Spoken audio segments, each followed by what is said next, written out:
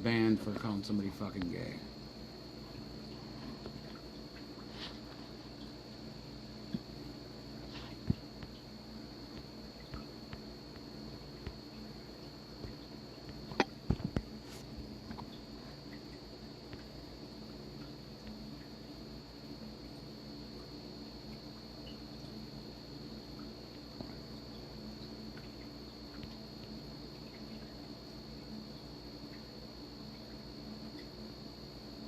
Of Johnny Depp.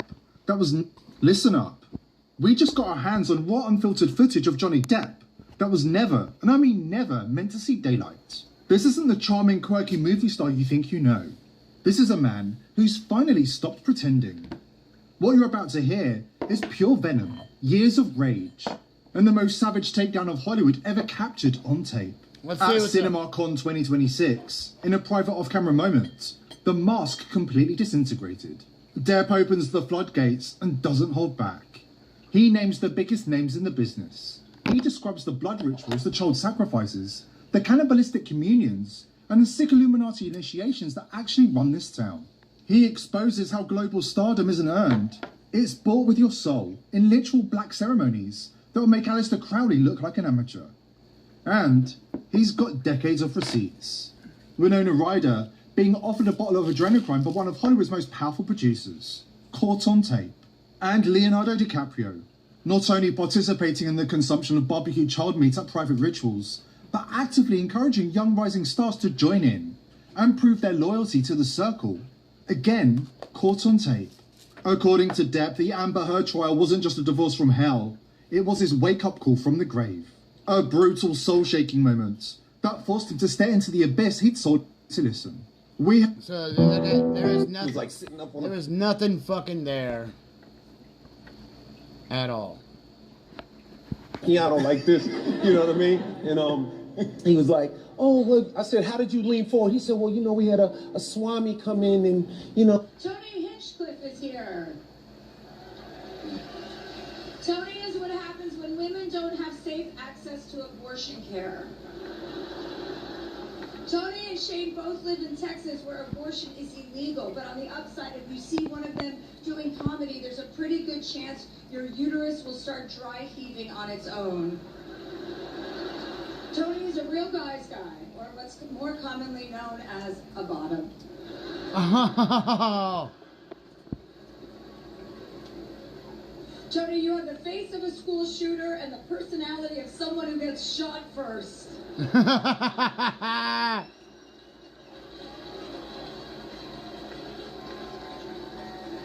at you, you look good. You got like a little Hollywood glow up.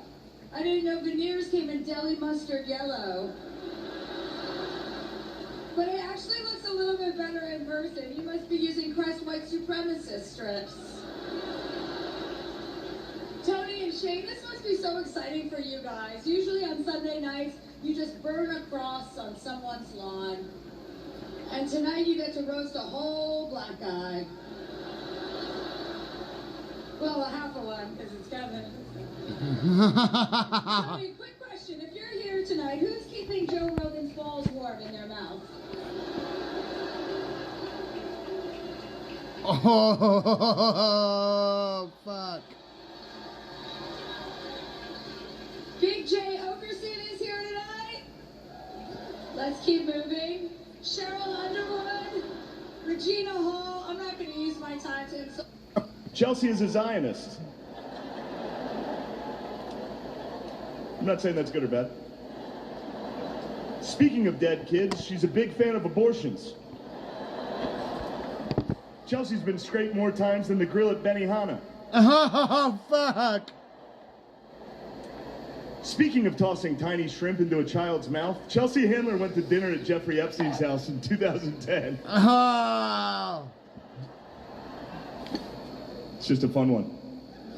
You can look it up, there's articles. It wasn't like a big party. There was like 7 people there. And it was like Prince Andrew and Woody Allen were there. Anyway, ladies and gentlemen, Chelsea Handler. And Shane, just so you know, Judaism and Tony Chelsea is... No. Judaism are two different things. Kind of like how Chinatown and Koreatown are two different things, but your favorite slur works in both places.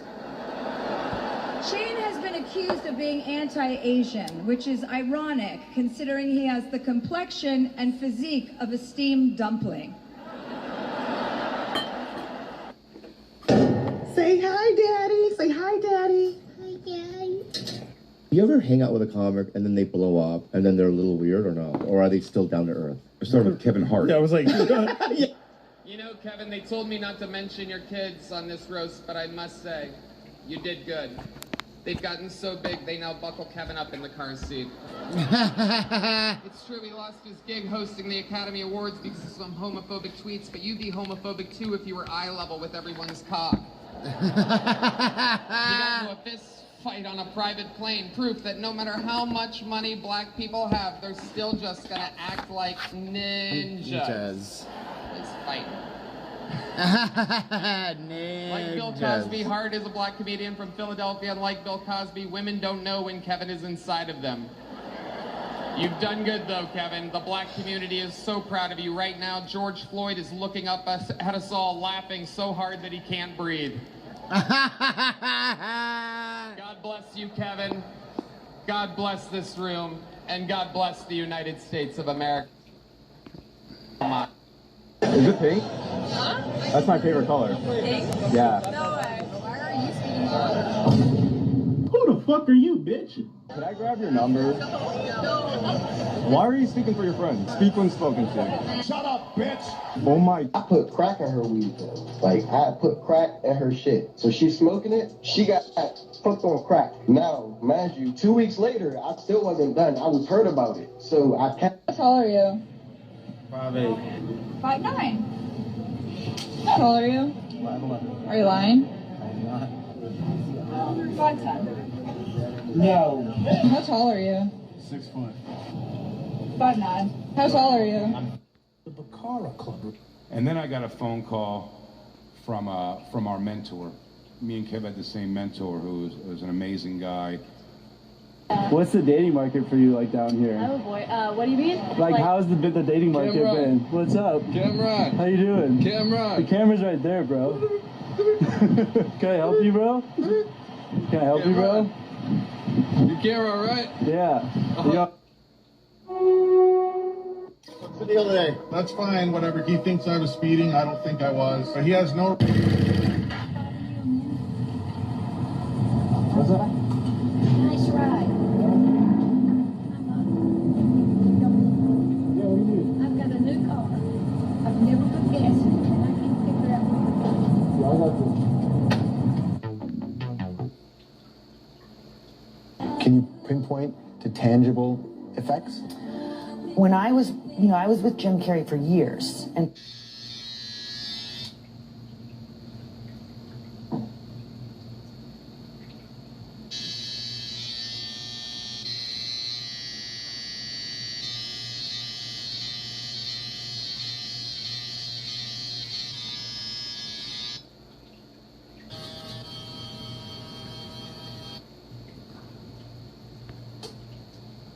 Oh, the baby. It's a big baby. Hi. It's a big baby.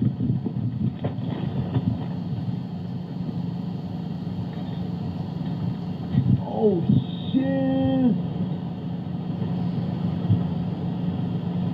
God. God, you fucking huge, homie. Look at your paws. Jesus Christ. You're like a big old... You can't follow me. What's up, bro? I wanted to take a picture with you because we're from A6 and you're wearing A6. Y'all from A6? Wait, that's y'all brand? I said we... You're lying. A6 pop-up. Oh, wow, that's amazing. Where's that at? Where is it? It's quite near here. There's an A6 pop-up. Oh, I might have to go there. I love A6. Yeah, I wear them all the time. It's this that we have. Can you see? Oh, wow. Oh, that's insane. So we're launching some new shoes as well. He's wearing what? Oh, he's not. Oh, is that the new ones right here? No, it's not. Wow, that's sick though. Yeah, I love A6. I love them. Oh, can we hold on? This is a big roast. Kevin Hart is trying to fill Tom Brady's shoes. A lot of extra space. That's like Pete Davidson's dick. What? That's like Pete Davidson's dick trying to fill Kim Kardashian's vagina. Uh-huh. The closest Pete has come to greatness is when his dick rubbed up against some of Kanye's old cum. Nobody can name a joke or a sketch you've ever done, Pete. If your father could see how you turned out, he'd be rolling in his rubble. Regina Hall is here.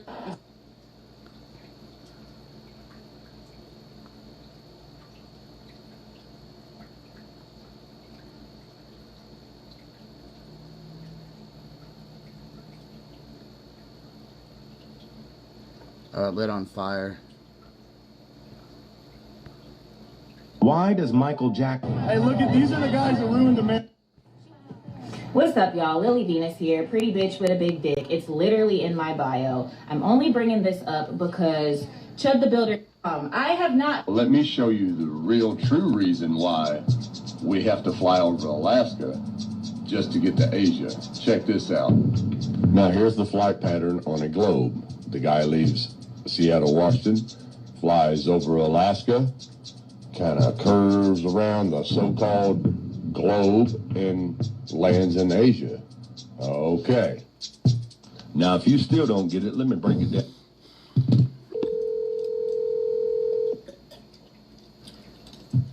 What's up, nephew? What up? I'm on stream. Say what's up to the chat. Say what's up, chat. I just want to tell everybody, free Chud the Builder. We built a bunker underground. Did you see that one? I know. I'm not sure. Okay, but so we had to dig like a super deep hole. We bought a bunker, put it in, built in, covered it up, and then pull up the outside of it for him so you can see what it looks like. And then we had to that top one right there. I've seen some of this. Yeah. So that's a bunker we built, and then those two people, if they lived in there for 100 days, they won $500,000. Oh, they did it too. Yeah, and then but you have to set deck the bunker, and then so that's like multiple months of building and everything, right. And then you put them in there, and then that's still 3 months and 10 days of filming, and then you have to have like camera crew there going around the clock, and you have to have a medic there just for safety and all these other things, and I have to check in every day, and then now you come out the other end, you have 100 days worth of footage, which takes editing team forever to comb through and watch and edit and then build stories. So like that's like a 8-month-long project. You know what I mean? So they're just like it's a lot. Yeah, it's very, very intense and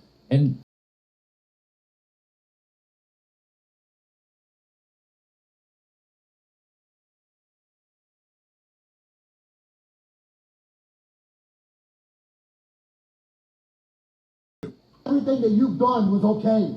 That you could still keep doing it and think that I was going to keep fucking just saying, okay, Melissa, I'm sorry, let's try to work this out again. I have to go take care of the kids. Then go fucking take care of the kids. Well, you haven't seen them.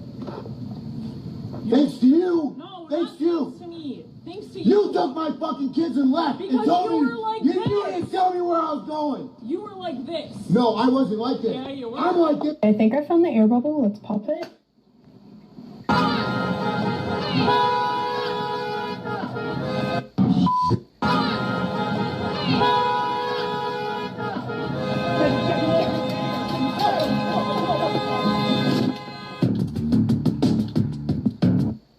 Here we go. It's your car. What am I car for? It's been parked in somebody's spot. All these are numbers. That unit right there, those parking spaces go to that unit. This right here? There's no number right here. No, you were parked over there. When you find hair like seaweed, and next to it you see a raised sand hole, but there seems to be no tunnel underneath, whose hair turned green, close your eyes and look carefully. A straight line opening has appeared, but it still doesn't quite look like a real hole. Follow the traces of water sprayed by marine life. This square-shaped round hole is actually real.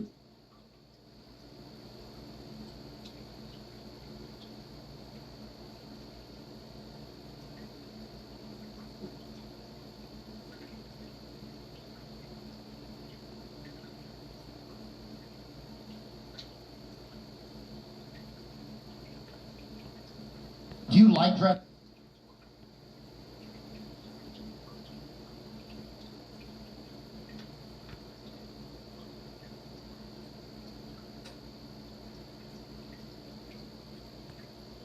Do you like dressing up or not? I love it. You do? So yeah, so it's like that. Also, wait, they're confused. They keep asking if you're the Japanese grandma. They've got 5,000 parking spots. They said three of them are normal and the rest are handicapped. Yeah. Hey, Chat, these girls, she and her sister have 3 grandmas. One's black, one's white, one's Japanese. Yeah, I keep seeing it. They go, is this the Japanese grandma? If you're over 350 pounds, you eat free. Henry, let's see if you're 350 or not. Let's see if Henry's 350. Damn! You in the 3s? That's a tape. There was a situation I do want to talk to you guys about. The commission was really upset at a couple things, and I just want to say straight up that, you know, the whole situation fucking sucks, but the commission... Why are guys so obsessed with giving? If we're married, we have 3 children, and there's a house fire, either save the 3 children in the basement or you can save me in the bedroom. Who are you saving? I'm gonna save my kids. You're gonna save the kids and not your wife? My wife has already lived, let's say, 40 years, right? Girls make your dad. Well, you know, anything's possible, and I say that to myself every morning when I'm brushing my teeth. I look in the mirror and I go, you know... You see the people Maddie's talking to? They ask who you are, and she's telling them you do OnlyFans right now, by the way. We were just asking.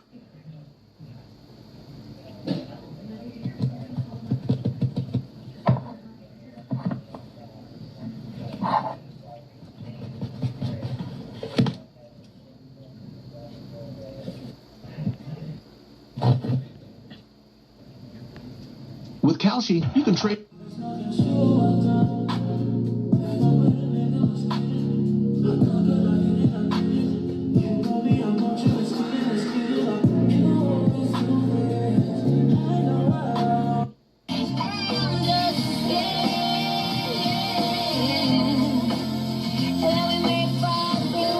What's your body count? 20. 20. Humildade, respeito. Filha da puta. Eita, pô. Ave grande guerreira, grande. Os que fazem parte. Precisamos, né? A man believes... Filha, crescimento, sempre. Humildade, respeito. Filha da puta. Gente, ele jogou spray de pimenta. A man believed to be former First Lady Jill Biden's ex-husband has been charged with murder. He's accused of killing his wife. Chief Washington correspondent Mike Emanuel has the latest on this. Mike. Harris, 77-year-old William Stevenson was arrested yesterday and charged in... I play this from time to time because George Carlin was... Hi, everybody. Thank you for being here today. My name is Hillary Kellner. I am the Communications Director for the Utah Department of Public... There is a lot of forensic evidence that is...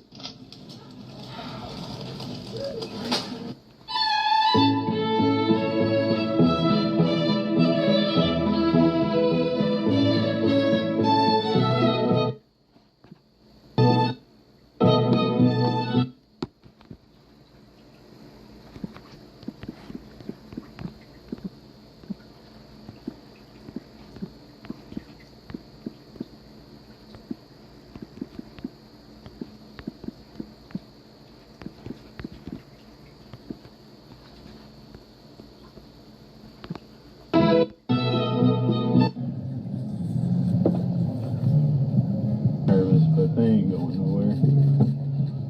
Real nice. Holy shit. There you go, right there. Nice.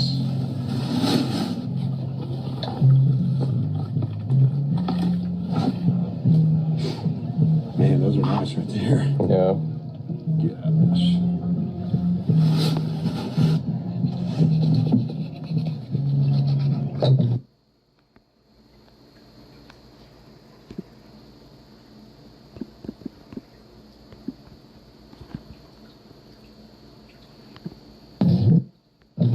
That's a fucking sturgeon he cut up. Pleasure. Small How old are you? sturgeon.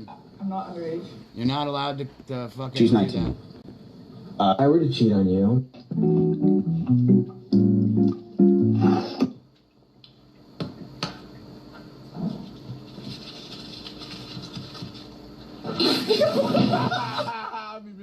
I mean, we don't know who... WRA!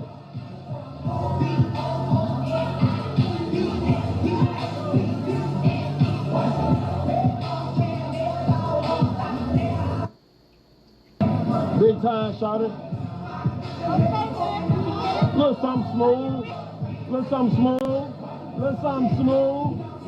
Aha!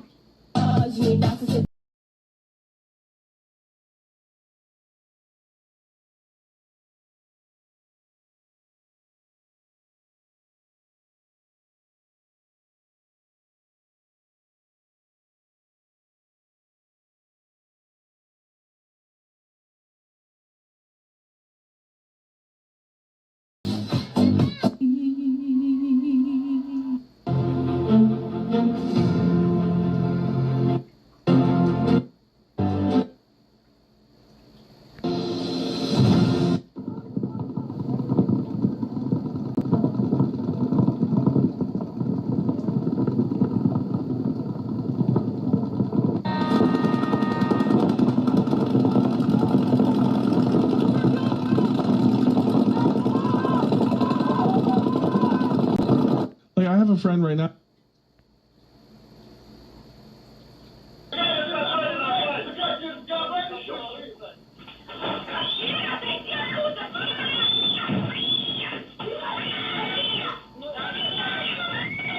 I am Jeff Epstein's niece. My father and stepmother had a baby girl in 19... Hello， 你好呀，哥哥。你好啊，想我了吗？当然想你了，哥哥，我这手怎么了？手头有点紧。还是。哎呦！Yikes.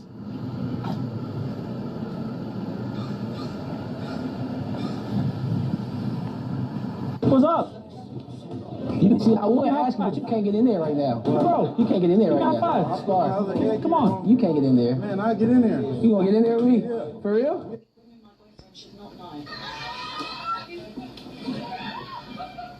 Hello. Hello. Come here then. Hello.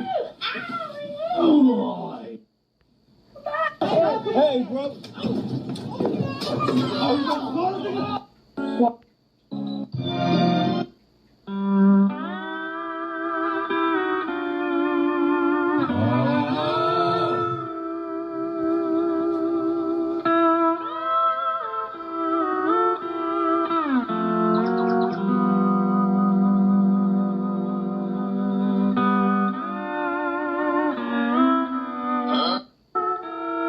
Que tengo a mi espalda el hombre.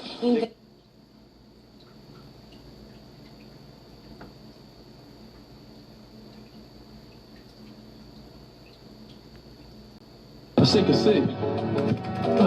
You're fine. 2 pounds? To sit is 2 pounds? I need 2 pounds to sit here? Yeah, you do. What the fuck? I need 2 pounds to sit on a bench? Yeah. So nobody can sit on this bench without 2 pounds. So everything costs in Ireland? Everything. Nothing for nothing. I know this game is full of degenerate scumbags, and they're gonna.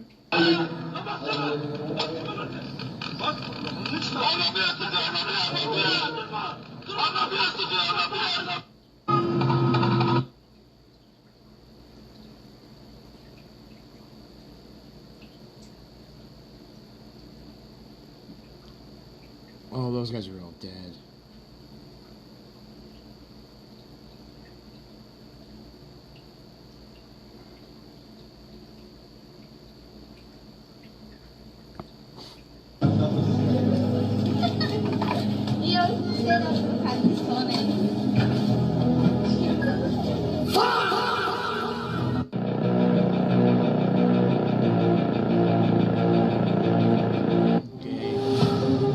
Can I go real quick?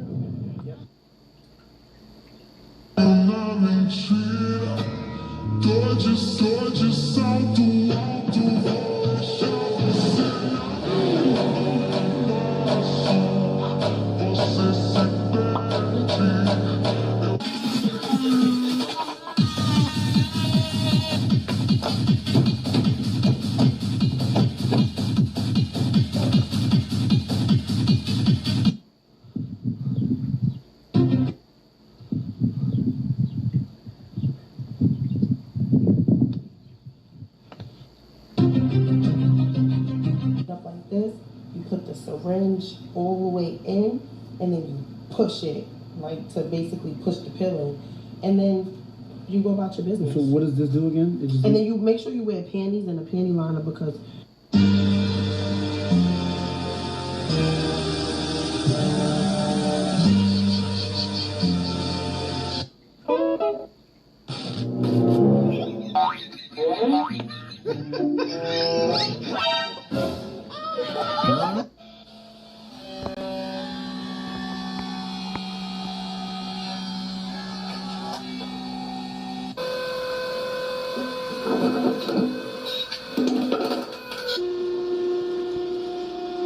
Why did Sydney Sweeney expose her $6.8 million breasts in Euphoria 3? No one realized that she paid 3 unbearable prices to keep this role. After the premiere of the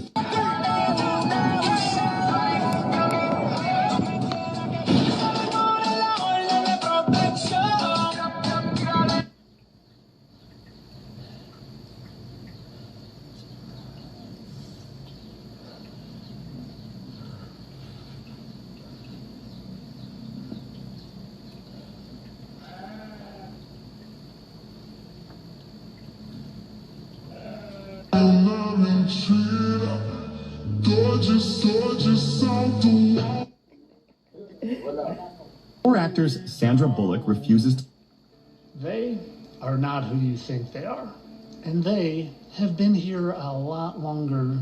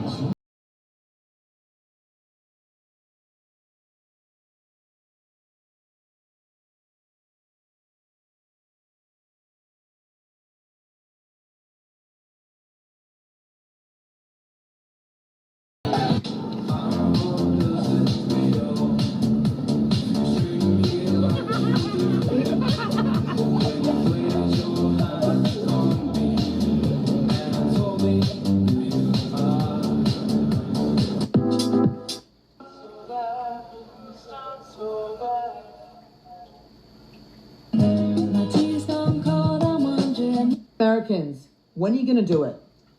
Why isn't it already done? You, every day.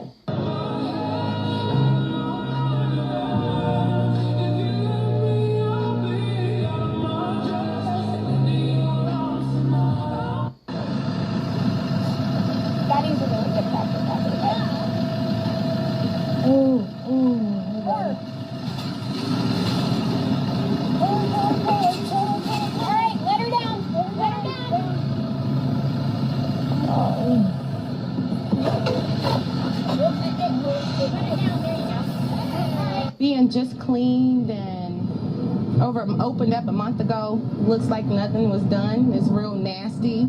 The pool.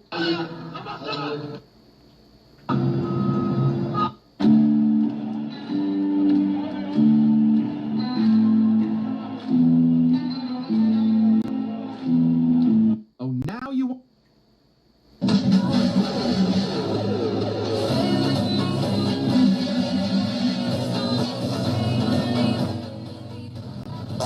I just got this message from our cloud notification. I don't know if you guys have seen the details, but it is just, sorry, like D4VD.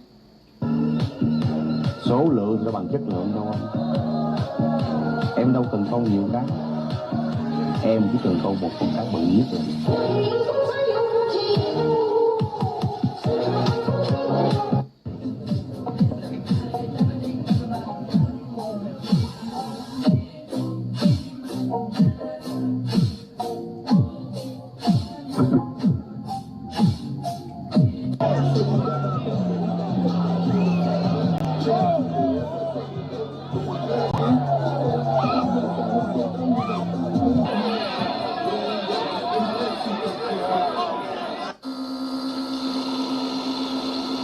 What the fuck is that?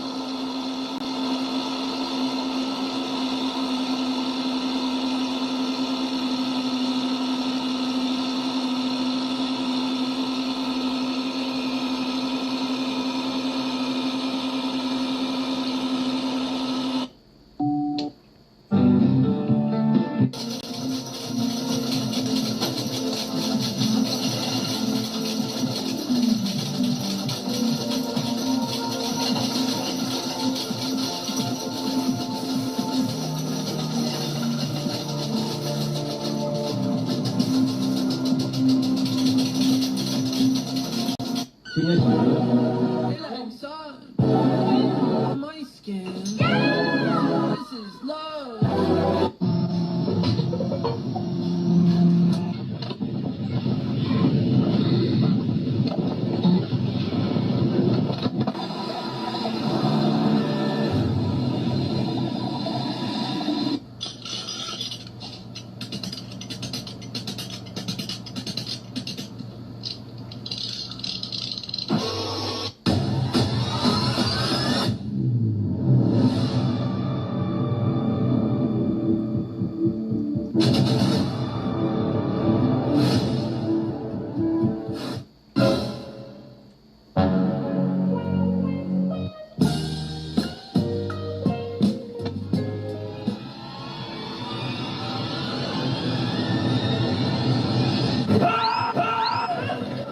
Dude, look at this Cybertruck. Oh my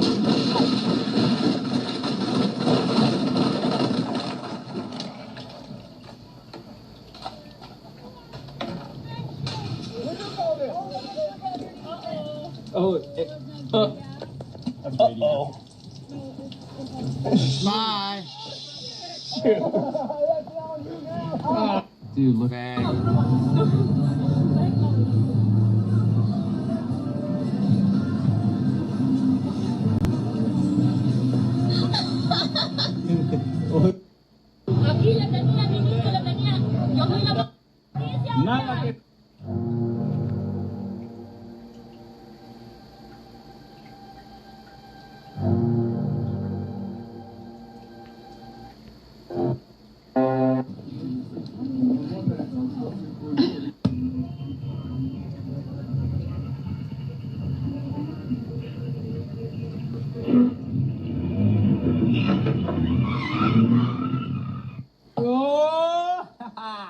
Wow. Oh. Oh. Wow. I'm good. I'm good. Oh. Wow. Oh. Wow. Oh. Wow.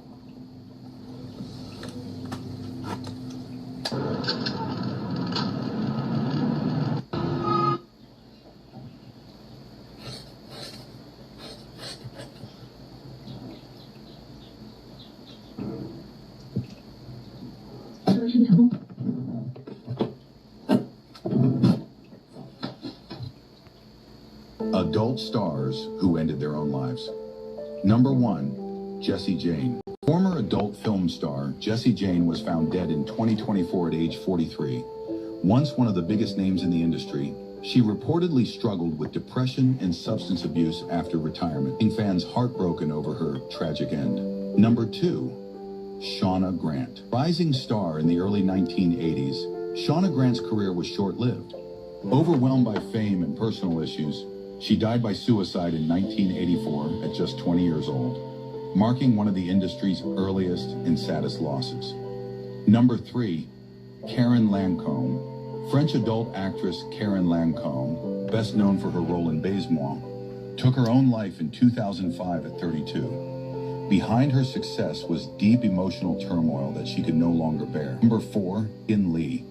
Known for her 1980s adult film fame, Megan Lee died by suicide in 1990 at age 26, highlighting the hidden pain behind the glamour.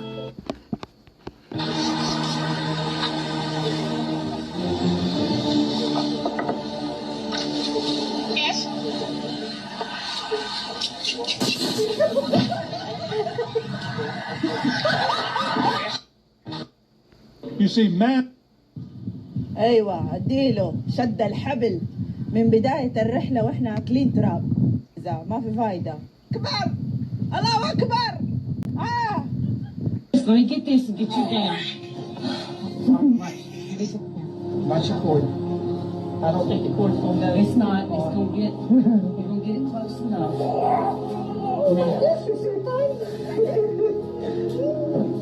All right. I need.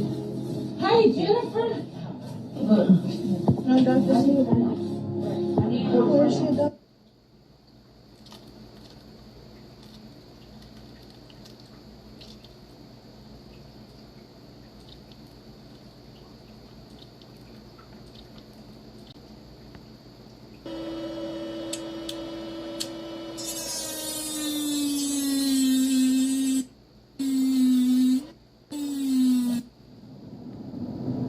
like to think of Lenz's law as the no you don't law, because whatever you try to do, nature acts to oppose you. There you go. If the plate is falling, eddy currents are induced to slow its descent. But if...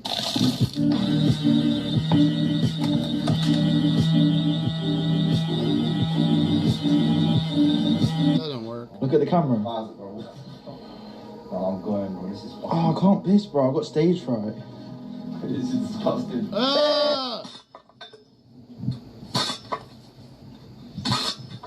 You try it if you...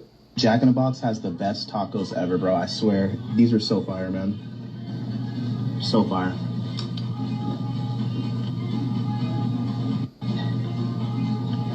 Wait. What the fuck is that guy doing? What the fuck? What the fuck?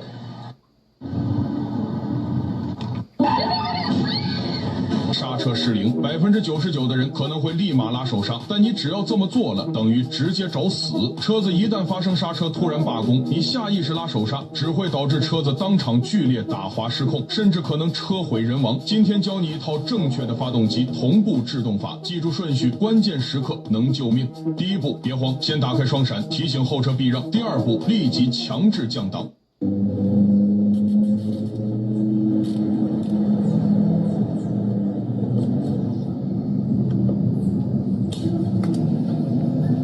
Oluwatomi, Icelandic, Nigerian. What did you say? What? You repeat what you just said. Oluwatomi. What was the first one? Toby. He chose Toby. And was it half Nigerian, half Icelandic? It's an interesting mix. Okay. Yeah. That's my mix.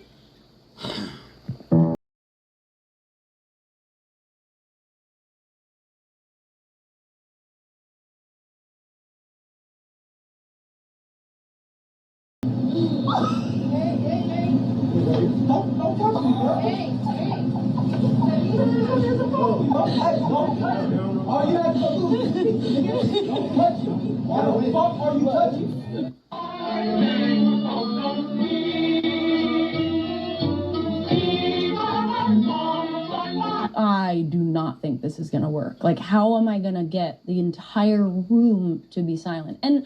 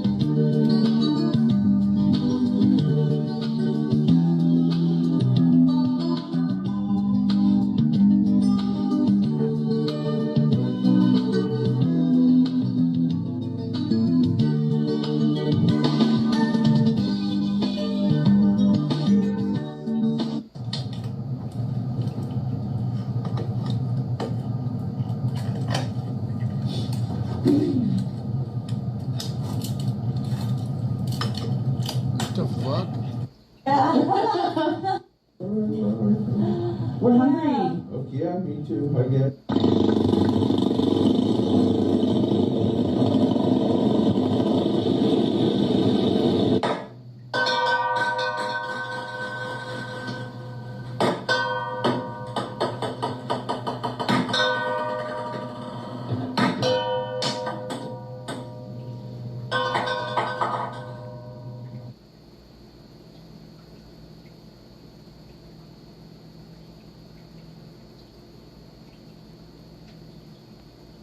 All my life, I see this bitch ass nigga right here. What should I do?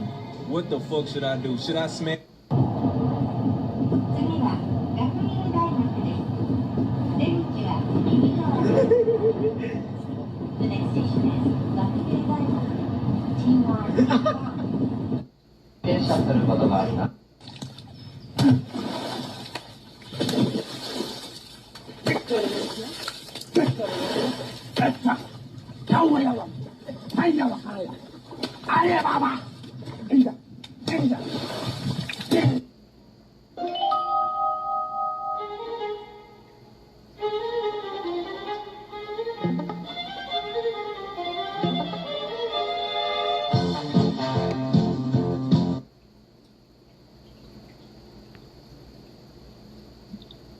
Hollandia.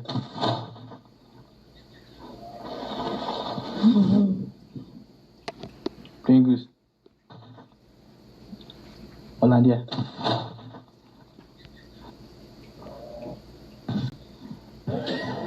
Опа! Попались грешники. Смотри, у меня такие же прикольные. Второй такой. Ты так пытаешься, ты так пытаешься. Number one worst.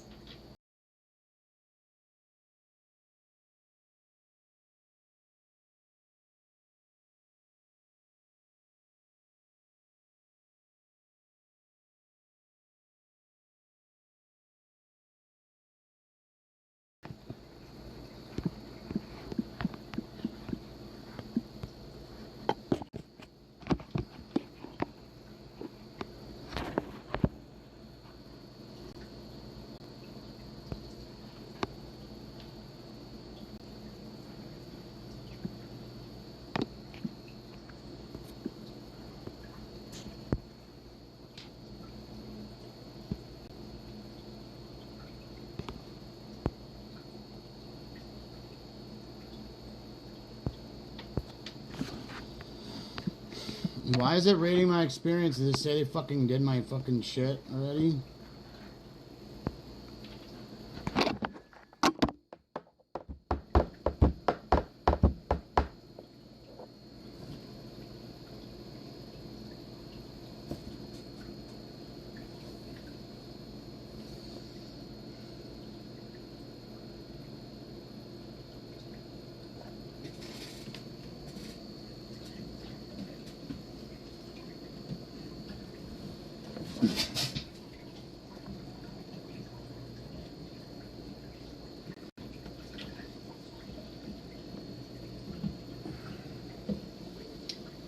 Fucker.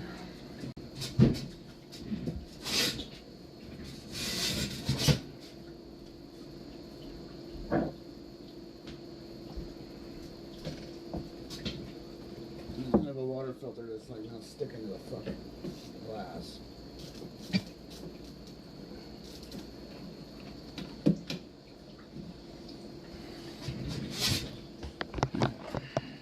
Now it's working.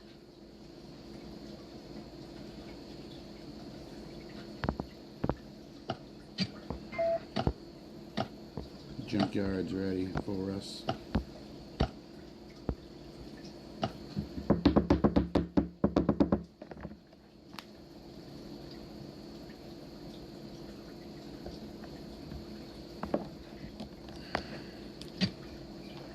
I got raided, yeah!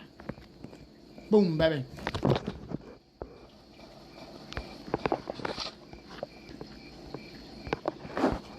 Two walls.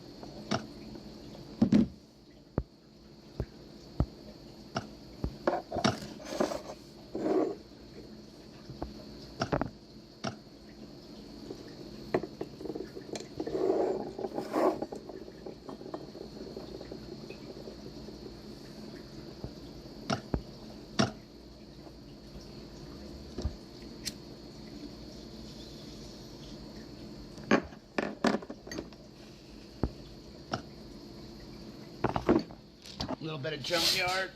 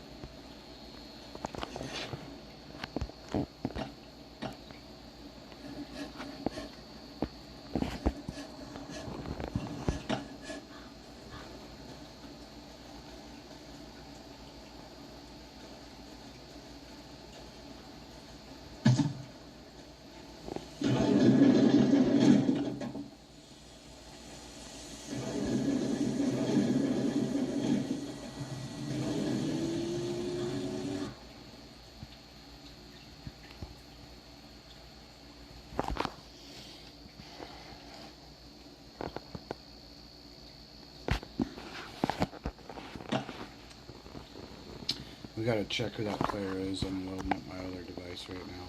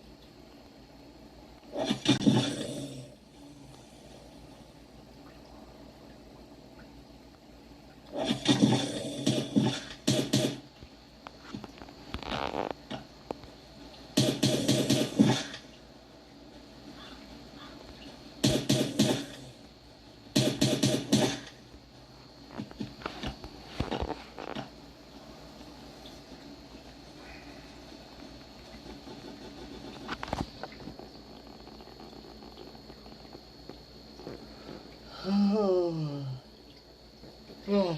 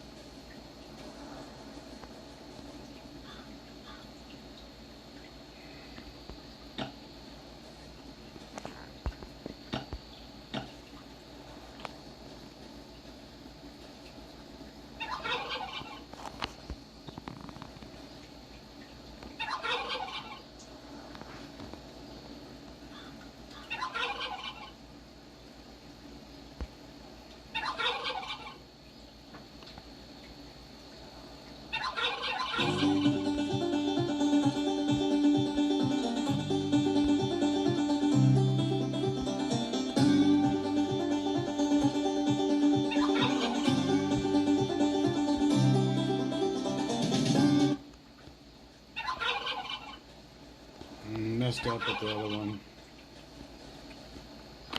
Let's try that again. This one right here got confused with a bunch with the other ones.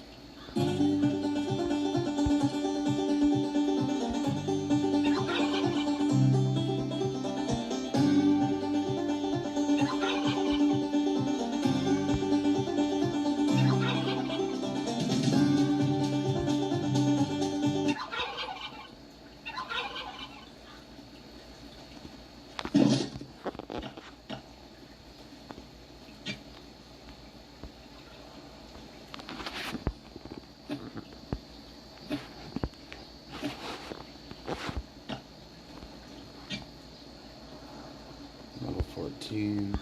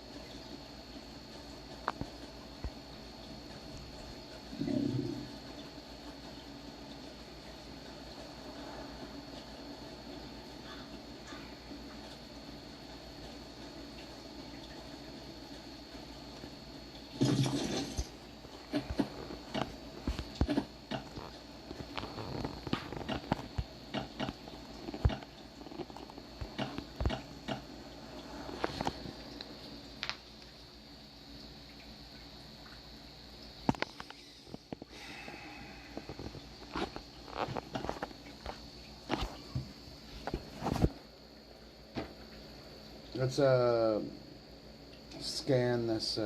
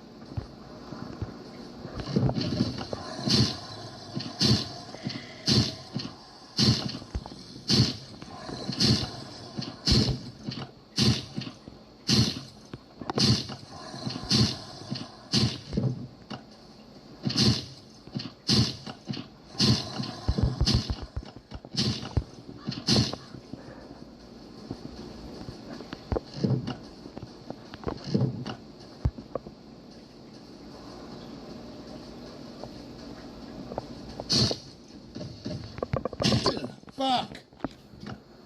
There, I'm dead. I don't even care as a revenge raid. That was garbage. I got what I needed.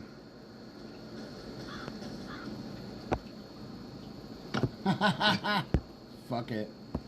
I don't even care. Look. I ran out of axes last time that happened.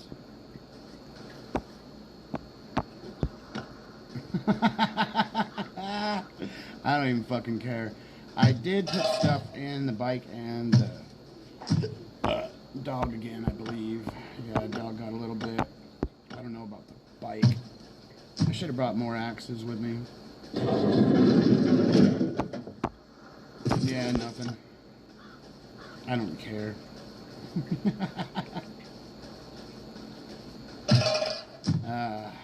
So, what needs to be healed up?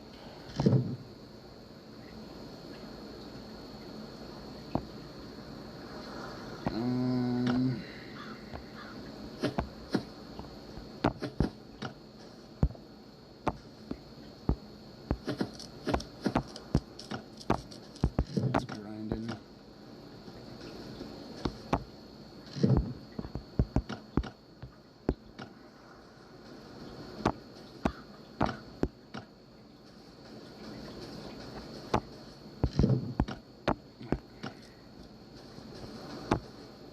That's all done.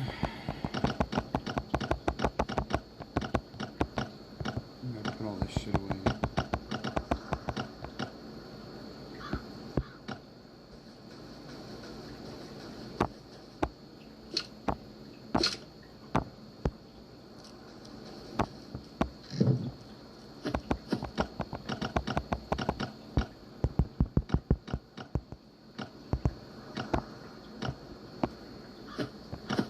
All I lost was like 2 pistols and a SWAT backpack, so I don't care.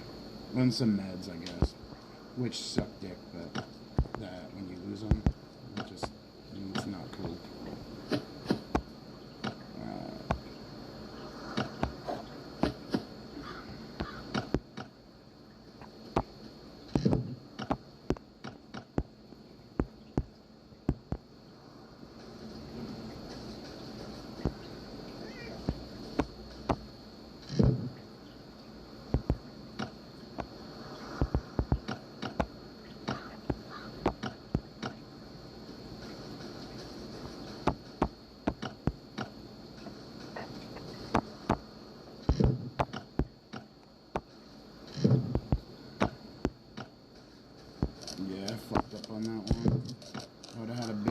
stack of these and shit.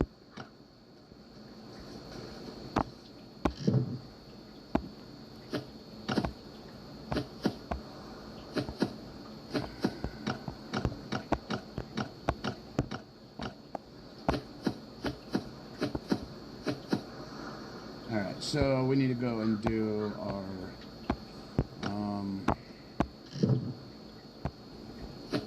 just one gun.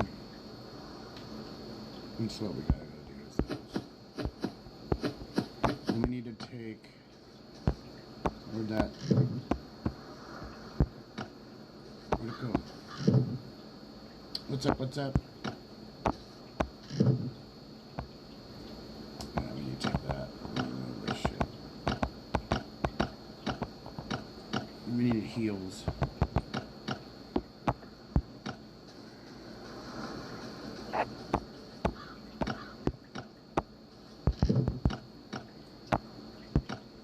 How's your day, man? Mine's going okay, I guess.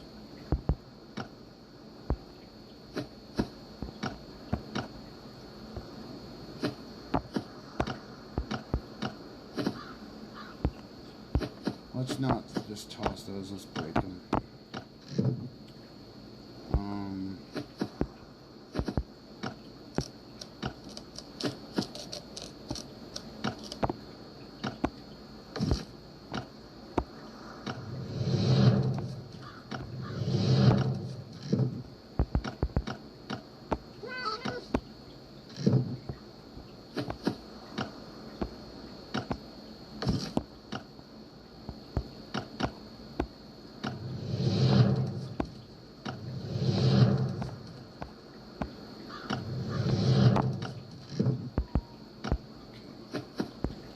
I'm just gonna set that there. Let's eat these.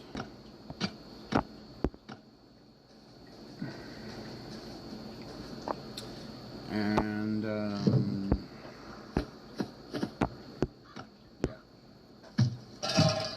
we gotta go do the battle down there, which will just do the whole thing.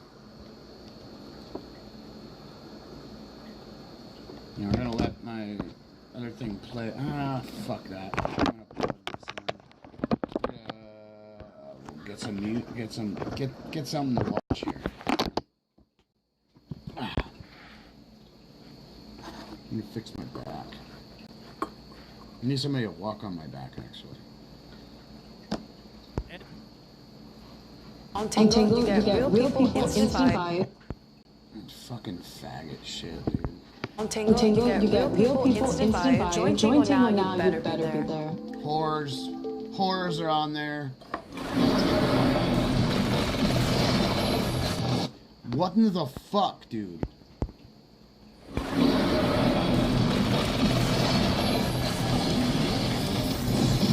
Anyway, so this game mixtape. Oh boy. So what in the fuck? Why can't I fucking play his goddamn shit? Let's talk about this. I played.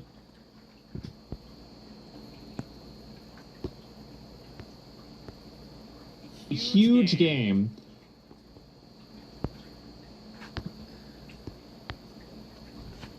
Looks like I'm not watching that shit.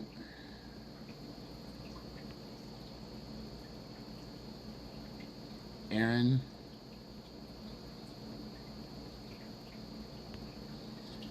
Hey, Ari's back on. Free universal health care is so complicated. Why? Oh my god. And expensive that only 32. Cuba is apparently. Why can't I watch videos?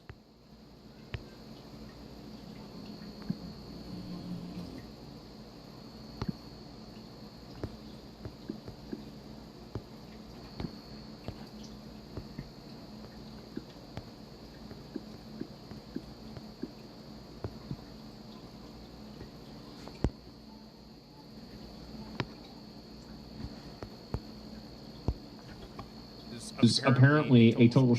This is bullshit.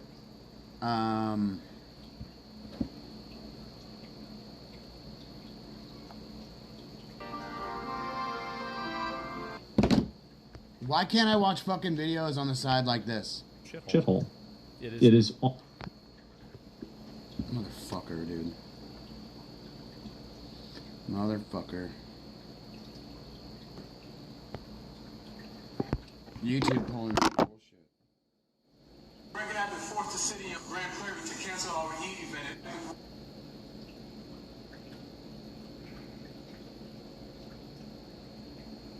I played this game yesterday. Alright, now look, I'm finna expose this game right quick. I gotta expose I'm it. finning. I'm finning. I'm finning. 30 minutes of the game, and I feel like I ain't did nothing. It says best Finning. What the Let fuck, me tell dude? you how this is clickbait. Y'all gonna see this in real time. He's gonna show the controller and nothing's gonna happen. Imagine I'm using the Xbox controller. Number one, you can't skip it. I'm just do this the whole time. I do not know how this game got a 10 out of 10. You're not really playing it. It's a movie. Watch this scene. If this was Uncharted, you would be doing a lot more worrying about death and stuff like that, or interacting. You're right. I'm holding my hand up. I'm not doing nothing. The game guides you. It directs you. You don't have to actually play the damn game. Man. Literally, I'm gonna walk away. I'm gonna put the controller down.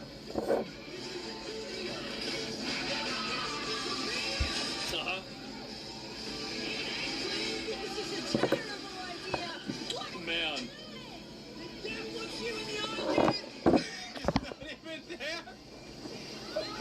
Crazy action back. I'm back. I went to go get. Gotta get some water. 1 minute. I don't have to do anything. Yeah. Like, it's that bad. Like, I'm not even trolling. Like, how did this get a 10? But then y'all gonna review something with hella mechanics in it and give it like a 7 or 8. You know what I'm saying? Like, Yes! That's right. That's fucking right. Exactly. I don't get it. Like, I don't get it. No, exactly. Like, this is, again, mixtape is the gratuitous indulgence of upper middle class angst of a childhood that they didn't actually have. That's what it is. That's what's going on. And you might, like, I didn't relate to it that well, right? I didn't. And it's millennial slop. And you probably didn't either. He might not have related to it. Like, growing up, we didn't have any of this shit happen. Yeah, the police show up at the party, and it ends differently. It ends totally differently. Your dad isn't the cop, okay? Like, that doesn't happen. Which game has better mechanics, this or Quap? Probably Quap. And some millennials are stupid. Ask me how I know. Well, you don't need to. I know the same way that you do. So, why is IGN so hot? Well, it's not just IGN. That's the problem. It's not just IGN. It's so many other people that are doing it as well. This is probably the worst game. I'm going to play this real free. You literally do nothing. I don't get where the 10 of 10 is coming from. You know where I really think this is coming from? It's just a bunch of people that want to LARP, that they were like these cool, misunderstood music kids in high school that, they had all this, like, really exquisite taste, and they were actually... It runs through this entire system before it ever hits the faucet. So first, the pre-filter runs through any dirt, sediment. The roast of Kevin Hart came out a few hours ago, and I watched it in the green room, and I wrote some roasts for YouTube. Big J Oaks looks like he smells like a divorce court. It looks like you could piss on him to make him smell better.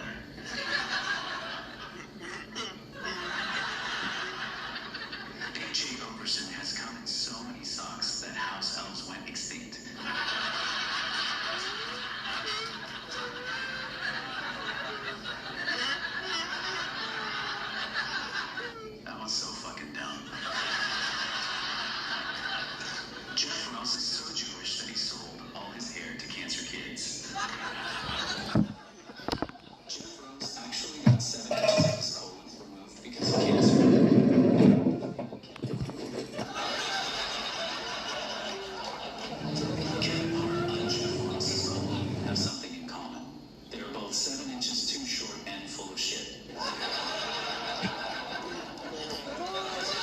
My favorite Dwayne Johnson movie is Walking Tall. Kevin Hart couldn't be happier.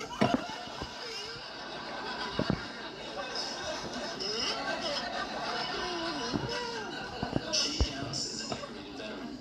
I didn't know the special forces actually looked retarded. Shane looks like he would save his platoon by eating a grenade. Because he looks retarded.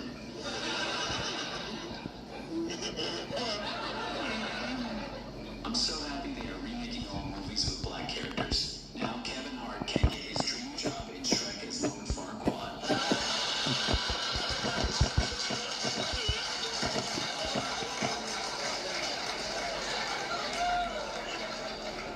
His wife was pregnant with someone even smaller than him, so he's like, fuck this, I'm gonna cheat. He was mad because his baby took away his car seat.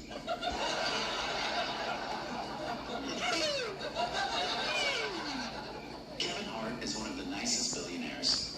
He knows all his employees' names.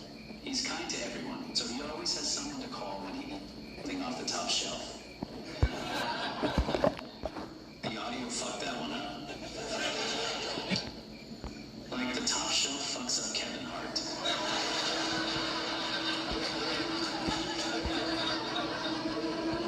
When I was a kid, I lived in hospitals, and all my enemas were done by a huge Hawaiian man. Something Kevin and I have in common. Kevin Hart is proof you can achieve anything if you yell hard enough. Kevin Hart and I both have something in common. We both need equipment to do doggy style. I need a platform shoot, and he needs stilts.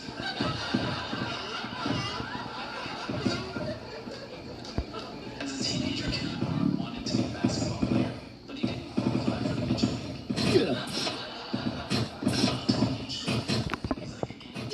Grants wishes to handicap kids. If you took Kevin Hart's stature with Tony Hinchcliffe's attitude, you'd get a rabid squirrel with a mouthful of nuts. I mean, come.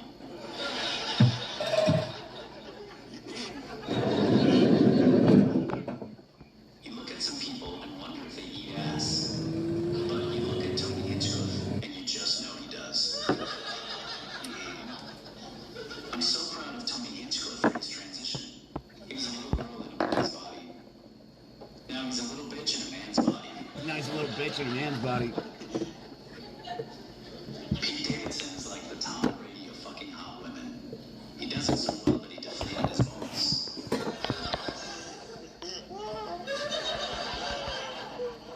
That one was funny.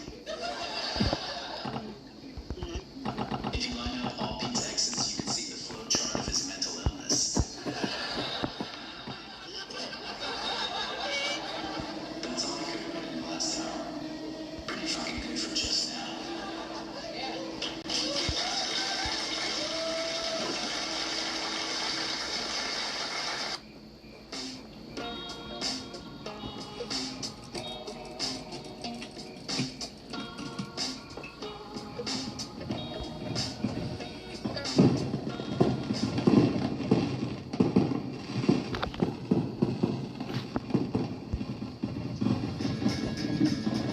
With Venmo, treating a friend is just the beginning. You can split shared costs with the group, support your favorite local spots, and even earn cash back along the way with the Venmo.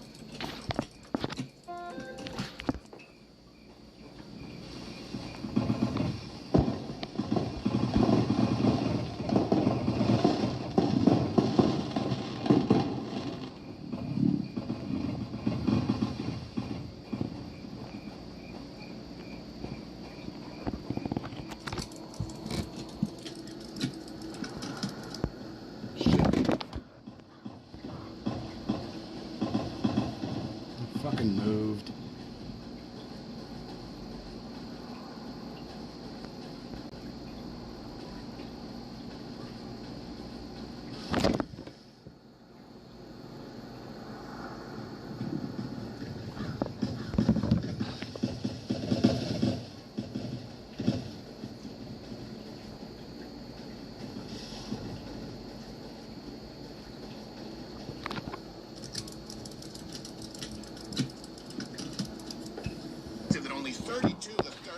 wealthiest countries in the world have figured it out. The United States outperforms all Anglosphere countries on 5-year survival rates. All of them. So you say, 32 out of 33. Yeah, we outperform all countries of note on the metrics that matter. If you but this has been a topic that was used quite a bit. You guys remember Michael Moore? He kind of looks like yeah, that guy. Yeah, he kind of looks like Walter White in transition now. But he was a big thing for a while. Like, he actually shaped a lot of discussions that we had on firearms, and then at one point, even healthcare. There was this film Sicko, for people who don't remember, where he showed us how Cuba had better healthcare than the United States and Canada. And you're seeing these same talking points come back, only you're seeing it supported by an unlikely coalition. So it's time to kind of put this to bed, I guess, for this decade. Let's go meme chat. It's gonna get loud.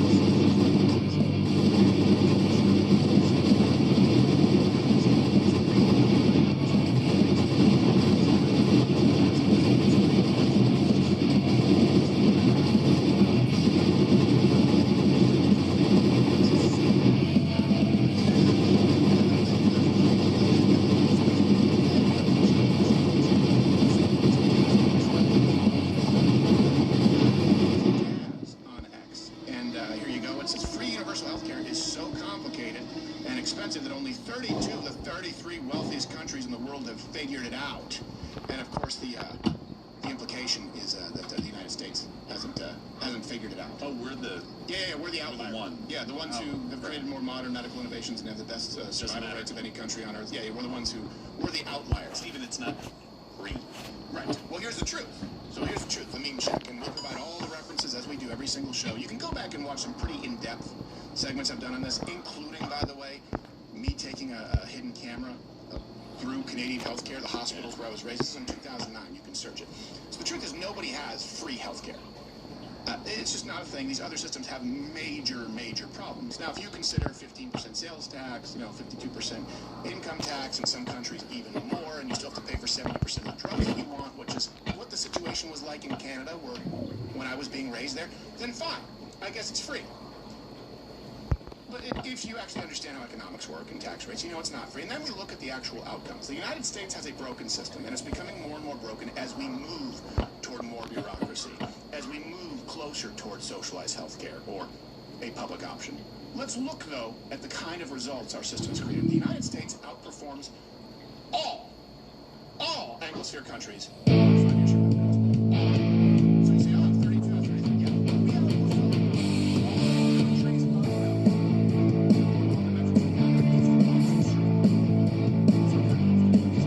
Steven Crowder.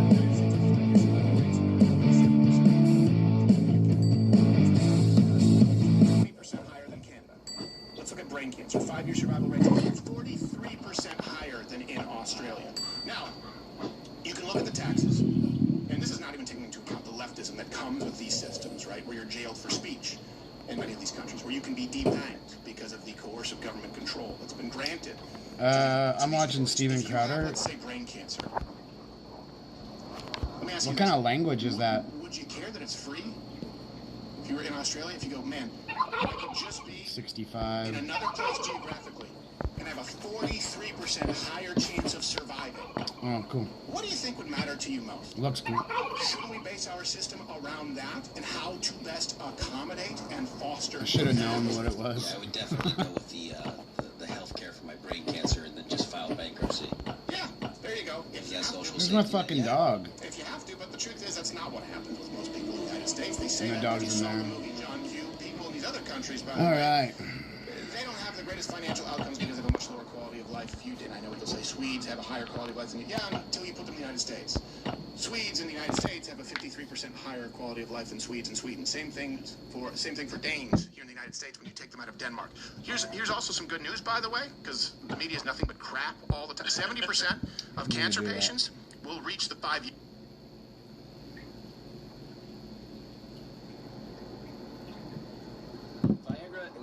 They increase blood flow down there. That's why you can physically perform, but they do nothing for arousal. So this Rougiette stuff is different? Yeah, Rougiette has an ingredient called apple. Мэнки. Lamborghini.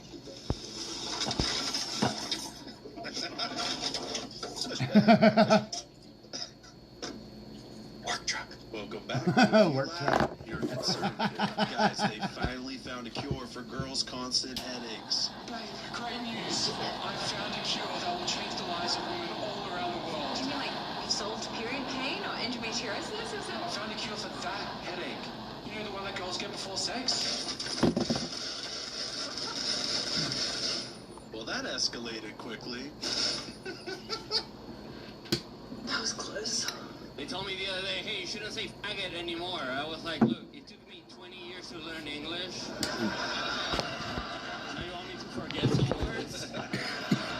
When she lets you rest your head on her lap, that's nature's love right there.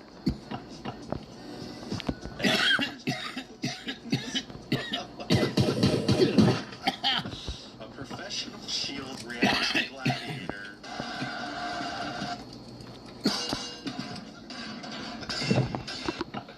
Yeah, I'm good. As a professional Just trying to breathe. He's a retard. Argue with you in the comment section.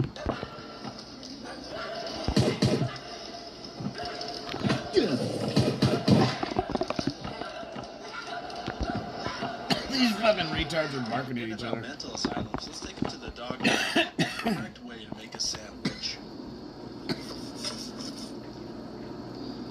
Yes. Use the meat as the bread.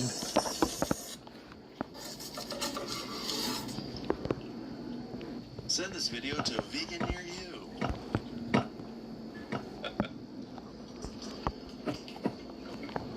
Have you seen candle ice before? Check this ice out. This is ridiculous. Oh, so soft. It's kind of stacked. Satisfying.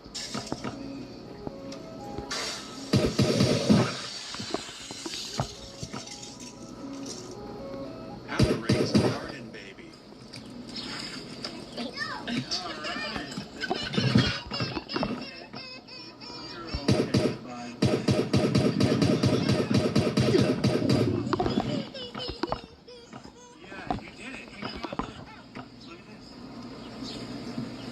Oh, bud?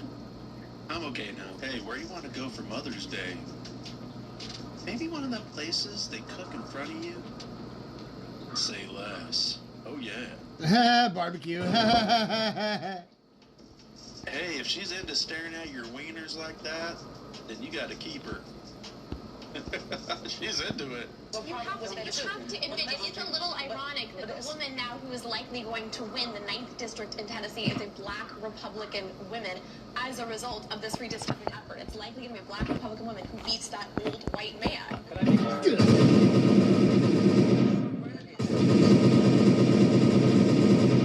What the fuck? Why couldn't I kill him?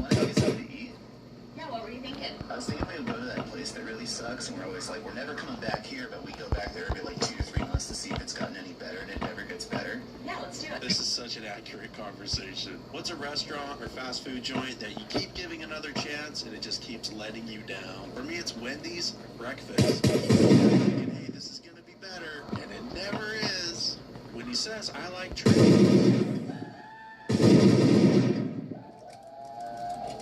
I think you need a new roommate.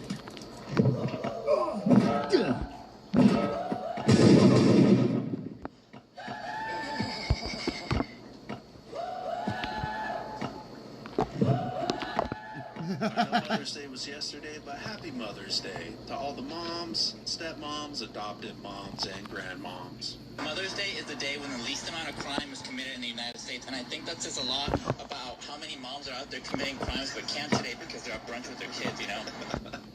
Can he guess what's on his own head? Whatever's on my head, I wish it was there. I'll say that. Based on your reactions alone, this was not a good event. This is not good. Does the event start with a number? Does the event have a slash in it? Followed by 2 of the same numbers? Is this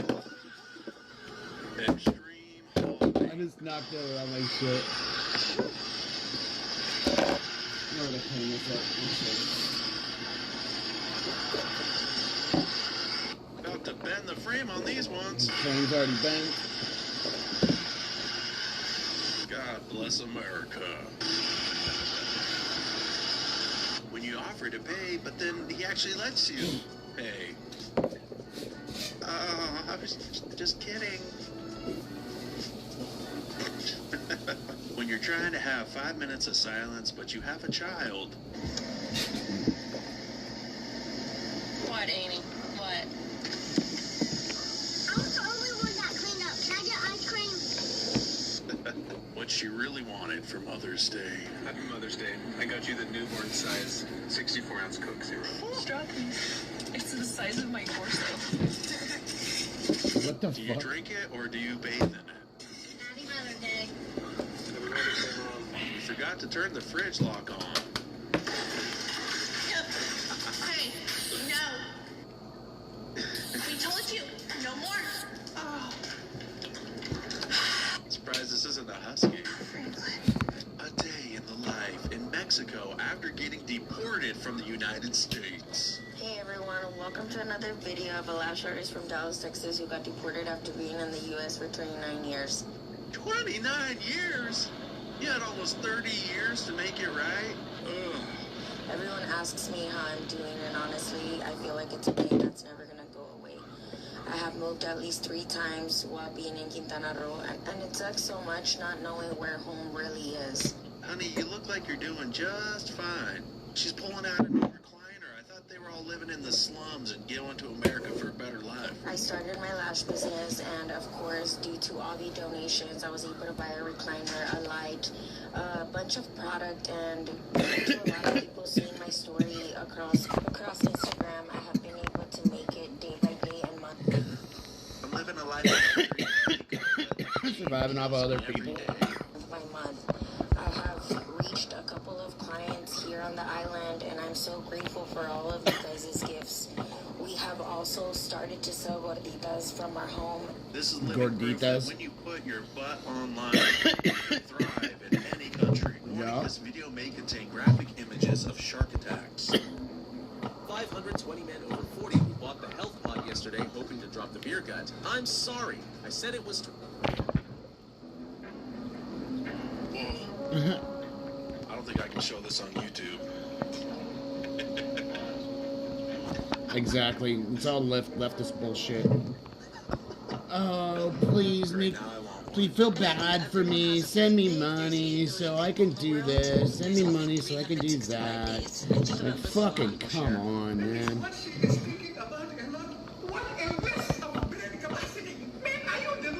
When you're dirty texting your husband and see he came home early because he thought you were serious. Hey, that's on you. Better give him some. She's running away. Is homie levitating? But I do not encourage you to. Yeah. Be Spider-Man. Ran. But he wanted to execute and clean this, so he come. Dude, I could go if I lived in Mexico with my back. If my back was okay, and I lived in Mexico, I could be able to go work on the rigs down there. Because there's oil rigs that are down there in Mexico that people can make fucking millions of dollars fucking working on the shit. Visit Buc-ee's, you experience. But you get hired out of a company out of a different fucking country, so that's what you do. Is not doing dishes on Mother's Day. We'll just leave them here. You can do them tomorrow. Leave them here. You can do them tomorrow. Any mothers out there, drop in the comments. What's the thing you want the most for Mother's Day? Norwegian pastry expectations. I want a mother for my daughter on Mother's Day. Fabio?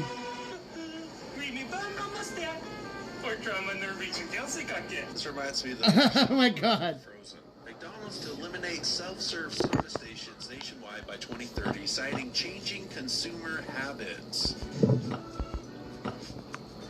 I think these are the consumers they might be talking about. Anybody using a water cup for soda?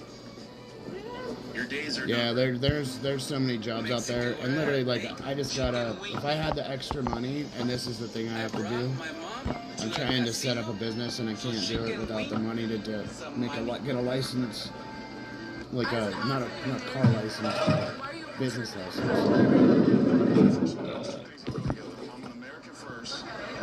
Where's my? I believe in conservative values, and the values that they uphold are the ones that I believe I in. feel my nose running. Tatum identifies as American. I gotta send him a T-shirt. I believe in lower taxes. I mean, you go down and name it. I believe in a safe border. I love police officers. I think we should spend more money for protecting people in our communities. Got carrots. The only people bringing up race anymore are the liberals. Yeah, I mean, just a darker skin. I got a little more melanin than you do. It's irrelevant at the end of the day. We're all humans. We're all people. I know, because sometimes like race is brought into like political discussion. You brought it in. What you're supposed to believe in or whatnot. So I'm just... Yeah, that's racist. It's called racism. You bring race into something and project it on you because of your race. That's racism. Amen, brother. How I make my bed. Are you also a serial killer? I mean... Yeah, fuck that. Teaching kids not to fear firefighters in full gear. Yeah, I think more schools should have these drills with firefighters in their turnout gear. Kids, this is what a firefighter will really look like when he comes to rescue you. He won't look like that calendar that mommy keeps hidden under the nightstand. The Ford Shelby Raptor in New York.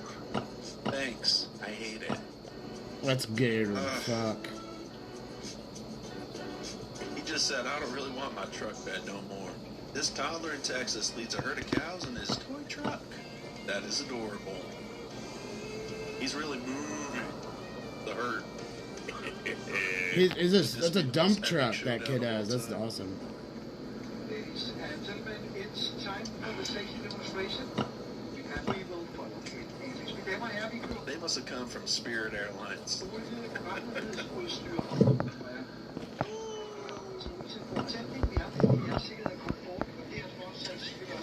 Yeah, it takes a while. Even so much as hint that Donald Trump is a fascist, Republicans lose their temper, as they so often do. Or you put it in a manifesto after you try to assassinate him because you believe that he's a fascist and you think that justifies his assassination. So how do you dress like a grown-ass man?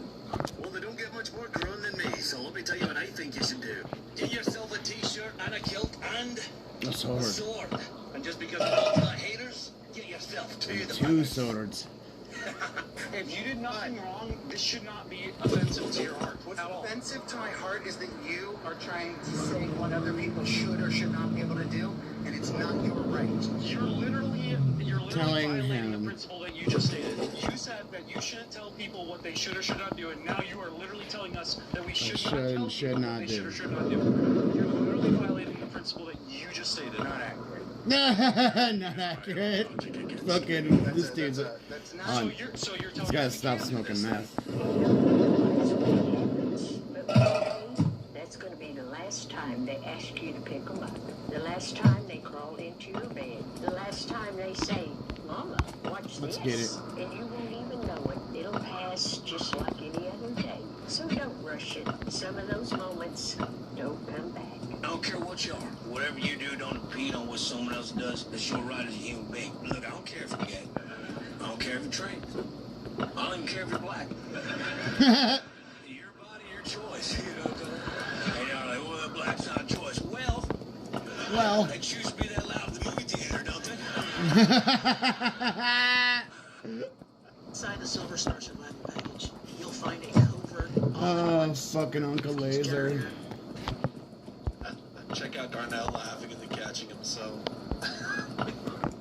At the Moms Grand Prix, the ladies followed the pace car twice. I mean, they look great out there. Not that I'm shocked. I'm not saying women cannot drive or they curb wheels all the time or anything like that. I'm definitely not saying that they're not as good drivers as us. I'm not saying that we're better. I'm just saying I'm shocked. Wow. Oh, they're following the pace truck.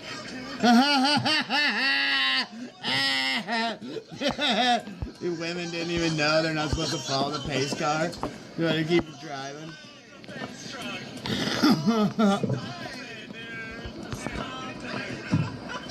Ladies, we love tackle gear? You seen our new tackle bag? Bag? Yeah, man. That's awesome. Man, it's not big enough. I got too much tackle. It's all right. Because I need. Oh my god. Trying to film, but there's someone standing in front of my car. Then move your car. How about you film at home? An even better idea. I don't know, man. All these apps are changing. TikTok used to be a dancing app. Now it's a racism app. Instagram used to be a photos Fuck app. me. Now it's a racism app. Twitter used to be a racism app. Now it's called X. Teach your kids to change their oil, not their gender. Oh, yeah, 100%. All the players get dipped into the warm blue bath at the same time. Turns out that Channellock has trademarked this specific color of blue, which is impressive. It's very difficult to get a color trademarked, and only a few other companies have accomplished it, like Owens Corning and their pink insulation, or the teal color from Tiffany Diamonds. Channellock literally owns the shade of blue in the tool space. But between this and Tiffany's, I know which one I'd rather have. How girls treat you. Ew, no, you would probably just go for any girl. Ew, no, you probably have so many girls all over you. Why don't you ever open up? Ugh, that is such an ick. All you do is just sit around. Jessica's boyfriend bought her a car. All you do is work. I never get to spend time with you. You never ask me where I am or what I'm doing. It's like you don't care about me at all. I can't be with a guy who's constantly checking my location. I need space. I do the satire version. The fastest tank. Whoa! That's a jet. Is this AI? That's a fucking jet. Talk to anyone else like their boyfriends. No, it's just not working at all, and it's just been ruining my life. Yeah, I can fix that. Probably $50. No, you're not listening to me. It's not working, and I've just been starving to death. Yeah, no, I can take care of that. Take me half hour. No. And so it's not working. I have to go out and get food. That means I have to call off work, and I can't even go to work. Do you want me to fix this or not? No, you're not listening. They say they look at the person they love the most first. 1, 2, 3. Wow. You know what we're doing. He knows. 1, 2, 3.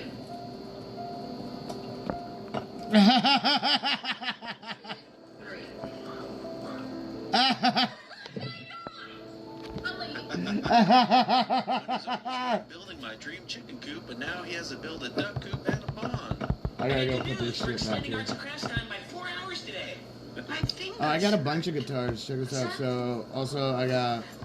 I don't turn the music on. It's kind of over. The sound. The sound is. Here's 4 guitars here, and they're just a melee. And then there's 2 more there. They're just for melee. They really don't do much. That was a good fight, but Sean just going off on the microphone is even more entertaining. Ooh, he kind of leveled her with this one. You know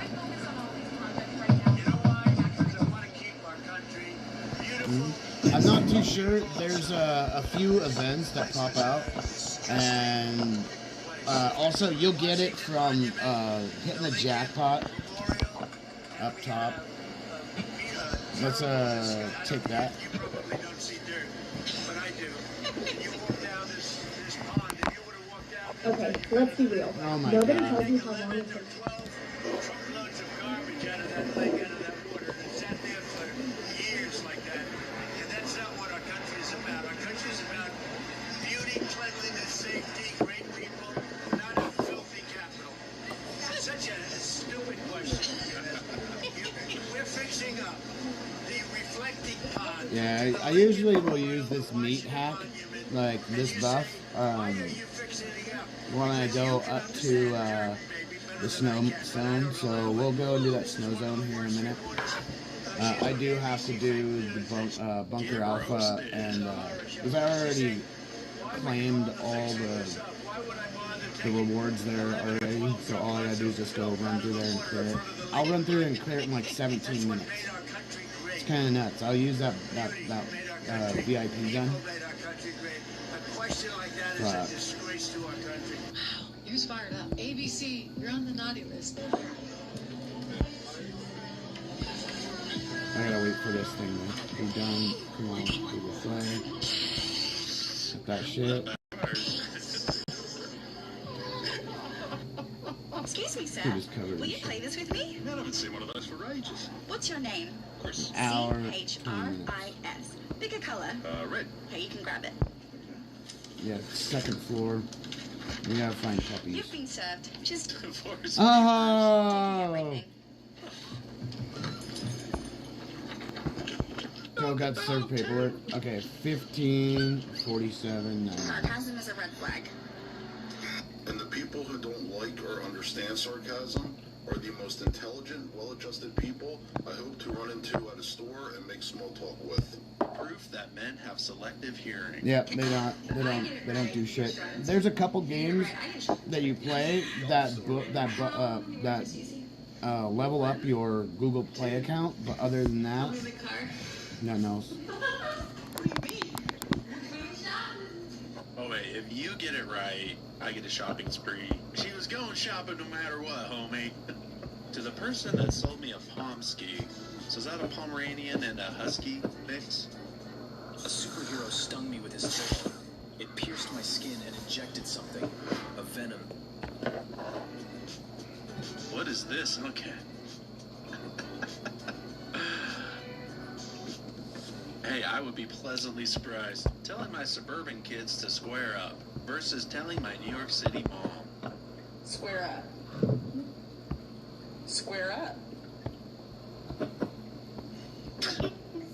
Oh, I know. You draw a square and you throw it up. Nana. Square up. It's about that life.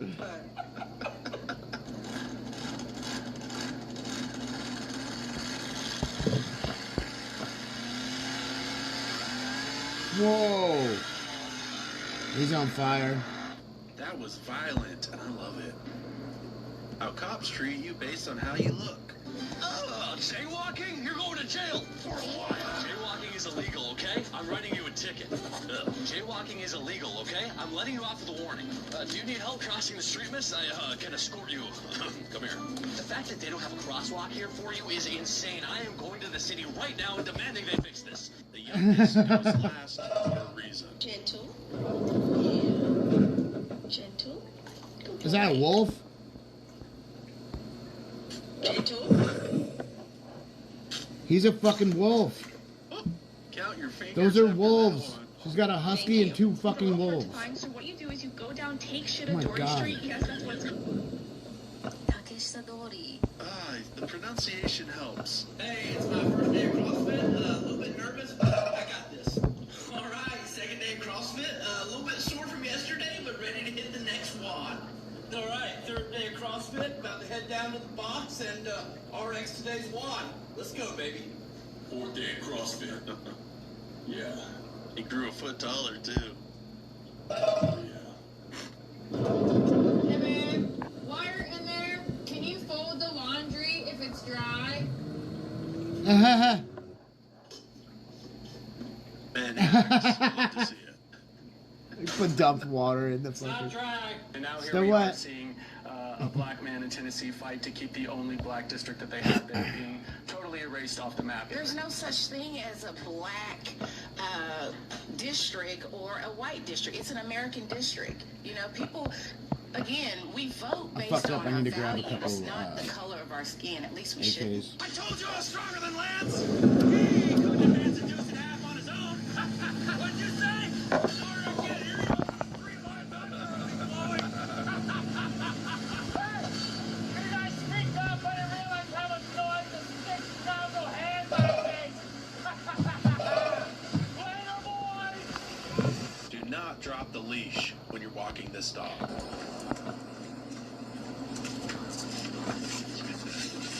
How dare you?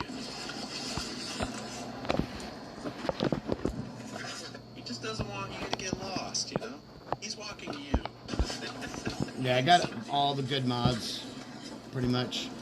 We even have When this rapper, whose job it is the to write songs with words, doesn't know the word misconception. We also have this, but I didn't make it yet. Misconception of you at this point. The biggest misconception. Can you word it another way? Yes, what's a viewer opinion that is incorrect people may have about you? The strongest Asian You got accent. that thing, I just don't fill it up. And I speak really, really good English. My favorite color is blue, red, and white. Blue, red, and white. You said color in the middle of all that. Color. I don't know if anybody else noticed that. Watch me say it. Ready? My favorite color. My favorite color. More Asian than all the times before that. Watch me one more time. My favorite color. My favorite My favorite. More Asian, ladies and gentlemen. Color. Weller, are you hiding the kitty cat? Weller, are you hiding the kitty cat? Lift your head up. Oh, there it is. There's the kitty cat. Seal point. Can you say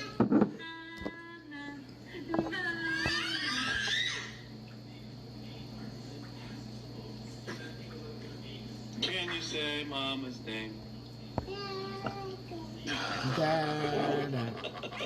The ultimate betrayal. If you take me out for a steak dinner and this doesn't show up, I'm walking out.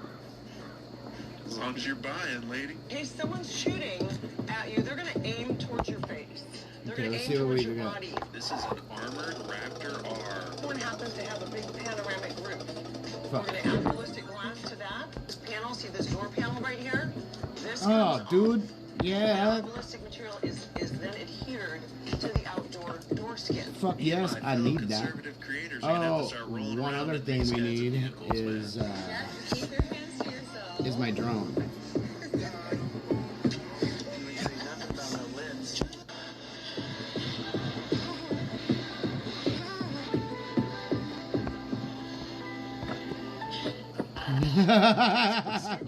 Here's my 1 hour gun, so we're gonna knock all this shit out real quick.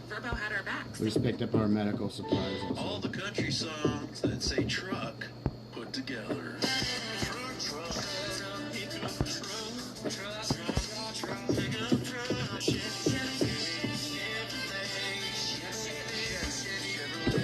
Song of the summer? Oh, I really want one of those golf girlfriends. That'd be awesome. Yeah. Oh, here comes one now.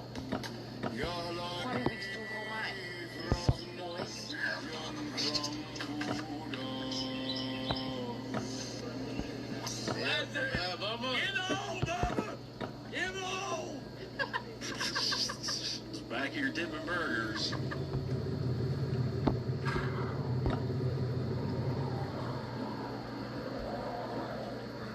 Well, if he becomes a zombie in the zombie apocalypse, it's over for the rest of us. The zombies are winning. I'm going to say something about faith.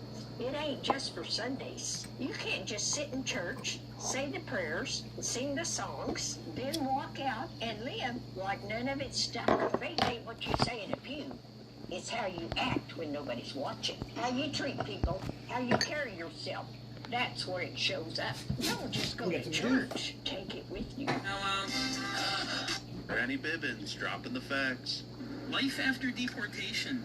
It's supposed to be very sad, I guess, very tragic. You were sent back to where you belong. But I was told, worry not, immigrants actually built America. The whole reason the United States is so good is because of illegal aliens pouring into our country. So maybe The this people that built America is a tribe of people that they don't even that exist.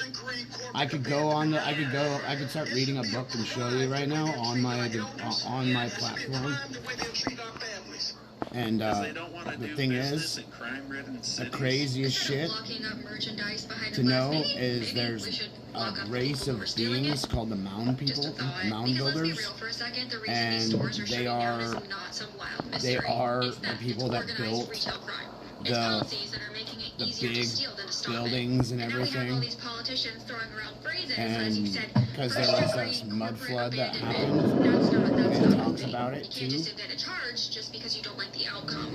And calling companies racist because they don't want to operate in areas that pretty are crazy. constantly getting robbed. That doesn't make sense either. You don't get to label Like the someone ground racist just was, because they won't tolerate that. I think, 15 feet watch until less the end. than where it's Should at right now. transgenders be allowed to own guns? No. Why do you say So- that? They're already mentally confused about their gender. We don't need no mentally confused excuses about them accidentally killing people. We got men that's dressed up as women already trying to walk in a girl's bathroom, so hell no.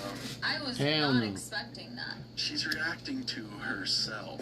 I was not expecting that when I asked him that question. I should make a second channel just reacting to My this channel. This guy tried to steal a basket full of meat until he ran into the smoothest off-duty cop ever. With one move, the cop took the basket, smacked his hand, and kept walking like nothing happened, Smooth would have been him smashing that dude's face into the ground. leaving the thief confused. Trump has made it to where you can't buy junk food on SNAP benefits, okay? And what's the problem with that? People are really complaining because they have to use their own money to buy sugary junk food. These same people that's complaining about not being able to buy snacks with their food stamps got money for everything else. So I'm not understanding something. Why do people want to keep depending on the government? I just want to know. He gets it. Thanks to the Republican Party, we're now experiencing both a real recession and a crush recession. So not only can I not afford to live, I don't have the will to live. So you're mentally ill and you need a job. Got it. Got it. If women can their child, a man should at least be able to abandon him. My wallet, my choice. Well, I disagree. Is But finance? hold on, let's say the woman has no health issues. The reason the woman wants to get the abortion is I don't want to spend money on the kid, and that's it. She would be okay going through the pregnancy and all that. The only reason she wants to get the abortion is because children cost money, and she wants to keep her money. Are you okay with her getting an abortion? I think that's fair if you're not ready in your life to support and take care of a child. Let me ask you this. A woman is a billionaire, and she has the means to have a kid. In fact, she's already had one kid, and she plans to have other kids in the future, but she's decided that she doesn't want to have this kid quite now. Can she get an abortion? Her body, her choice. Are you fine with her getting an abortion? She's being selfish. It's your opinion. Right. So, I'd rather a woman be selfish than put a child in the world and not take care of it. Come pay my 2024 taxes with me as a stripper in Miami, Florida. $710,635. What? I'm going to YouTube, everybody. Come pay my 2024 taxes with me as a stripper in Miami, Florida. $710,635. 239,000, 270, Everybody. 297,000. Unsafe for 2 decades, 1,000-car private collection in a 400,000 square foot garage. My father called him, he had his collection, and he had it collected. He called me one day. He told me they were not long. And are they all like under 500 miles? Yeah. So there are 17 2,000 Ram Airs? Yeah. 30,000 for these three. You don't know. Families on a Disney cruise say they watched ICE agents storm onto the ship and drag crew members away in hand restraints right in front of passengers. Crew wants to rise to every challenge and there's a creature. And it's still $15 a month for premium wireless. If you haven't made the switch yet, here are 15. Awesome. I wish I would have been there. Well, you're partially there. It was actually 8 cruise ships, not just a Disney cruise ship. But I guess using Mickey Mouse's promotional bait hits harder than telling people that this was a multi-ship federal child exportation investigation. This is not some paperwork raid, boo-boo. 28 crew members were under investigation, and 27 of the 28 were tied to the receipt, possession, transport, distribution, and viewing of child sexual abuse material.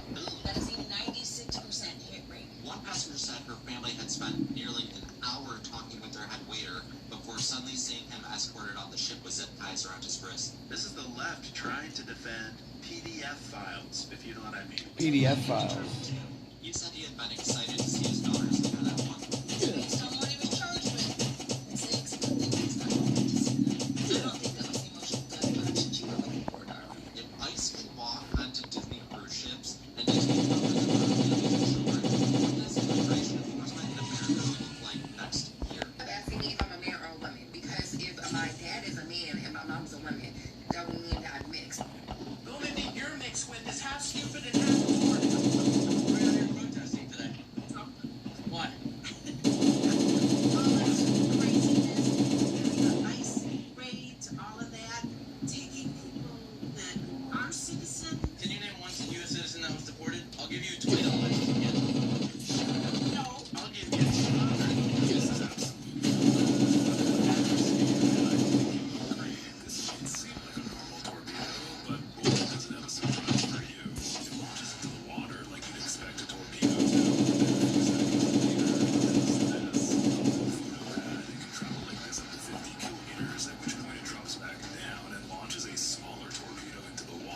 Holy shit.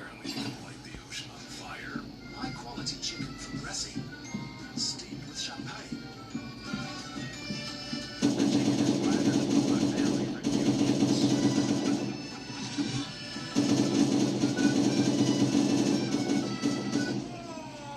Can you say raw? Like all that presentation just to bring out cooked chicken that is still so raw, I can see the chicken trying to cross the road. You don't need 30 I can see the chicken trying to cross the road. True. However, the founding fathers did not write the Second Amendment because the deer were coming. Stupid. Is there any way to prepare for this kind of, oh my god. What? How long you been doing this, buddy? I've been doing it since I was 16.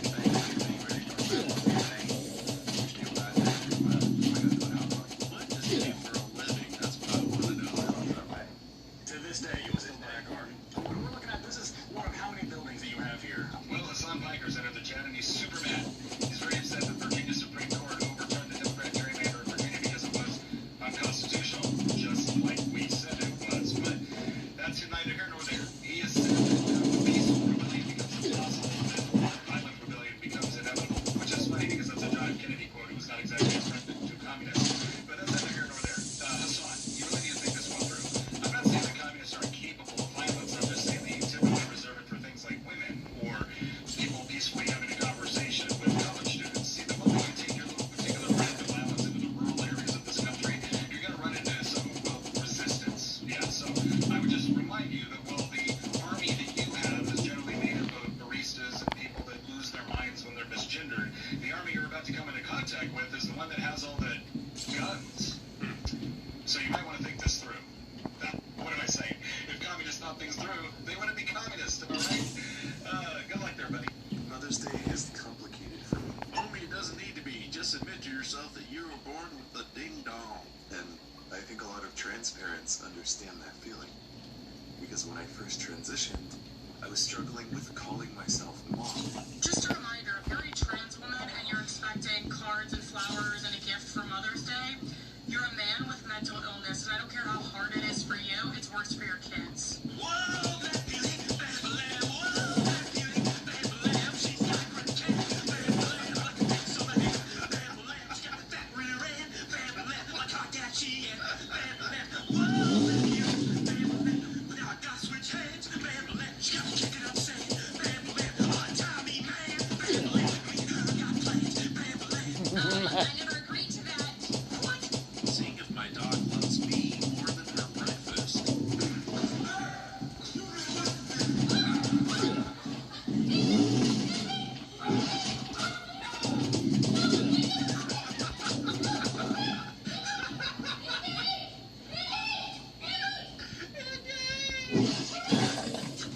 What video made you laugh? Drop a comment down below. Don't forget to like and subscribe to Conservative Vibes. I'm CB, and I'll see you in the next video. God bless America, and I identify as American t-shirts available at conservativevibes.com. Made in the USA, 100% done. That's those conservative vibes, contributes in American pride. If you hate this one, go and hit that subscribe. We'll be right back tomorrow with conservative vibes.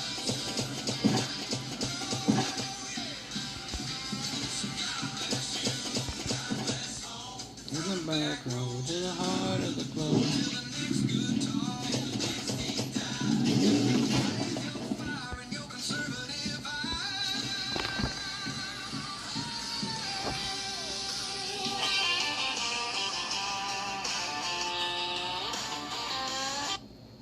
What America is all about, I think about the civil rights and voting rights movement and how Black Americans really created democracy. Then how come What? Black non-Americans haven't created democracy anywhere else? Let's go to AOC. Here's the thing.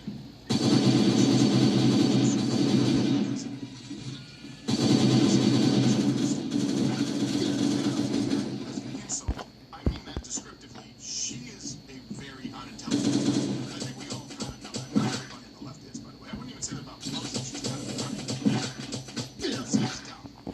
But that doesn't stop her from going out and opining as though she has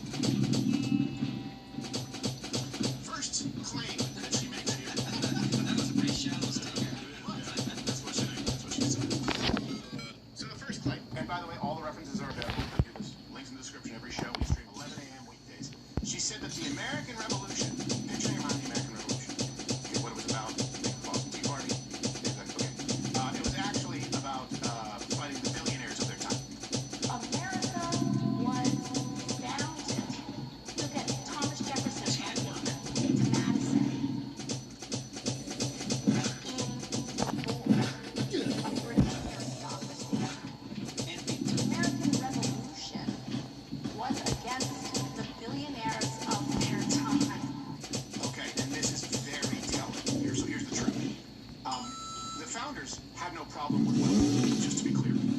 Just like Robin Hood, this is something the left has often done, where they go, oh, Robin Hood stole from the rich to give to the poor. If you're a leftist, Robin Hood didn't exist. It makes sense. You can't without Marx. They just go, wealth, success equals oppressor. But Robin Hood stole from an evil monarchy who overtaxed their citizens into poverty and gave it back to the rightful earners. He did not exist. Robin Hood did not exist. Just see the world through successful, unsuccessful, majority, minority. You'll go, well, yeah. Obviously, the British aristocracy, they would have been wealthy. So the problem with the founders was the wealth. No, the problem was with the taxation without representation, the subjugation. The problem was with the corruption. The problem was with the lack of freedom. The founding fathers, I can disabuse you of this, they came from wealthy land-owning families, by the way, and they believed Hey, thanks for the sub and shit, dude. Appreciate it. people's wealth, and specifically property rights. That's a distinctly American idea as far as it's central to our form of governance. That's what makes these people so incredible. They actually were pretty well off, and they still fought because they knew that others would not be well off. To give you an idea, George Washington, if adjusted for inflation, he worth like $580 million today. Yes. Yeah, he was quite wealthy. He owned people and stuff. Yes, he was very, very wealthy. How you gotta be wealthy though, people? So the left, they do this all. Yeah, Robin Hood, steal from the rich, give to the poor. Well, is the primary defining characteristic? It's how much money you have. Or is it your character? How did you get that money? How did you accrue that wealth? What did you do with it?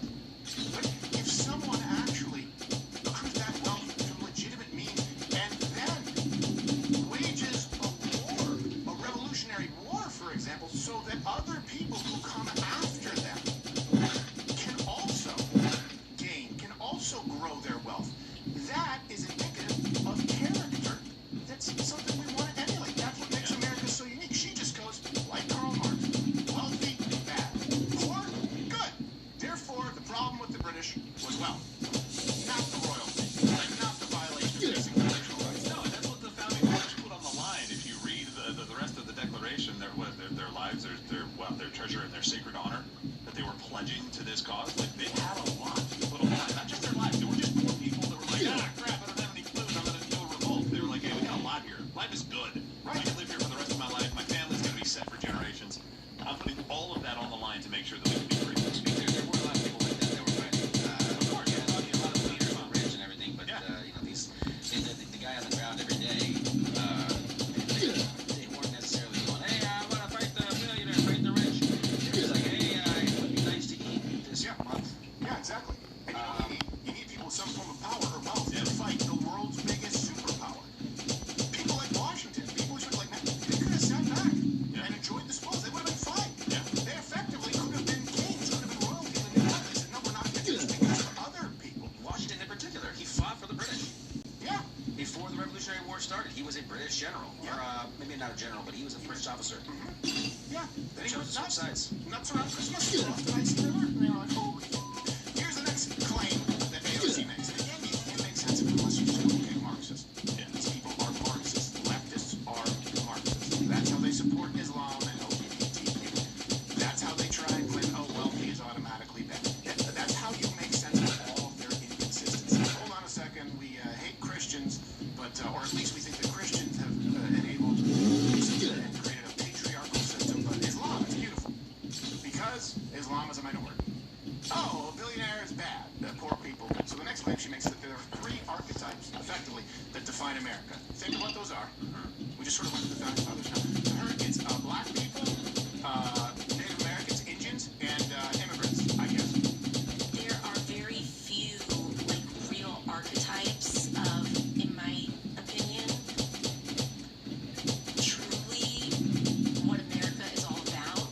I think about the civil rights and voting rights movement and how Black Americans really created democracy in this country. That's acceptable.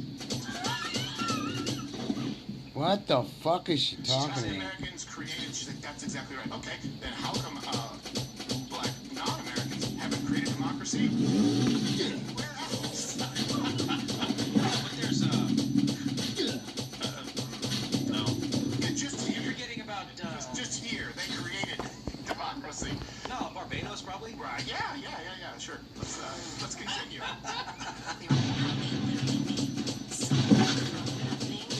It is just beyond me. I think about how, like, Native people have survived and preserved and treasured culture. I think many of us think about immigrants, which if you aren't from one of those first two populations, you are certainly from largely the third. Largely?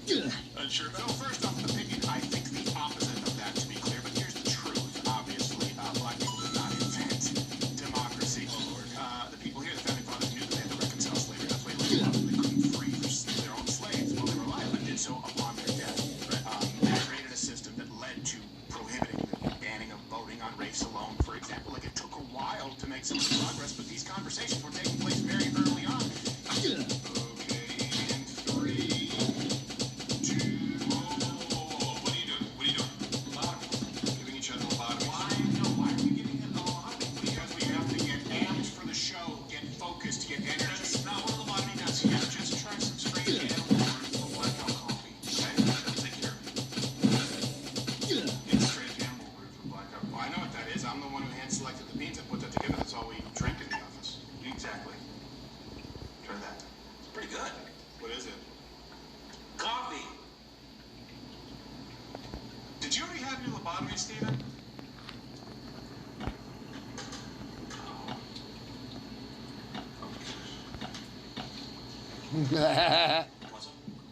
What is it? Go to blackoutcoffee.com/Crowder. Use the promo code Crowder for 20% off your first order and try What is the it? new exclusive Strange Animal Brew.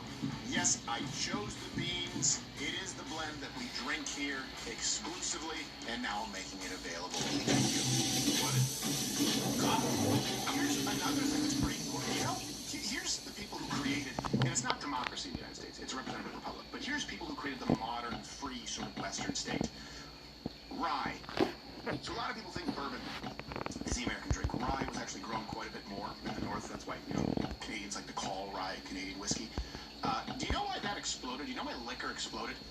These people came from a place where if they had any surplus, it went straight to the king. Right? Went straight to people taking the taxes. So then they're here in the United States. They have these huge, just acreage of farmland. They go, well, we have all this extra rye. What do we do? I go, well, I don't know. Do whatever you want with it. Like, I can keep it. I can do whatever I want with it. And without modern refrigeration or preservation methods, guess what? Distilling is the best way to make something of that yield of rye. That's why rye and bourbon exploded, because for the first time, that's why it's a distinctly American drink, they could actually keep their own surplus. And the people in charge would have had a vested interest in taking it and said, look, I don't know, do whatever you want. I have nothing to do with your rye. Founders were the ones who fought for this country, and by the way, tried it into law knowing that slavery was going to have to be reconciled, and then the laws progressed. One thing black people did invent, however, as it relates to government, is the filibuster. Or at least that word sounds like a black person invented it, and we have an old interview footage here to back it up. And they was asking me to do something, and I was just like, nah, I'm just gonna sit here and do nothing. I call it filibuster, you feel me? And they can filibuster for like a really long time, and it's super easy for them. That's a very verbal culture. Verbose, even. Here's the next truth. And I'm so glad that we're allowed to talk about this now. Number 2 told me. Native Americans, the fact that they've survived, well, not only have they survived, when I get to that, they did nothing for thousands of years aside from, like, killing women and children, and by the way, they didn't figure out modern, so they didn't use the wheel. That's true. They didn't domesticated horses. Like, I don't think they would hunt animals, basically, to extinction. Like, they just chase a bunch of wild buffalo off a cliff, like, oh, just take one, good enough. It's like, no, what? Have you guys ever thought about conservation? They were killing each other in record numbers before any of the colonists arrived. But here's the crazy thing. People talk about, she's gone on to say this too, genocide. Like, in 1890, there were about 250,000 natives. Today, 9.6 million. That's a 3,700% increase. If it's a genocide, we really screwed up. Well, then doesn't she have a good point then? That they survived? Yeah, they've survived. They survived and thrived? They actually did better because we came here, and now we have Christian mission groups that teach them how to fish. Oh, they stopped sacrificing and eating each other too. Yeah, we stopped South killing. America. Let's just be That's honest. nice. They didn't survive the war. They didn't come out of this and go, oh, we're going to band together and be strong. We're like, we're kind of tired of killing you guys. Can we just, like, put you in Oklahoma for a little while? And do the rest of the conquering of this thing? Is that cool? Also, by the way, you want to talk about our treatment of natives versus native treatment of natives? Let's get into the modern here. Outside of scalping, and it's not the same as people say, oh, Europeans did that counting scalps before they had dog tags. It's very different from using it as a torture method to women and children alive. That's what Native Americans would do. The barbarism and cruelty is something that people never actually want to discuss. But even in modern times, they treat their own people incredibly poorly. Look at tribal casinos. It's like a $40 billion a year industry, but natives still have the highest rates of poverty and drug abuse. They don't help their own. You still see a bunch of wealth just accrue at the top to a few people. Why don't they help them out? Here's the next truth. Immigrants, come on. Immigrants come to America like you built America. They came here because America was a thing. It attracted them. We're the shining city on a hill. They wanted to be a part of the system that we created. They benefited initially pre-welfare state economic opportunities, right? Education, the ability to be free. Basically, you want to start up the business, you can do it. Here's your license. Go ahead. No one's going to stop you. That's changed now because immigrants don't come here and become American. They bring a little enclave of their previous third world shithole here and still live that way and cost the American taxpayer anywhere from $150 to $500 billion a year because of modern welfare state. Immigrants, pre-modern welfare state, they were risking something because they wanted the opportunity to freedom. Immigrants, welfare state, they owe nothing. They come here to take. And Democrats want to give American workers so they can buy votes. Also, the United States loses $200 billion a year in remittances, just to be clear. People come here, don't learn the language, create an enclave, and send all their money back home. That has to stop right away.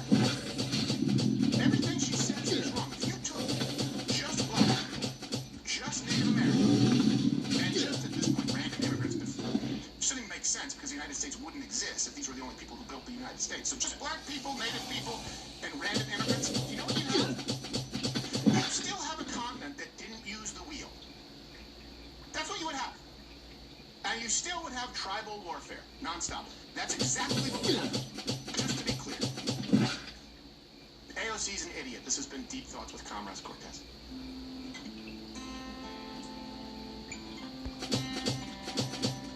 Comrade Cortez. By the way, Dave Axelrod did try to ask a big question because most of the interview that we saw towards the end was the one that sparked a lot of the controversy when she said nobody can earn $1 billion.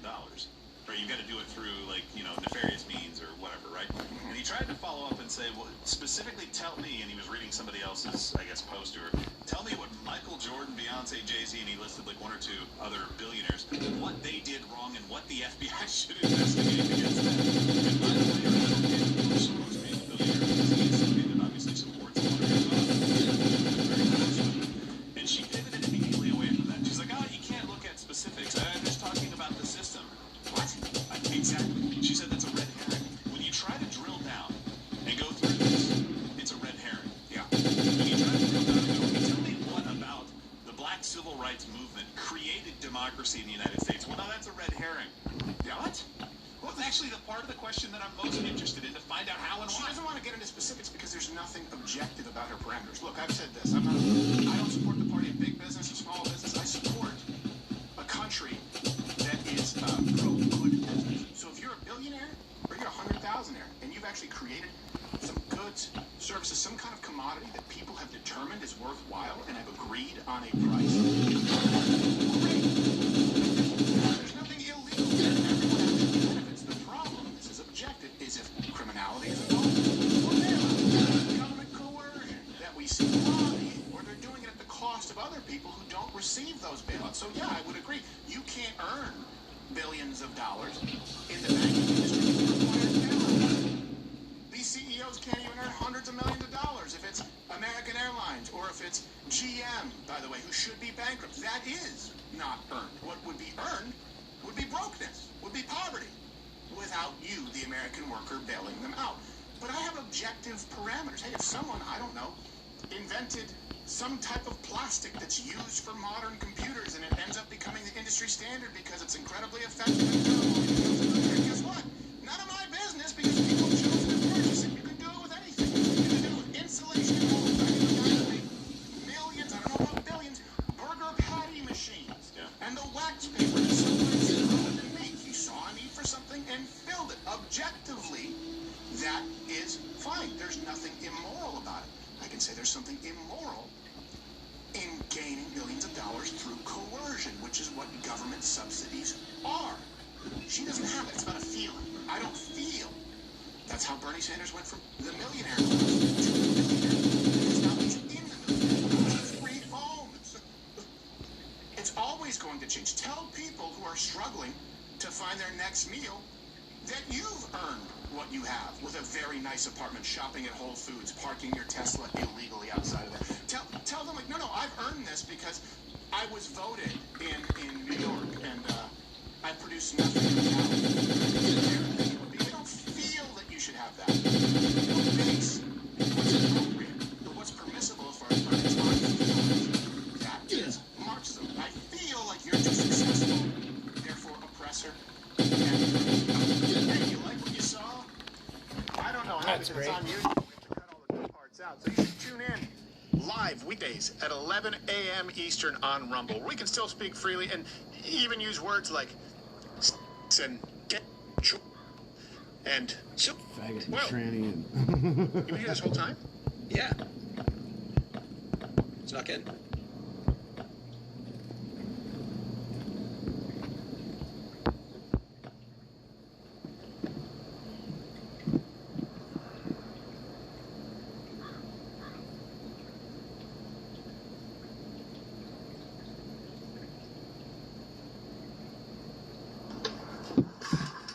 If you commit a crime in Great Britain, you still have a lot of time, even when they're at your front door. Magic Johnson, former Lakers superstar, endorsing Mayor Karen Basura next to the homelessness and the rampant failure she's had. But it's like, no, you got people actually beating each other in the streets. You can't play that version. Support Claire Bass. First of all, I go back with her probably 30 years. So you know exactly who she is, and you still support her. But again, I don't care about your friendship. I care about results. She sustained the first ever consecutive decrease in homelessness. Well, this is like a paid-for endorsement. Two things happened. They said, we're going to not count certain things. So I think if you were homeless and you were living in your car or living in an RV, you were homeless. But now they count, they say, okay, you know what, now that person isn't homeless. And also, Lasso was out there counting the homeless people. They say, you know what, you can't count at night. You can't count during the day, whatever it was. Like, you can count during this hour, so we're going to severely constrict or restrict the amount of hours we can count the homeless. And also, if we had 20 people counting homeless people last year, now it's only going to be 5. Hello. And I'm making that number up. But there's less people counting, less hours they're counting, less qualifications. And then also, I had the number the other day. I was like 3 or 7 people a day die in LA County, like homeless people. So it's like, yeah, this homelessness decreasing, it's you juking the stats and also killing them. But let's go ahead and just rebrand all that failure as this is why she deserves to be president, like, or not president, mayor again. I should have started streaming when I was We have like several $1 billion missing from the when I budget. took my But turtle also, outside. this is why we need to walk around. Homicide rate Get a little exercise in the grass out back. I talked to people that maintenance this shit. They built one of these housing units for the homeless people. I talked to people that were maintenance the How do I say without they doxing were where like I was fixing a exactly? fence or Because there's only something. going to be a couple of them. But Nice. it got burned down. Like I they have set it like on fire some like wild and there wilderness was a death preserve there like behind here. involving And literally, all like, caps. I asked like him, I was almost like, hey, within a month of an so opening, you it's like think these they're going to units were sell that terrible. place? I was like, I'd love to buy the property. And also, they probably cost them like And they're millions like, of dollars to build. the guy's like, yeah, I don't think so for eco management and stuff, we can't, it's probably not going to be sold. And I went, oh man, oh, that's bullshit. Because literally, like, I got a crazy lawsuit against the state of Washington. And I'm waiting to get fucking, get my kid back so I can start my lawsuits. because my lawsuits are pretty big, and I know I'll get fucked with as soon as it starts. So, which is kind of fucked up, but it is what it is. It's life. People will go after you for whatever, you know. Let's go take these guys out one by one.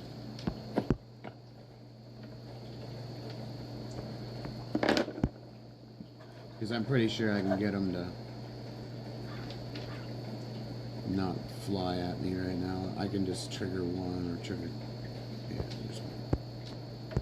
Oh, they're stacked.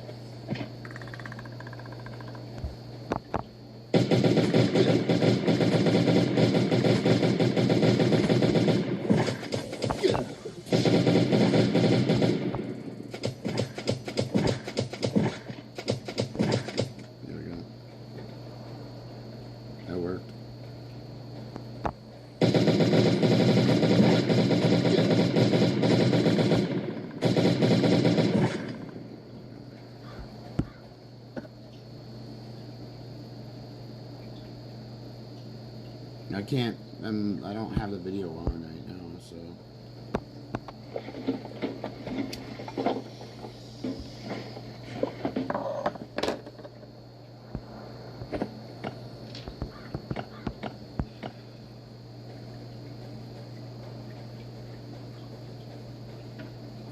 I'm trying not to loot or anything. I need to open a box here though.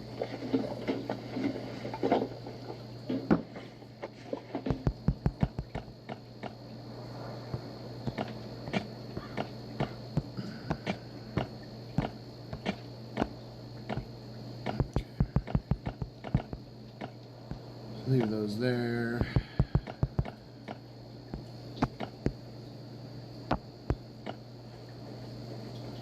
Yeah, one more.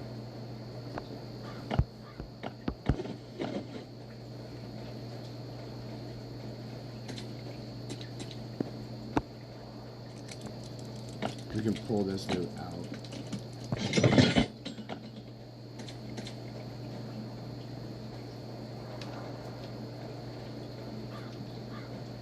Fuck, I thought there was one more.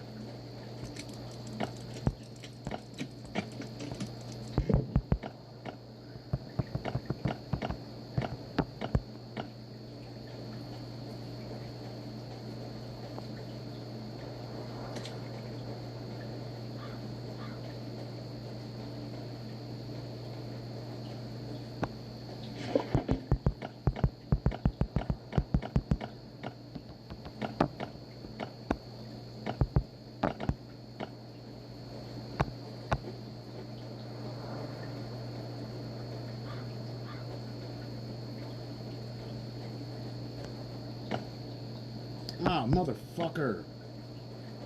You know what happened? I lost my drone.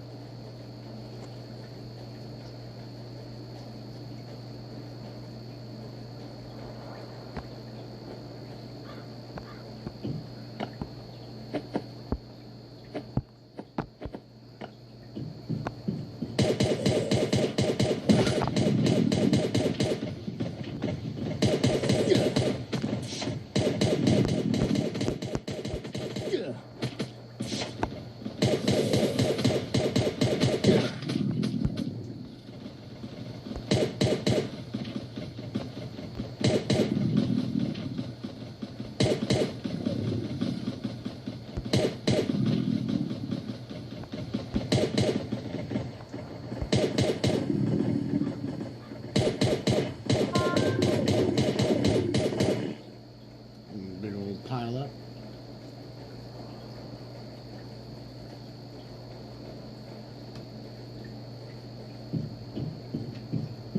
I always get annoyed when I forget shit.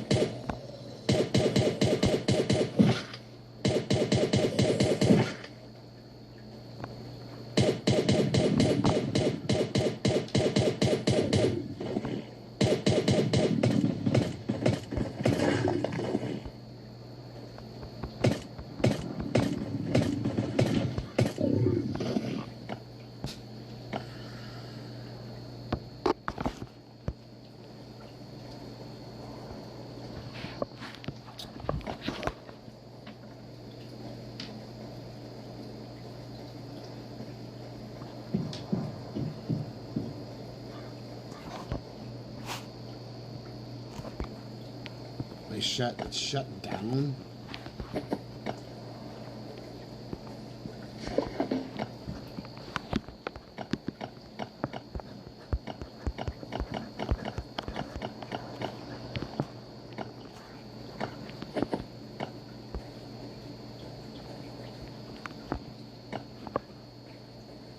Weird. Never heard of a game being shut down. That, like, you know.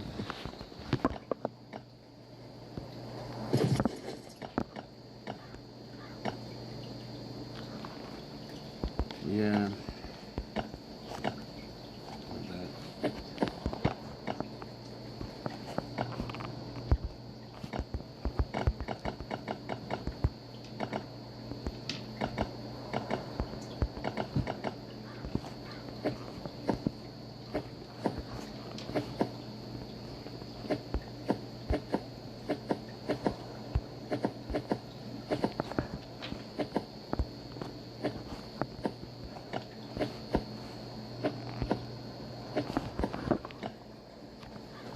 Find the boss.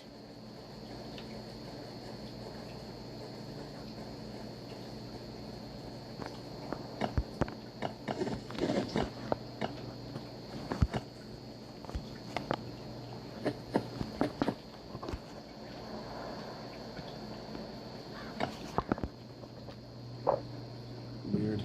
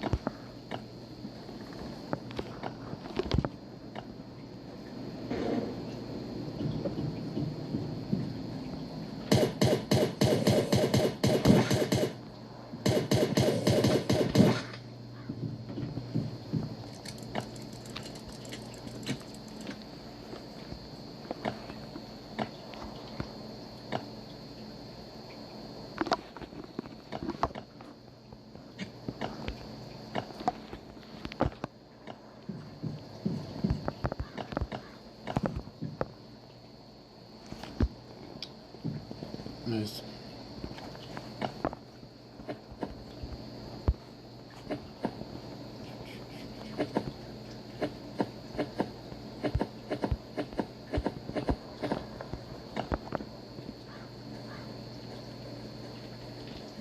Miner or butcher? I think butcher. Miner.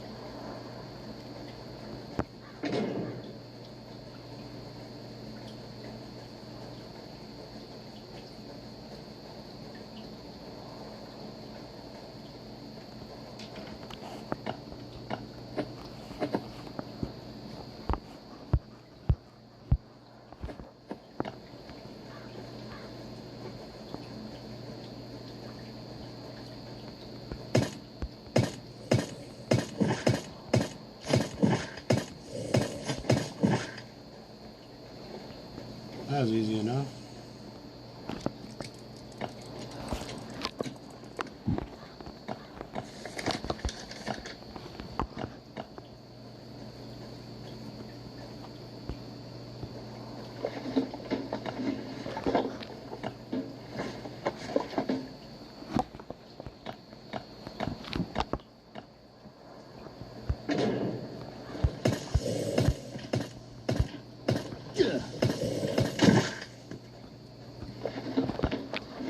My shoes.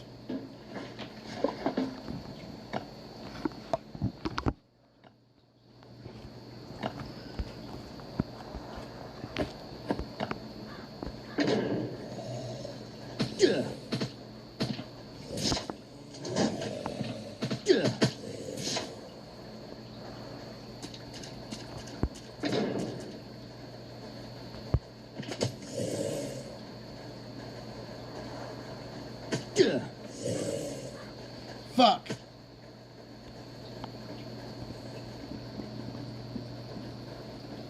You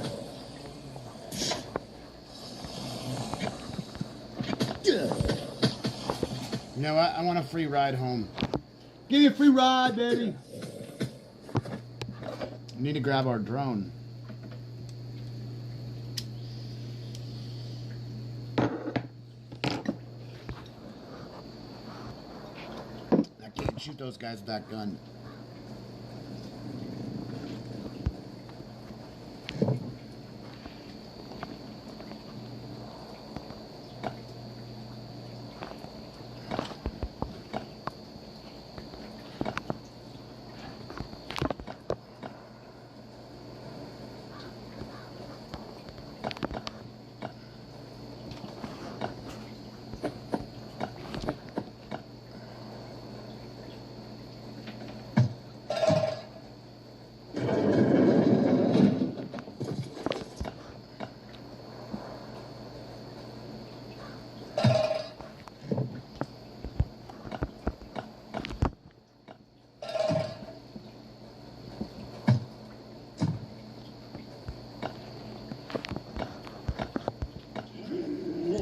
Second.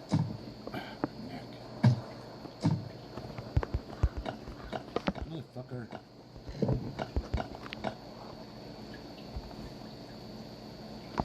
Oh, nice.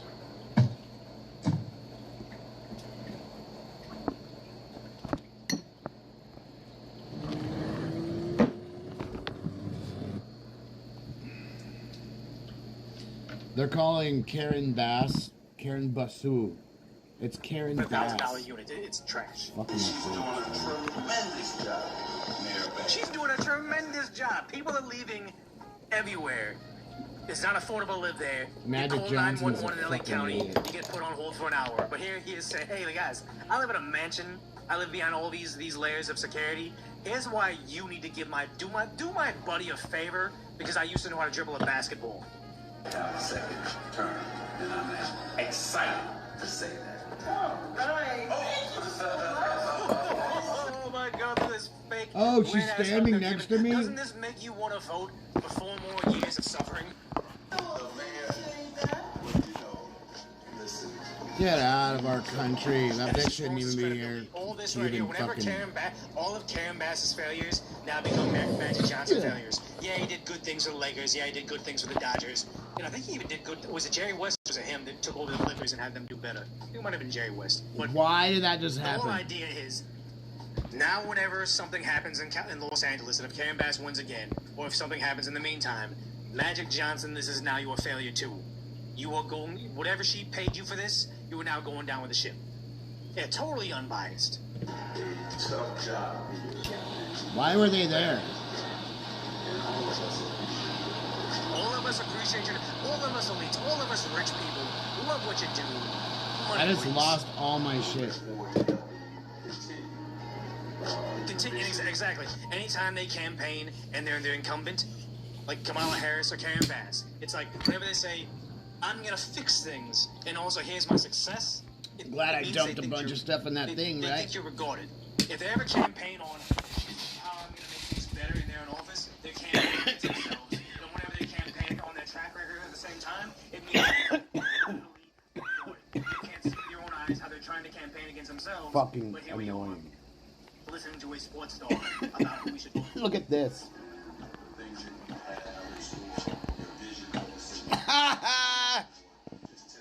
I just fucking hacked that bitch.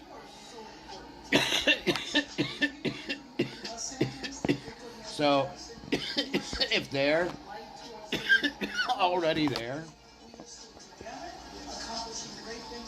I think that he's probably done good things for the community. Like, what was it? I know that Shaq.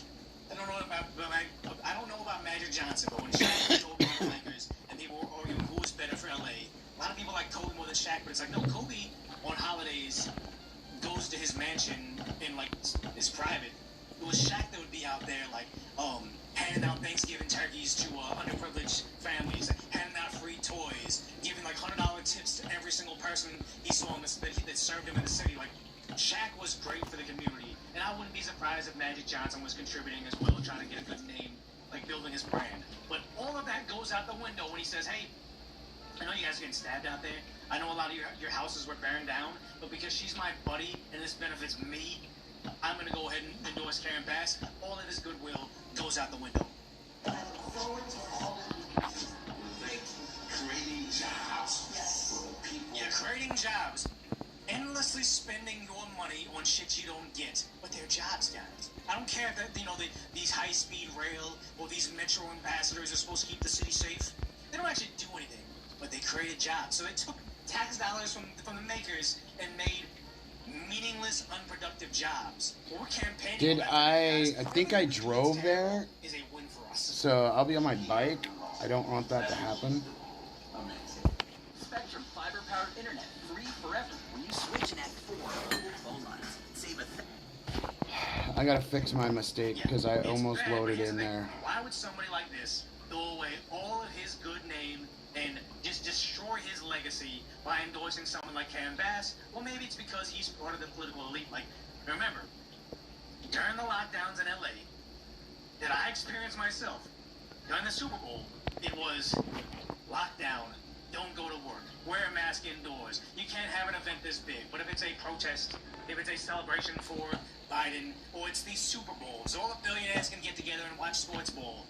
They can get together and not wear a mask. And that's why he wants someone in Karen Bass in office, because as long as it's his little inner circle of scumbags, Karen Bass, Gavin Newsom, he still gets to be the elite. He doesn't have to play by the rules because he's on the right side. Like, you look at this. Then in my left hand's the mask, and I took a photo. The rest of the time I wore it, as we all should. Not when I had a glass of water or a thing, and I encourage everybody else to do so. And that's it. Of course, I was trying to be gracious, and I made a mistake. Was What is this bitch doing? Took the mask off for a brief second, but brief second. No, I encourage people to continue to wear them. I want. Yeah, no, don't play copyrighted music. No. That's but brief seconds. We all were there. We all saw the game. Like, everybody's watching the Super Bowl. We knew who was not wearing masks. They weren't wearing masks See what the happens. entire time. This is why they want Karen Bass and Newsom in office, because they continue to get preferential treatment. Meanwhile, the peasants like me and you, equal voice in LA, not allowed to work indoors, had to mask up everywhere we went, and we had to see a literal montage of our betters. Of everybody. Just, they get to live free. That's why I'm here to support Karen Bass, Gavin Newsom, because I want to be on the inner circle. And here's the crazy thing is, the more people start to wake up to, like, hey, we don't want Karen Bass, we want Spencer Pratt. Like, look at the insanity that places like CNN have to go to when people start to say, hey, I like Spencer Pratt. I think that he'd be good for the country, not for the country, but also good for Los Angeles. How about we try to hit that one? They literally cannot fathom how common sense candidates, people that will probably be labeled as Democrats from the 90s, from the early 2000s, will be Not losing all my shit, a dude. Trump supporter would want to vote for. I mean, his odds are going up. We'll see. This is a really tough battle for him, but I think Republicans should take his notes because he's literally, you just got to embrace common sense and be normal. And he is calling out the fact that leftists in LA. Look how she's stewing. She's literally stewing. Hey, here's common sense. Maybe MAGA should learn about this. I know more of this, like, we want the enforcement good now. Here's some memes about aliens. Maybe we don't want that. Maybe we just want the law to be enforced. No new laws, just enforce the current laws. How about you finance things and stop letting us be defrauded? Common sense, and she's literally losing her mind. Seem to be fine with letting people, shoot up in front of schools. They're fine with dogs getting injected with fentanyl. They're doing nothing. And here's the thing. It's like when they say they're eating the cats and they're eating the dogs. They're like, what? How would you say that? How would you say the dog's being injected with that? It's like, because they are. Unless you just turning a blind eye to LA, they are. And I will say that nearby where I worked in LA, there was one of those like homeless halfway houses where a homeless woman got taken off the street with their kids. They got the voucher to get their own apartment. Like, oh my God, she's living homeless. Let's get her a nice house. Put her in a house. Made her not have to fend for herself. Brings over her junkie boyfriend. Leaves fentanyl out on the table. 2 kids get with her. They die. It's happening. And when you bring it up to these scumbags, they're like, what do you mean the dogs are getting into fentanyl? Yeah, it's in the it's like on the ground. The dog smells it. They die. It's been happening, but she's trying to turn a blind eye to it, make it sound ridiculous because the reality of getting a reality TV star like Spencer Pratt is somehow not something that they was in the equation. And he's calling out some very obvious things that the vast majority of Americans can agree on, and he's going viral because of it. People want common sense. Is this common sense for real? Like, as an LA voter, as someone that will vote for mayor? So she's in LA, and she's just turning a blind eye to what's happening in front of her eyes. Either she's living in only the elitist parts, because here's a part of the problem with LA. You can live in Beverly Hills. The homeless junkies are going to walk in Beverly Hills. You can live up over, Porter Ranch, where all the Rams players live, and the Surgeons live. They still got to drive over to where there's a Target, there's a grocery store. They still see the homeless and the junkies there doing nonsense. So she's either has like personal shoppers, just never sees it at all, or she's intentionally trying to mislead you. In Los Angeles, I'm telling you, this is the opposite of common sense. This is so embarrassing. I am so exhausted of being surrounded by this level of idiocy. This guy is not practical. His man's plan was to live off his reality fame. When that dwindled, he wanted to be an influencer. When that dwindled, he tried to make his wife a singer. It didn't work. Okay. I'm going to sit on myself right now. I watched every episode of The Hills. I was not a fan of Spencer Pratt when I watched The Hills because it's reality TV, and it's gotta have a villain, gotta have a good guy. Lorne, good guy. Spencer, bad guy. They have to do that. Here's the thing, it's like, yeah, they did a good job about it because me, a person that doesn't watch really any reality TV, was invested in The Hills. I was watching all of it, right? The heck? I was watching, it's Twitter. It's like when there's 2 videos, whatever. But it's like, hey, Eastern Washington, did you know that when Donald Trump started arresting people for protesting against ICE, the first one to get a felony conspiracy charge was a guy right here in Spokane? Spencer was the bad guy. I wasn't a fan of him at all. But if you knew about it, it was the same time. When he was on The Hills, he was trying to, his wife Heidi was trying to be a pop star. That happened like during the show's prime. She's doing revisionist history. Trying to make you think, oh, you know what? He's just a grifter going from reality TV, the music, whatever. It's like, no. Spencer left the limelight, and when his house got burned down, that was the only time he started to speak up again. He was like, you know what? Look at all the shady things that are happening. They're defrauding us. They got all this money for fire aid, and apparently it went to like Newscomb's like NGOs so he could skim off the top again. That ignited the fire within him to go run for mayor. I think he was perfectly fine, raising his sons, being a dad, doing jujitsu, and just kind of, I don't even know what he was doing before he ran for mayor. They're trying to make you think, hey, you weren't following Spencer, so I can just make up whatever background about him that I want, and you're going to believe that, and it's like it's garbage because sometimes it's a red pill moment. I watched all that stuff. I know exactly what was going on, but she thinks the average CNN viewer is probably a boomer, probably didn't watch The Hills back in the time, so it's like, that works for you, but if you were in it and you know what's going on, you know she's just lying to your face. So now he's going to be mayor of LA? He says he's going to end corruption. Yeah. How? He says he's going to... By arresting fraudsters, like ending corruption by putting fraudsters in labor camps. I'm not talking about your sweetheart deal where it's like, you defrauded the taxpayers $1 million, we're going to give you 90 days in jail. It's like, well, yeah, most people, if you just front-loaded that and said, saying, hey, oh, man. anybody in chat, what would I in chat if I said, hey, I want you to do a 90-day sentence in, like, white-collar jail, so you're going to be, like, you know, no locks on your doors, it'll be like a... Where'd the pests go? Motherfucker. You'll work out. I didn't pick that up. You can be in 90-day white-collar Dude, jail. what? At the very end of it, I'll give you But it $1 leaves the other fucking dead zombies with the fucking piece of And the nothing thing in is, them. also, it's like, yeah, sign me up for it. What the fuck, dude? The idea Oh, I that don't think it's it. I think it cleared everything out. How are you gonna do? How are you gonna get rid of fraudsters? You put them Yeah. in forced labor camps until they pay it off. They make $20 a day. Great. They're in jail effectively for life. That's how you not only stop the fraudsters, but you disincentivize any fraudsters for ever doing it. Like, they may flee back to Somalia. They may flee back to Nigeria. Bring them back, put them in labor camps. I'm serious. Like, that's how you get rid of these fraudsters. But the idea, like, how do we stop crime? We don't know how to do it. It's like, you're not trying hard enough. No more homeless. How? He says he's gonna have renters' rights. How? I'm so sick of having politicians come in here with zero experience telling us they're gonna fix everything. How? Okay, here's the... How many politicians have experience and they haven't accomplished anything? Is that okay for you?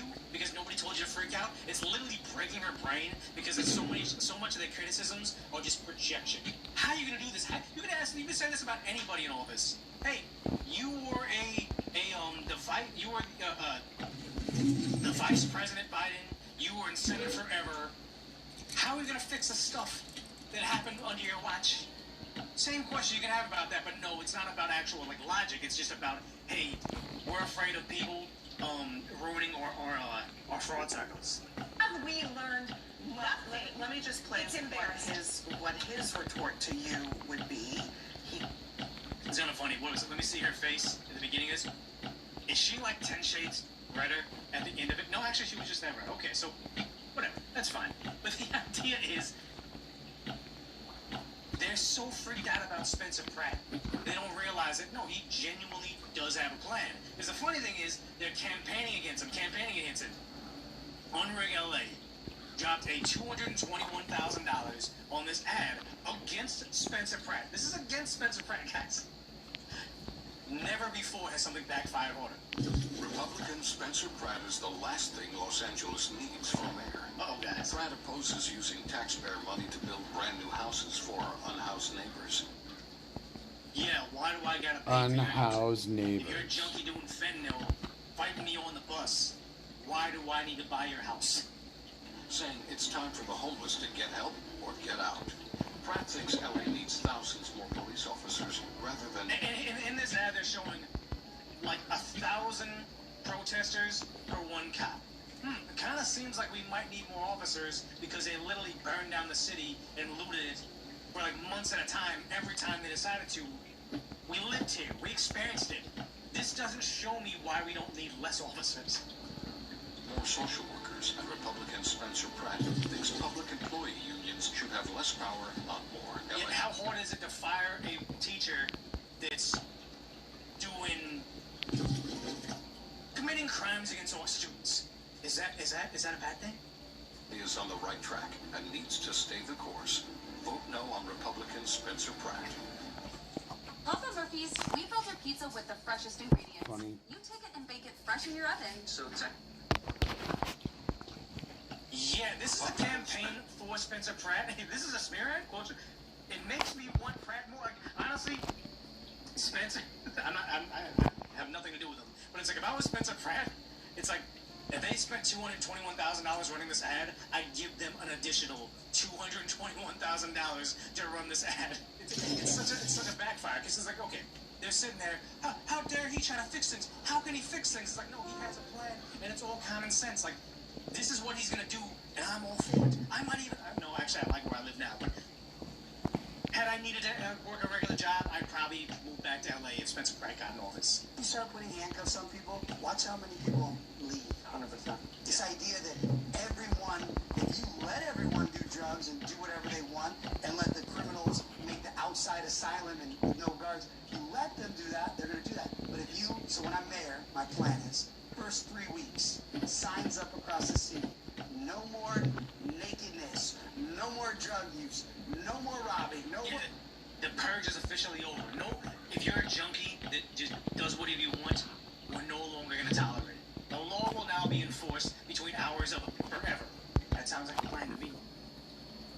Burning dogs in the street. No more dog abuse. Very on every sign, on everywhere. So that we're going to go around, we're going to warn everybody, hey, you have 3 more weeks of this. Clock's ticking. Just keep telling everyone. Just so the people that are... And if it was me, it'd be like, hey, as soon as the clock strikes midnight and I'm in office, telling the police chief, hey, you saw enforcing the law all quality of life, broken windows theory in effect. If you're not doing this by tomorrow, if our jails aren't packed to the brim with these junkies doing this, I'm finding a new police chief tomorrow. Like, I would tell them that, 100%. Where they're like, oh, wow, there's a new mayor in town. They may start leaving. And then when the 3 weeks, or maybe we'll even do 2 weeks, maybe people will want it faster. And then once we start enforcing the laws, boom, streets will be back. You know who also I'm going to bring in? The CDC. Because there's medieval diseases in these encampments. They're not swabbing these encampments. They're not swabbing the streets. People are just living in peace. No, you get rid of the encampment so this stuff can't, what's the word I'm looking for? Not regurgitate. Spread. This stuff can't even Hey, fester what down up, there. Sammy? Thank you. No longer do we fester yet. No longer can you say, here's beachfront I property. don't know if we can play together because this game's a one-player game. Wants to take away my front view of the ocean. He can do it for free. I played a couple other games too. Some drug use, some dogs are burning, a body. We need these streets clean. Yes. And that's the thing is, it's part of their plan, but no, they freak out when they start to see it because it's funny how one, he's got the easiest campaign ever. Is the other campaigns are spending money making them look good, but also, like I said, if ever a new scum wants to run for president, all you gotta do is just put cameras in San Francisco and downtown LA, like live stream cameras, not even curated cameras, just like, hey, these are the financial hubs of Gavin Newsom's economy. That's what they look like.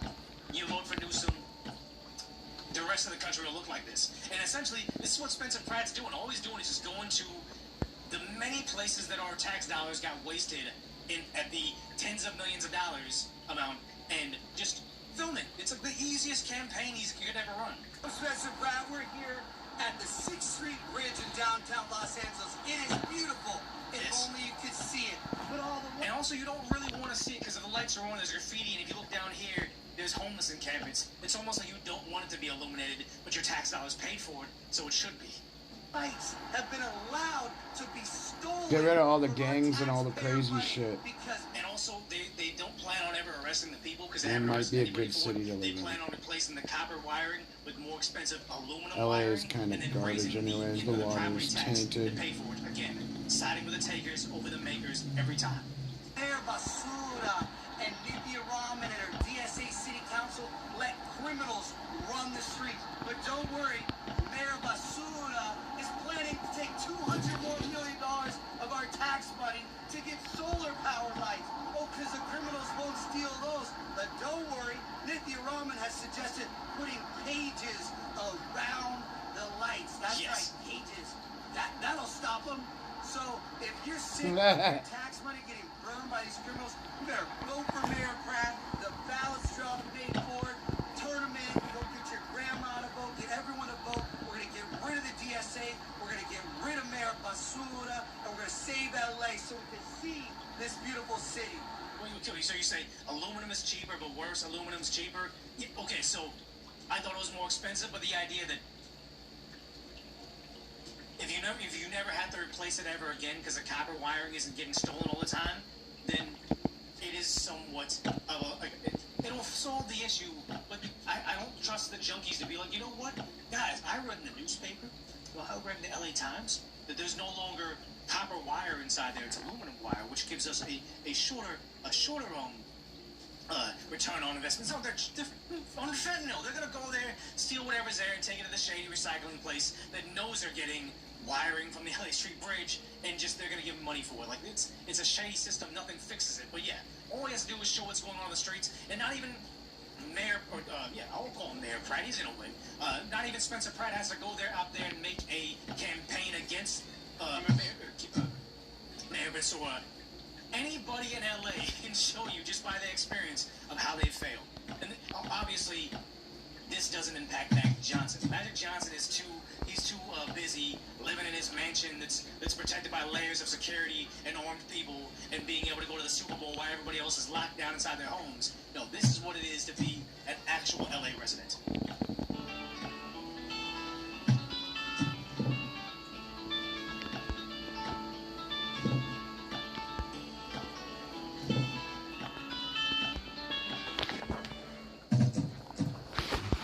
This right here, I think if we were on a better bike, like a slightly bigger bike, we could make it. We could make it on this, but I don't have leg protection. Now, onto something going up into my leg and like stabbing me and slicing me open, I'm not joking.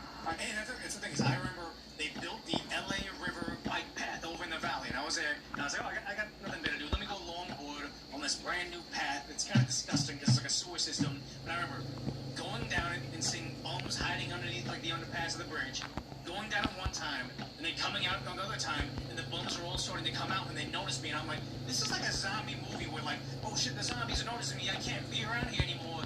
So I told one of my copper friends, I'm like, hey, that was kind of a scary thing when I was down there. It seems like they were trying to surround me when I was over there. And he's like, yeah, they'll rob you. Don't go down on the LA Bridge underpass. Or the LA River underpass. It's a total lawless like hell over there. It's like, yeah, it's like Mad Max, exactly. Hey, I'm not joking. It's pretty hot. Like, there's a lot of really sharp stuff. There could be knives, needles, you name it, in this path right here. So you gotta actually be like armored. You have to be wearing armor to make it through there. This is Mad Max. Hydrant that's just on. I wonder. And nobody looking after it.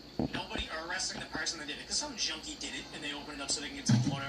Or they're just being stupid and just messing with stuff, trying to see if they can steal something. That person that belongs in prison for decades. I don't care if it's a minor infraction. We just opened up a fire hydrant, but we can't live in a society where the bottom 1% of the population makes it unlivable for the rest of us. That's water that we're paying for. I mean, whatever. What am I supposed to do about that? RV. Right here. Oh, there's a big gap right here. There used to be multiple RVs. Oh, there's not. Hey. Interesting. Oh, there's a dog. Y'all see that? Oh, he's gonna work on this hydrant next. Oh, yes. Is he just filling up water bottles and not... Again, there's no rhyme or reason. They're junkies. They don't know what they're doing. They're living their life in a constant haze of kind of like what it feels like when you take a nap during the day. You don't know if it's morning or night. You're like, oh, what's going on? That's their life.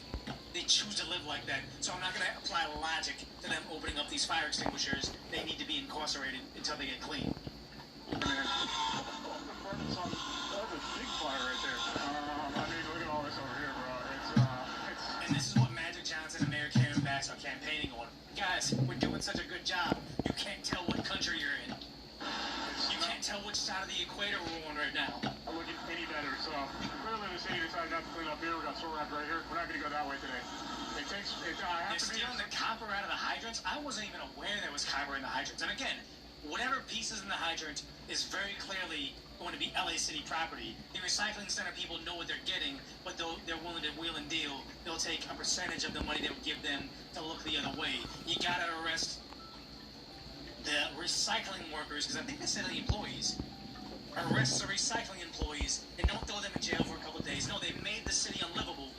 Put them in prison for years. I don't care. It's like Fallout. It really is. It's like Fallout because one thing that I learned while living in LA is they call them shooting galleries. So whenever you see if you live in LA, you see, you probably showed it a little bit earlier. If you see an RV anywhere on the street, possibly this one. So if you see an RV and there's a bunch of bikes around it, bicycles, it's not because a guy's living there. It's because it's a drug dealer that comes around the community, parks their RV there, and sells them drugs. And they leave their bikes out there so they can shoot up at the thing, pass out, and they can go on their way. It used to be some days they can bring you, if like they're always stealing mail out of our mailboxes or just going through our garbage and stealing stuff out of our apartment complex. They can bring mail, this large amounts of mail, to these shooting galleries and get cash for it. And then they'll get cash one day because it might be credit card information or a debit card or whatever. And they change it up saying, hey, junkies can just bring these shooting galleries mail in exchange for drugs. And it's like they're just in plain sight. That's all it is out there. And it's like, What a dystopian nightmare. This is like Fallout. Bartering for chems or medics and for stim packs. Oh, I got some mail, I got some things, and this is like caps. It's like we literally live in third world hellhole, but anybody trying to solve it is asinine. It's crazy right now. So it's like it's crazy. This is how bad it is. I can't tell you if this is LA, but I wouldn't be surprised if it is. It's like, well, this is okay. But last, but there's a hypodermic needle. That's one of their things. They just pick up junk. I've seen it where it's like you have like someone was brushing their dog, and all their fur goes everywhere, and all the birds come down and pick up their fur and make a nest. That's not what we have in third world. Fentanyl syringe nests. What is this doing to the wildlife? Where are the PETA people? Yeah, how is this Trump's fault? Because it's Trump's fault for everything. He's the villain of the story to them. They literally have the Trump derangement syndrome, and it's sad because they keep on trying to relabel it. Oh, it's Newsom derangement syndrome. It's like no. Anybody that can see what's happening to LA and blame it on Trump, they have an illness. It's a mental illness for them to be this way. The Bernie needs a bump. I mean, how do we accept this for the first world? How do we not see this and say, okay, you know what? We need to start enforcing the law. Because I remember the three things, because I lived there.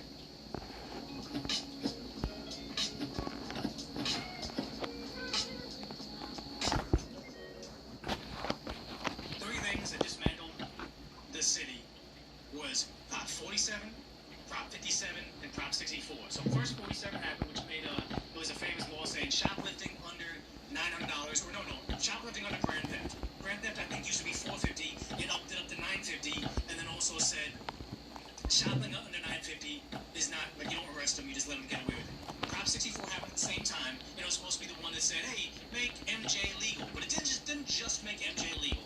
It also brought in organized crime, running unlicensed pot dispensaries everywhere. But it also made everything. So it's like if you had fentanyl on you, you had coke on you, had whatever, the coppers still didn't want to deal with it. So it basically legalized MJ, but it legalized everything because it downgraded all the other crimes. And then after that, it was Prop 57 saying let non-violent offenders out of prison, which is when you have somebody that is selling pot the year before it was legal, maybe you can say, okay, you know what, he was non-violent, you let him out. But it also had weird stipulations inside 57 buried deep within saying a non-violent offense is when you sell minors into SX. That is now a non-violent offense. If you explode a device, there's a lot of words in the middle, but if you do that inside a hospital, under 57, you can read the text yourself. That is now a non-violent offense. Somebody's pulling strings for specific people, but 47 made theft, property crimes legal. 64, Prop 64 made all drugs legal. And 57 let all these violent criminals out of jail. Those three things destroyed the city or the state. And then when they said, okay, you know what, we want to go ahead and repeal 47, the voters voted for it. Newsom said, you know what, we're not going to finance that. I don't like it, so I'm just not going to fund it. The voters want it. I don't care. We're not going to finance it. And it's like, all of these things are Democrat agenda, or the Democrat agenda. For whatever reason, they said, we want more of that shit. And if you start to say, hey, I'm a reality store and I don't like the fact that my house burned down, let's enforce the law again, the left freaks out.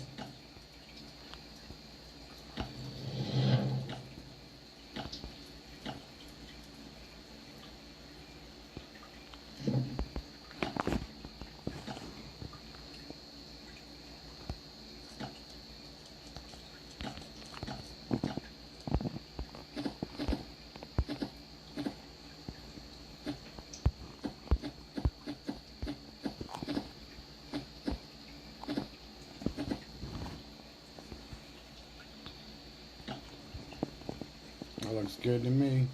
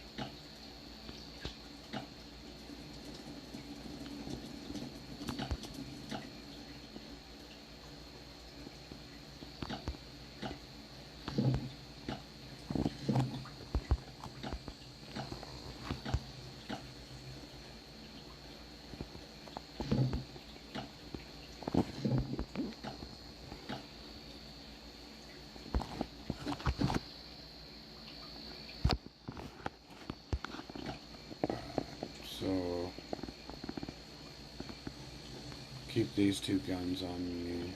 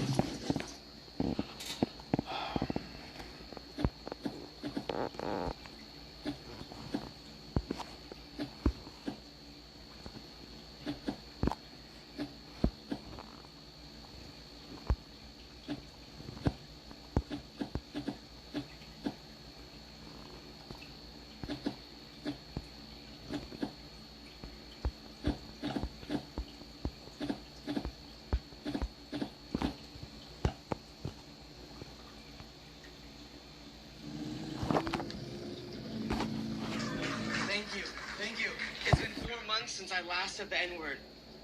Exactly. The national. Do the next one. Is one of the funniest people. Honors coming up the ranks. Truly one of the top gun rising comedians in the world.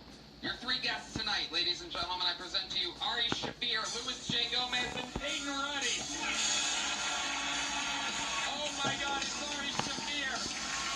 The real deal, Louis J. Gomez.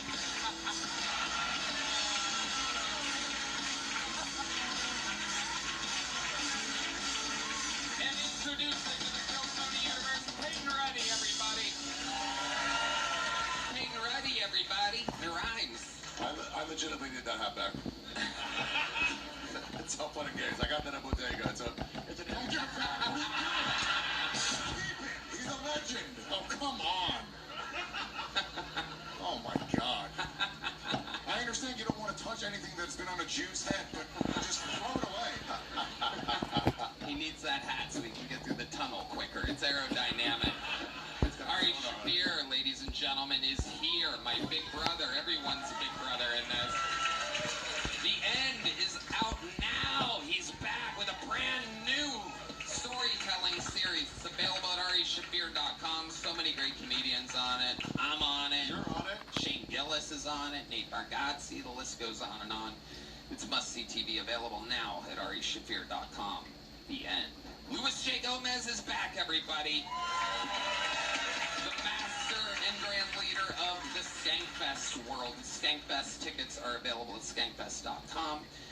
Might be sold out by the time this gets out. If they're not, make sure you fucking get them. It is the comedy fest. I'll be there. Red Band will be there. Everyone's there.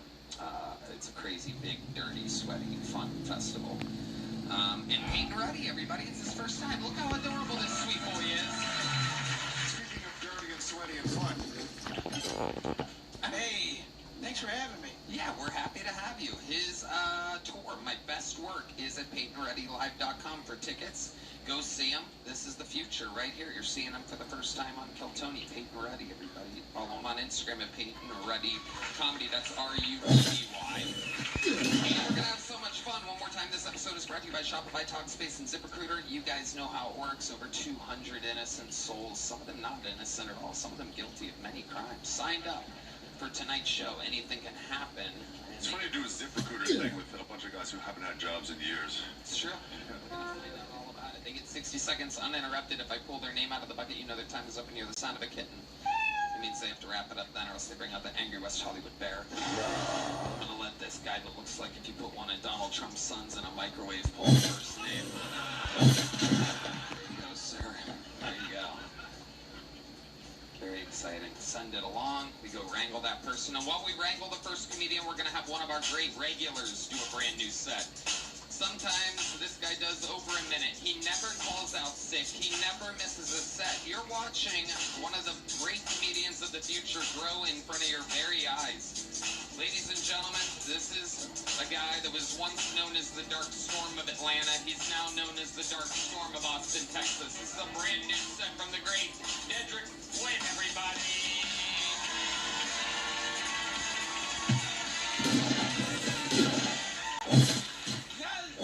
What happened to silly people? Like everybody in this country just want to be on the stand or the saddest or the maddest, and I just want to be silly and up on your arms, nigga, silly up. You see what I'm talking about? Why you tell me you come here to have a good time?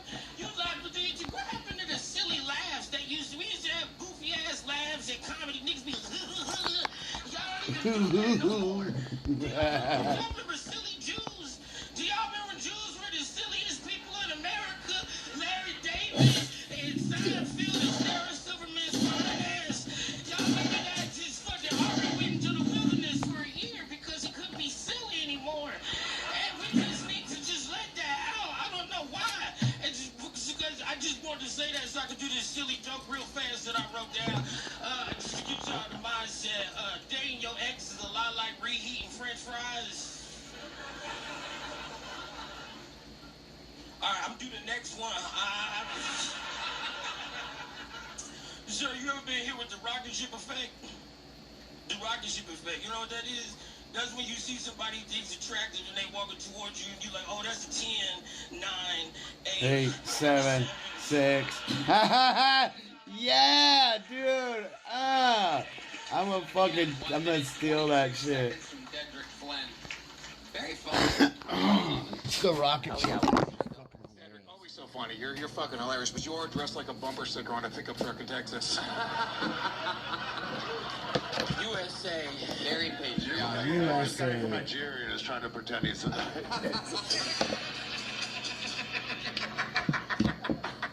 I love the Yankees. I love the Yankees. I hate your hat. Very Welcome, Dedrick. You got a little rabbit's foot over there? Yeah, some lady at the, cause we went to WrestleMania, after the show, she came up to me, she said, this is for you. And then she didn't give anybody else one, so I just wanted to oh, you got one too? Oh, shit. Michael, She didn't give it to us at the same time. You was back there breaking down the drum set. You didn't dip. Why you ain't wearing it? Why you got it in your pocket? Is it supposed to be in your pocket? All right, don't. I mean, dude, I'm a big guy, but I've never clipped my dinner to my belt. I'm going to save some of this for later.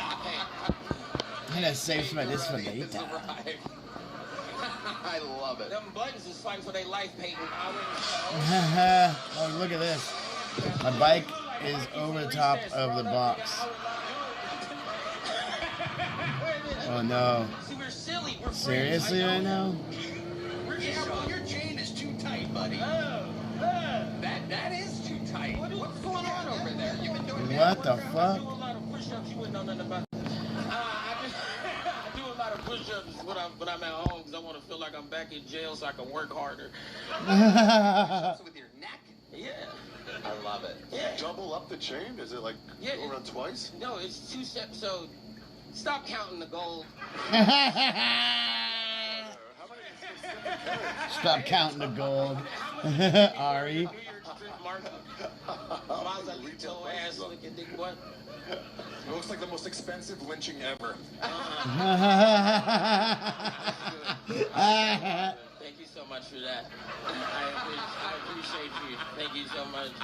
You look like the top of a s'more with your graham cracker skin and that dumbass marshmallow.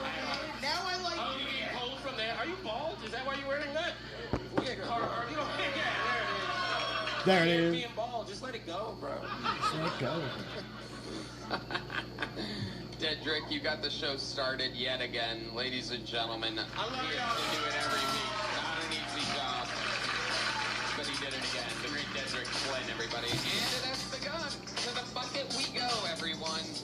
This one's getting crazy. We're going to meet people all together. A lot of it's going to be their first time. Maybe it's someone who's been on before. Maybe they bombed. Hey, figured it out. For redemption. Maybe they did good, and this time it didn't go so good. Maybe they did good twice in a row. Anything can happen. The whole thing's improvised. Make some noise for your first bucket pool. It's Let's Tom keep going. Frank, everyone. Here comes Tom Frank.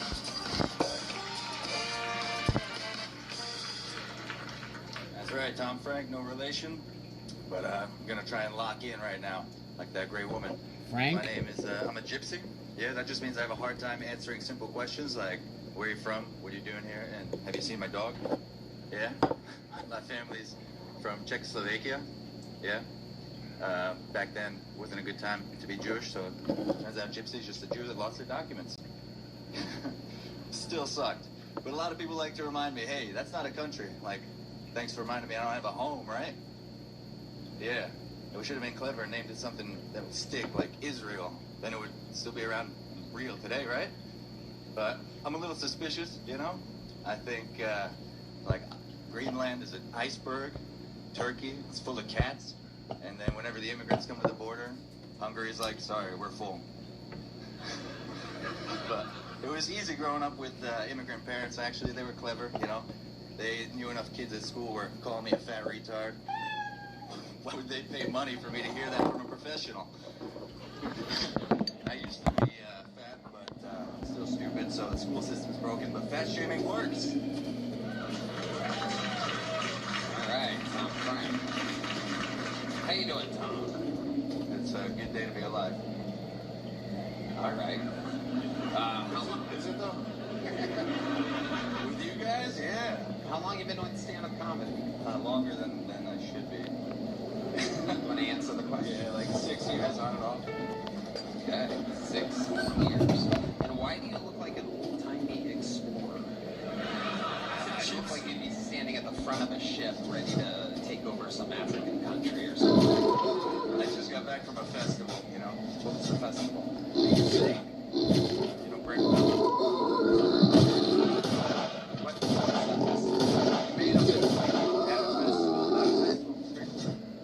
Doesn't sound cool at all. How many people go to this festival?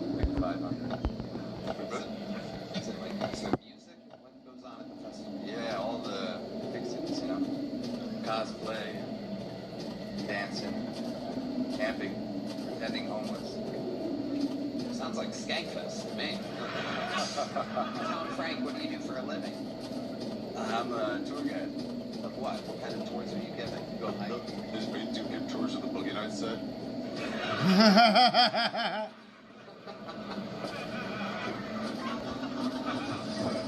I go to the nature, go hiking in the parks. Tours to nature? Of course, yeah. You get paid to give tours to nature. Drive people around, walk them. Where exactly? The national parks. It's a beautiful country. Hey, Are you making all this up on the spot right now? What the fuck are you talking about right now? Yeah, you know I drive people around and I told you I'm a gypsy, right? It's not so easy to answer. what does that mean to you exactly? Hey, you're on the road.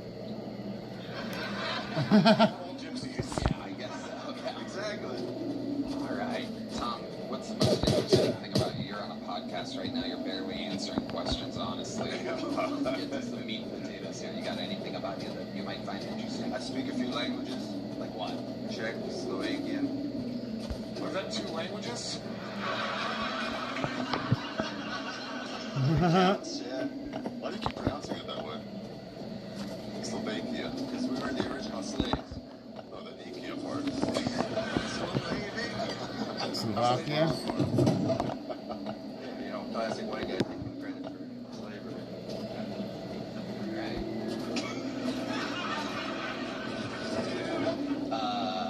Okay. Tom, are you funnier in those languages? It's easier, you know, when they don't understand you and you just got a funny face. Right? Like in Brazil, they don't understand so much English, but they love it when I bring it. Okay, Tom. His last tour to the woods was Gabby Petito.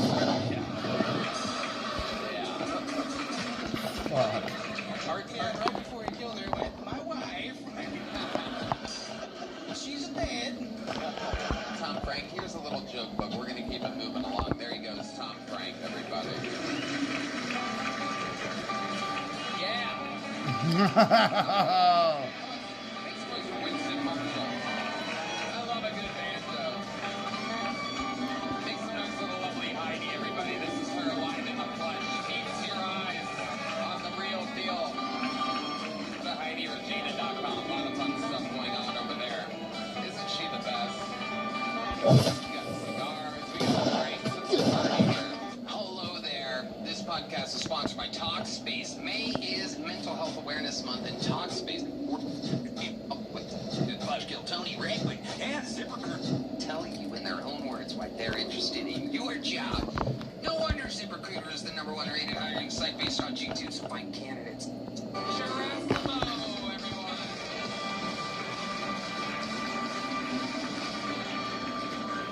Thank you. You nailed my last name. Geronimo. Sounds like a dinosaur from Jurassic Park. Unfortunately, I have a neck long enough to be a dinosaur from Jurassic Park.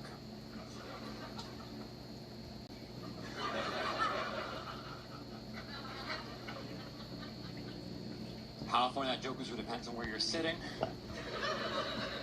This guy had the perfect view over here. Careful, this is a splash zone. But it's a Greek name, you know, my people invented both democracy and anal. You're welcome, Tony.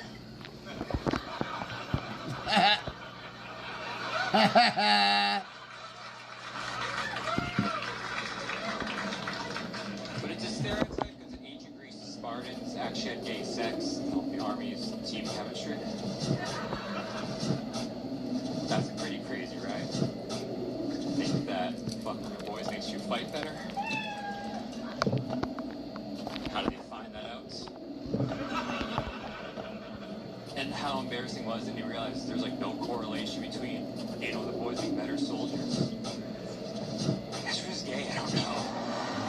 Alright, Chris Geronimo, ladies and gentlemen. Welcome. Welcome. Good set. You got your chief Tony is gay. Sorry about in there. No, it's fine. It made Lewis laugh really hard. This giant fucking 7-year-old retard.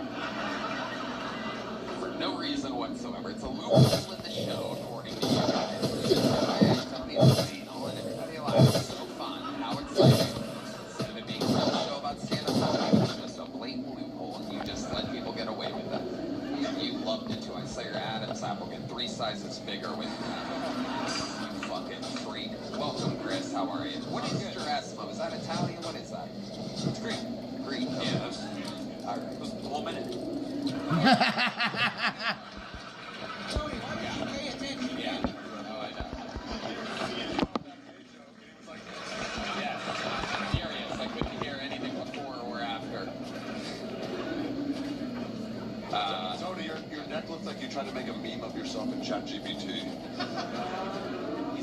by the way. I'm Tony. Oh, yep. That'll hold the joke back for sure. Chris, it looks like you're always gulping. Chris, how long have you been on stand-up? 3 years now. Where at? I'm from Windsor, Canada, but I live in Toronto now. Big upgrade there. How's Toronto treating you? It's fun. I got the Kill Tony boys, I got Jared and Kansai. Yeah. Those are your homies? You do shows with them a lot? Yeah. You a lot of Kansai. My mom met Kansai because she stayed at my place. My immigrant mom said, "Get up," and laughed at him. I thought that was pretty racist, but... Chris, what do you do for a living? I work for a nonprofit that does career days in high schools. So I travel around running career days.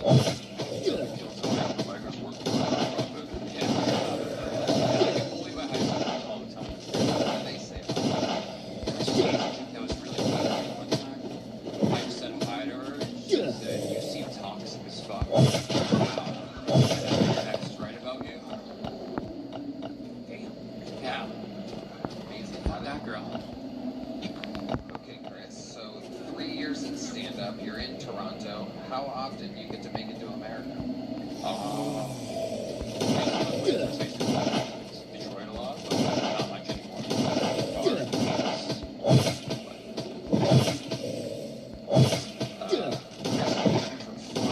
stand-up comedy. What are some things you're doing? Do you collect Pokemon's or something? No. Good answer. I guess I used to fight, I used to kickbox a little bit. Wow. Like a professional. No, I'm saying me. What else? Just kickbox? Hang out with my girl, my mom, my roommate. No. What do you and your girl do together? Long walks on the beach, typical stuff. The old Toronto beaches. Yeah. Are you making all this up on the spot right now? No, it's real. It's real. I promise it's real. I got 2 fucking serial killers that are right. Hang out with my mom. Don't worry. Is your mom dead body in your attic? Luz, that's your mom.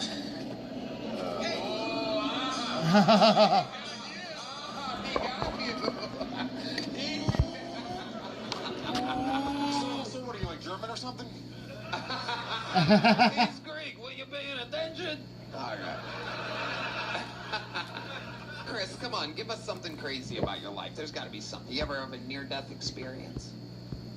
No. He is gonna after the show, you motherfucker. Talk about my mom again. Talk about my mom again. Kickbox your ass back to Canada, you piece of shit.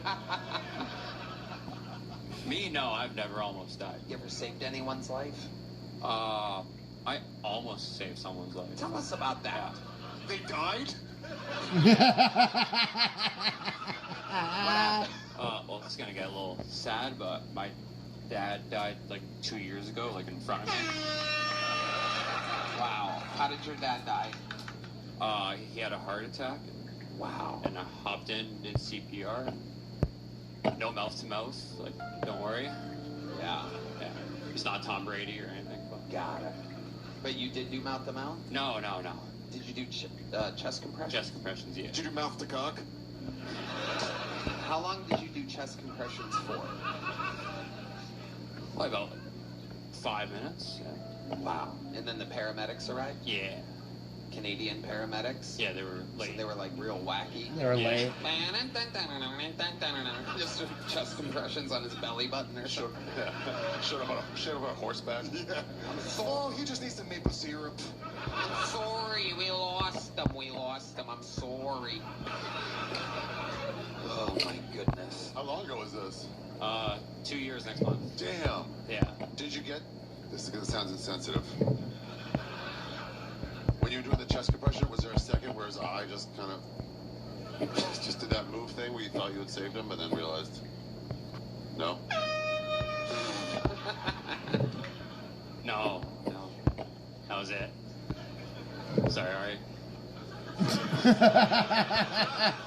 Do you have to wear 2 scarves?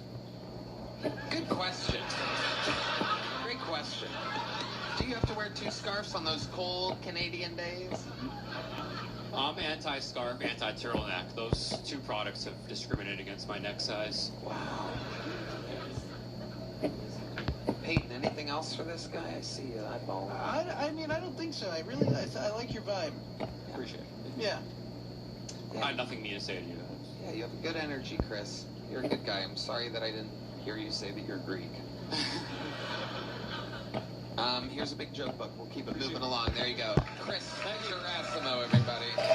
Oh, this is an interesting name that got pulled out of the bucket. This guy is a very compelling character in the history of Kiltony. I think he's been on twice before. Very much accused of stealing the style of Mitch Hedberg.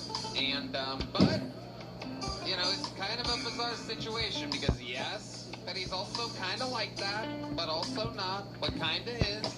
But he is a really great joke writer. I will say that. So let's see what he does tonight. Make some noise for the return of Keegan Carmichael, everybody.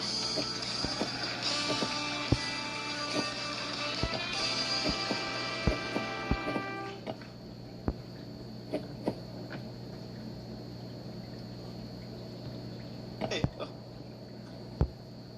a guy stole my wallet. He's like, haha, I have your wallet. I was like, haha, you have 8K of credit card debt. Start paying it back, you bum. Hey, you get cheese on a burrito, it's free. Queso, it's extra. So I'll take it in English. I'll take it in English.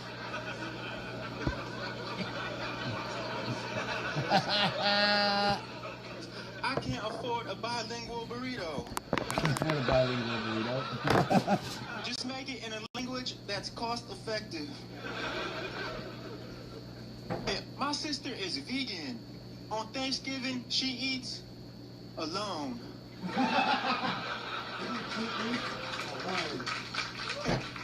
I saw a sign, it said, in case of fire, use stairs. Fuck that. Let's use water. Keegan Carmichael. Looks like Mitch, sounds like Mitch, writes like Mitch, but, I mean, Mitch ain't alive. And here you are. Mitch is dead, and here you are. So if it's the ghost of Mitch, I'll fucking take it. People will complain about it, but goddammit, you're doing it. And that's crazy. But I think you should just go by the ghost of Mitch Hedberg. But I don't know, what do I know? The whole thing's very compelling to me because you are your own person and you do sound and look like that, right? So these are not Mitch Hedberg jokes? Not ones that he did, I don't believe, right? No. But it is in the style, and he looks like that, and he sounds like that. It's very bizarre. I think I was here your first time. I think last time you were like, I've never heard of Mitch Hedberg. No, I actually never said that. But then the internet just ran with it, so whatever. Yeah, that's exactly what Mitch Hedberg would say. I will tell you, my favorite part of that is when you do that queso and cheese joke. Michael Gonzalez just goes... You did that queso and cheese joke and Peyton almost came. It is an anomaly. You find these great premises. I mean, the credit card debt, you know, whatever. That's kind of a. But you're warming up there. You're just starting. But other than that, everything after Bullet. that, very funny, very interesting. You got the angles bullet and buff premises. now. You have a real knack for it. How much time, out of my own genuine curiosity, do you think you have jokes like that all put together? If you had to do the longest set possible. Oh, I've done an hour. But yeah. I have 1,500 jokes, but I had an epiphany 2 nights ago, so I gotta rewrite them all. Take us through this epiphany. Take us through it step by step. What happened exactly? I was high. Yeah, we know that. No doubt about that. We knew that part, Keegan. Where were you? How does it happen? What did you think? What was the epiphany? Oh, I can't give that away. I can't give that away. Come on. Yeah, you can. Come on. You're on the show. Come on. Just watch the question. South Park and Jordan Peele. Okay. Care to elaborate? Yeah. Can you give us some more? The ghost pivot. Okay, can you keep going? Absolutely not. I have to gatekeep the ghost pivot. Okay, let's check in with Peyton. I'd like to return to this free queso idea you were talking about. How exactly does this work?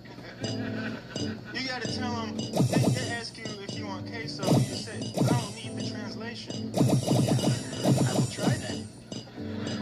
It is interesting, right? They have an oven, they have the stovetop thing, they have the cheese. Melted cheese is queso. Queso's extra cheese isn't. The cheese even melts when you put it in the thing. But how much is it if I add fromage? A lot more. Keegan, I think you're very funny, dude. I know the Mitch Hedberg thing. I can tell it kind of bothers you that people compare you to Mitch Hedberg so much. So, yeah, I get it. Have you thought about maybe moving away from it and working on trying to differentiate yourself a little? Because I'm all bullshit aside, dude. Your style was fucking brilliant. Like, really, really, really smart jokes. I'm just trying to shit shower and shave, dude. I'm just trying to shit shower and shave. Somehow we missed all things, man.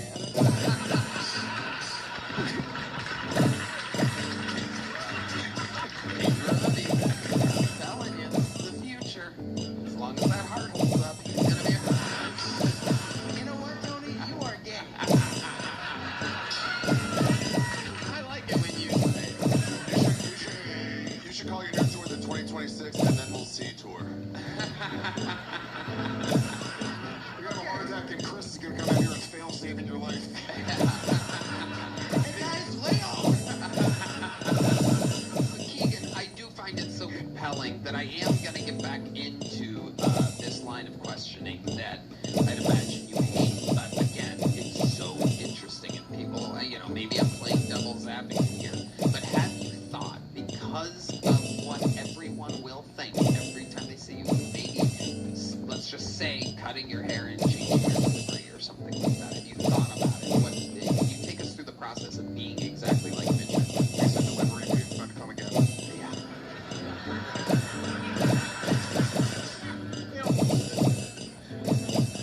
Nobody with nice hair never tells me to cut it.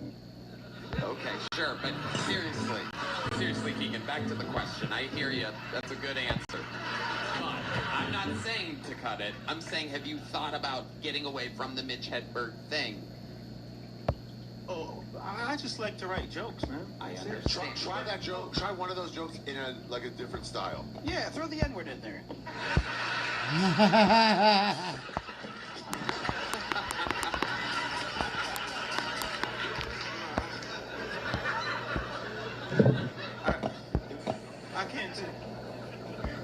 I can't do that translation.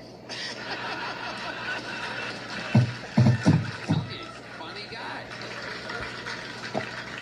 And you're right, Tony. I've seen interviews with you where you don't act as Mitchy. You act kind of more normal. So it's kind of weird to me that you don't understand that it would be way better for your career if you do that. Why would I do something that makes people stop talking about me? Ooh, interesting. Wow. Okay. I like this. That's why I said throw the N-word in there. Yeah. Trying to help you. Well, Keegan, I gotta tell you, great jokes, man. You are your own kind of thing, even though you're exactly like something else, but you are your own thing. It is something else. There's just no way to describe it, and if I just hated on it all the time, that would just be annoying. It would be dismissive of the fact that you have great premises and great jokes and a whole thing going on for you, Keegan. You know what? I would like to have you on the Secret Show if you want. Look at that. What a turnaround.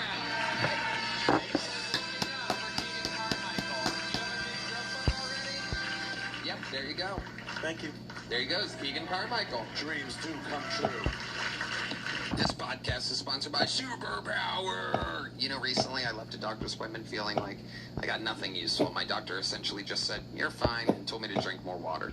That's why I'm fascinated by what Superpower is doing. Superpower sends a licensed professional to your home. Order no temple. Great. Go to shop. Not so great. Goes by the name of Adam Malave, everyone. Adam Malave.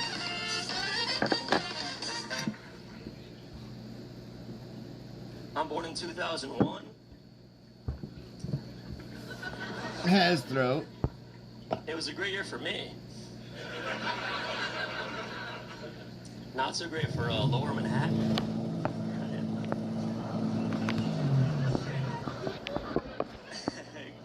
Growing up in school, we had a kid whose birthday was on the actual 9/11/2001. So every year we would have that moment of silence at the end of the day, and the class would get real quiet.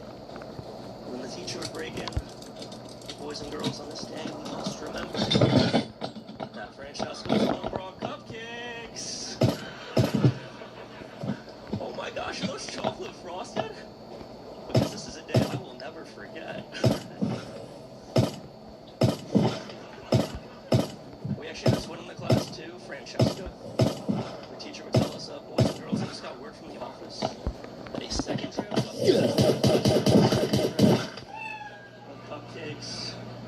I said our class. Because there was another 9/11 birthday in our school across the hall from us. There was another 9/11 birthday. A third tray of cupcakes hit over there. Really crazy is that classroom. That classroom was Pentagon shaped, and there was supposed to be a fourth tray, but that one fell in the hallway on the way to the class. Okay, there you go. Adam Malave, everybody. An entire minute, 15 seconds about the greatest tragedy in American history. It was Francesca's mom that brought him those cupcakes, but it wasn't. It was the juice. On the original 9/11, that's how we also celebrated it. We had cupcakes ready. How did they have their cupcakes ready? Let's check in with Pete Moretti down No here. gelatin. There was Is it just me? Does this guy not look and sound exactly like Mitch Hedberg to you? Am I tweaking over here? He looks a little... I got heroin in the back too, if you want. Yeah. Adam Malave, why does it sound like you have the other guy's Adam's apple stuck in your throat? You have a little RFK Jr. to you. What's up with your delivery? I don't know. I've never felt too RFK-y, you know? Really? No one's ever brought that to your attention before? Someone told me I sound a little like McLovin, but I've never heard RFK before. Am I the only one hearing the fact that he sounds like... Yeah, you got it. I'm a little raspy today. Sorry about that. You under the weather or something? No, not at all. Oh, okay. But you clocked me as Jewish, so good job there. Are you Jewish? I am. I saw it right away. What did I say to you? Yeah. He did. He walked out and already leaned over. He goes, yeah, he's one of mine. Yeah. I played with the team. Okay, Adam. Yeah. How long have you been with stand-up? 7 years. 7 years. Where at? From New York. Right. I took the train here, actually. Okay. It took 3 days, 2 nights to get here. I took Amtrak.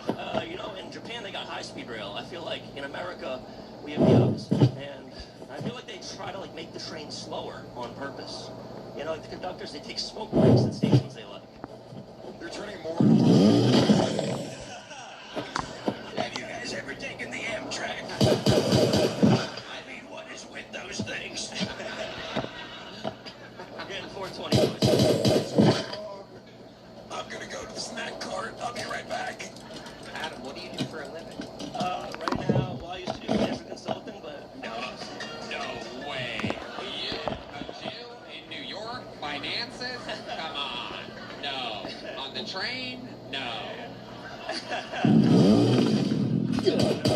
actually started the open mic website in New York called Comedic. I have stickers for you guys if you'd like. No.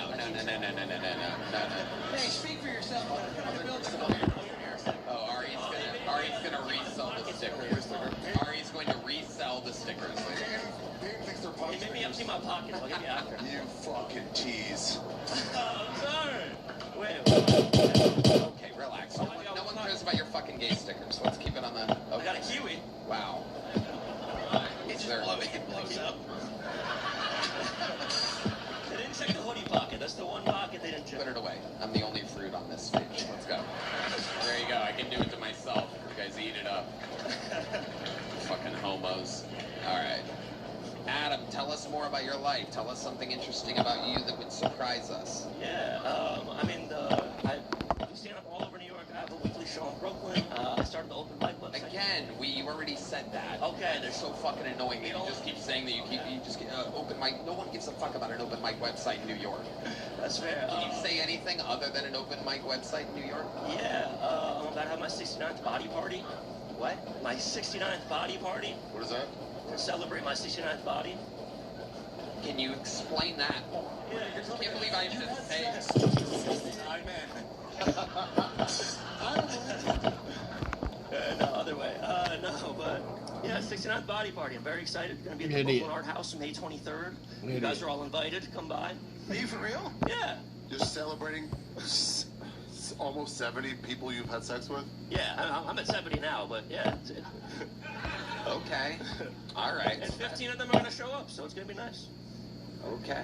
Wow. So, Adam, tell us about that. What are your tricks to, how do you trick these women? I mean, I'm a very, enthusiastic, positive person, and I listen sometimes. I swallowed a diamond ring earlier. You think you can get it out for me? Are you part Asian or part Newt? No. Not at all. People say I look like a young Mark Zuckerberg or like a Gen Z Elon Musk. But then, other people think I just look like a bisexual Asian. So, I don't know if that's... I think you look like Mitch Hedberg. I think... You got the Berg part right. That's for you. Yeah. I'll take that. Okay. Adam Believe from New York. Have you ever seen Adam before? You're a big... I've never seen him, and I hope I never do again. It's the last time I will ever hear this name. No, you're funny, dude. I can tell you got chops. You're a funny dude. I really can't believe that 70 women have, you're saying later, 24 years old. 24, yeah. First of all, I wouldn't let you near my finances. You're a child. Second of all, I can't believe that in just 24 years you've been able to bed 70 women. That's crazy. I have a question. I have a financial question. Yeah. How much does a 70 pack of GHB cost? That's what you're saying. I didn't realize what GHB was for a second, but I don't know. It's what you put inside of the kiwi that you keep inside of your pocket. That'd be cute. I don't want your fucking kiwi. No. Here's the joke book, though. There you go. Woo. There he goes, Adam Malave, everyone. I'm gonna keep it moving here. There he goes, Adam Malave. There you go. Little fist bump from the fellow Jew. There it is. When they see each other out in the wild.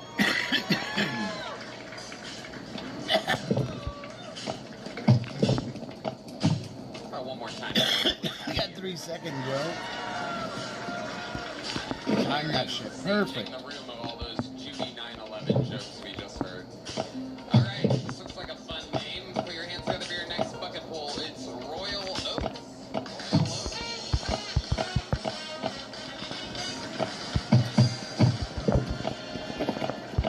I don't know if you can tell by looking at me and the cleavage that I'm showing right now, but it's a lot of muscle up under here, right?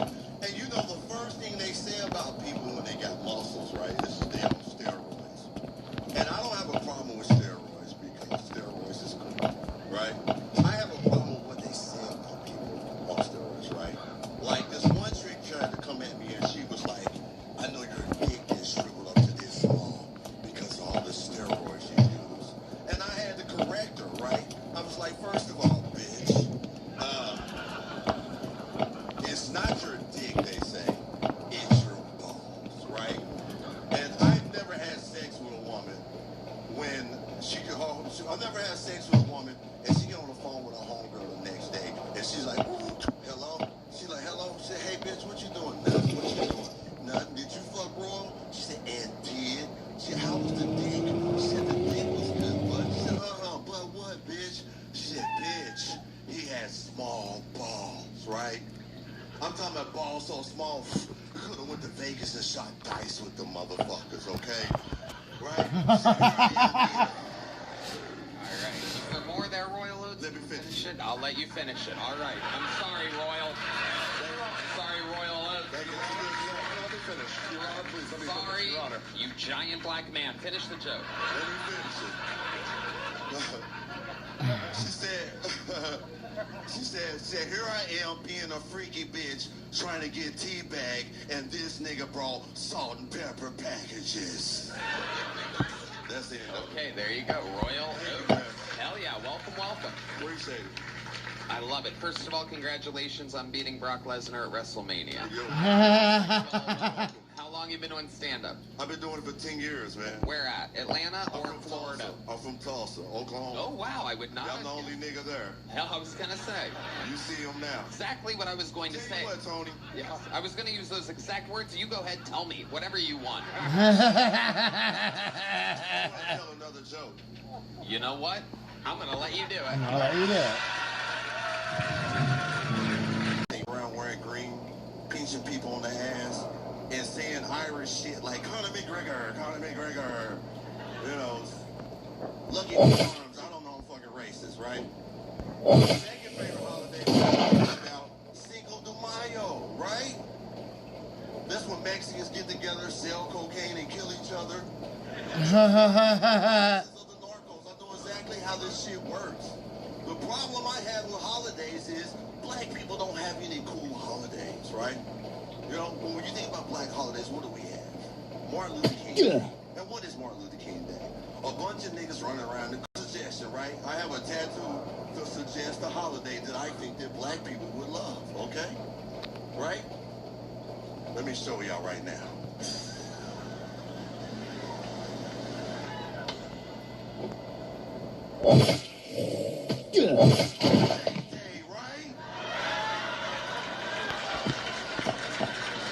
What? I think that black people would love, okay? Right? Let me show y'all right now.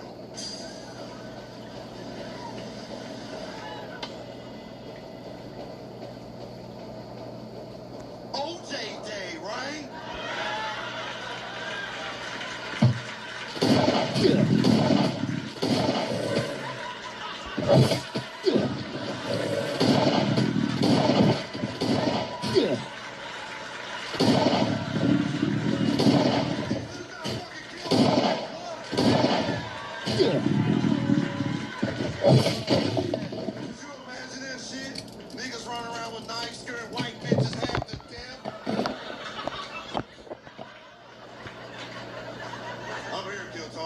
All right, you're here.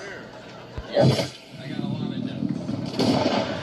I don't think it's okay to pinch people up on St. Patty's Day. That's the rule, ain't it? Where the Irish people at? You speak so bad, they'll have green on. That's the fucking rule. That's the thing. You dumbass Italian. You don't do the ass though, you just pinch them. Can I have my wallet back?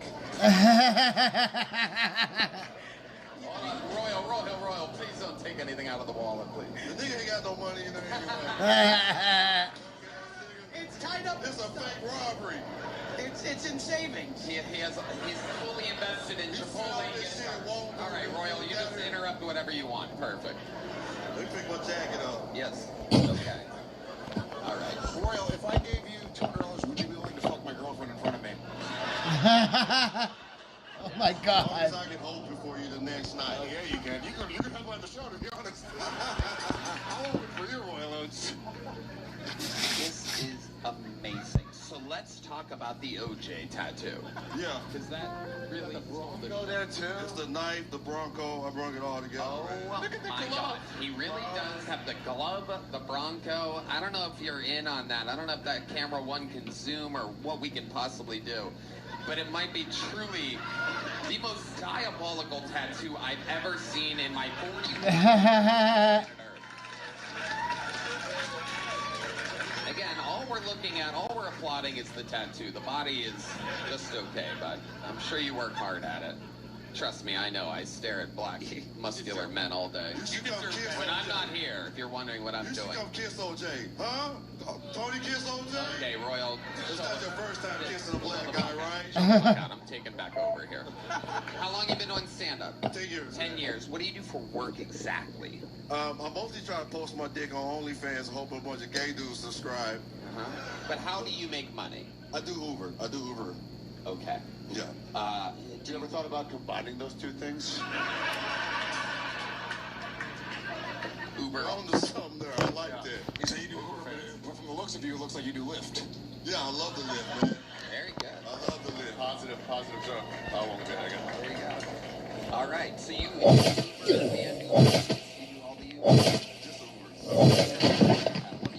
People up, and I got it. I got one of those electronic Ubers. I was gonna guess you're a piggyback Uber driver. They have all different types now.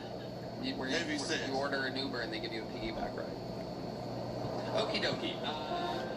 Like they say, Tony, if the joke doesn't hit, you must have quit. That's how they say. If the joke don't hit, you must have quit. If I had a wallet, I'll give it to you for that one. All right, Royal Oats. An incredible, you took a real stab at it here tonight. What else would surprise us about your life, Royal Oats? Everything about my life is crazy. What kind of women are you into? How big of white women are you into exactly? Size depends on the woman, you know? If we put a wig on Peyton right now, how hard... I can get a bad bitch. Uh-huh. I can still get a bad bitch. I got a little love left in me. Right. But what do you settle for is what I want to know.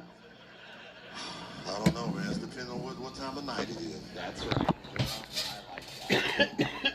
If I had one critique, it's just like the premise of the having small balls is bad. I didn't care for it. He's got giant balls. Would you rather suck big ones? No, but I'd rather have big ones and huge balls. Crazy balls. It sounds like extra work for a woman. I can't believe I'm about to say this, but enough talk about balls and dick up here. How many times have you been pulled over in Tulsa, Oklahoma? Oh my God, 183 times. When they pull you over, do they go, I'm going to ball?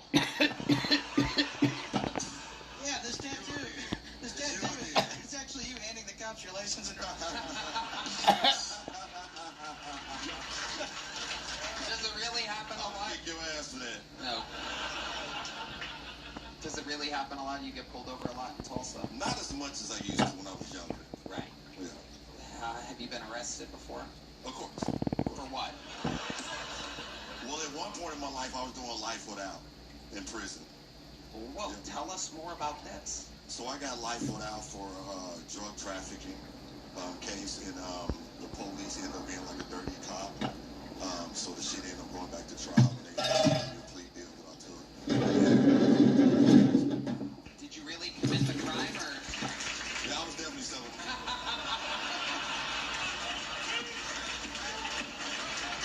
They got me down. Like shit, bro. Life without parole, that was some crazy. Well, they offered me life. It was like, either you take the life and do like 15 years, or we take it to trial. I was like, you know, like if I'm going to waste 15 years, I might as well just take it to trial. And it worked out. It might be happy. I take it. Yeah, you saw the OJ trial. He was like, I got this. They're going to be on my side. You know you're in the criminal justice system when you shorten it to life without. Yeah. Straight up. I was meant to be here. I was meant to be here, man. Amazing. So how long were you in there when you got word that the prosecutor was dirty? Not the prosecutor, it was a dirty cop. Sure. Oh, that's what sure. So I knew all the time that he was a dirty cop. Right. But it was like 3 years before they actually took him to trial. One man great till they gotta be great. I heard nothing on that one. Royal Oats, I mean, the set was just okay, but I love your interview. You missed out on some things. You want to do more? So, I'm just kidding, I'm not giving you I don't know if you ever seen me, like, I was viral on the internet for, I had a fight at a comedy show where I ended up hitting the dude with a microphone. Oh, shit. Yeah, like it was, like, really crazy, man. Big fight. Wow. You hit a comic with a microphone? No, I hit a fan. I hit, like, a crowd guy. He came up to the stage. What exactly happened? It's like, I believe it. We're not going to look it up right now. What can you describe it? You have a microphone, you're a professional. I had a microphone, and I'm telling jokes, right?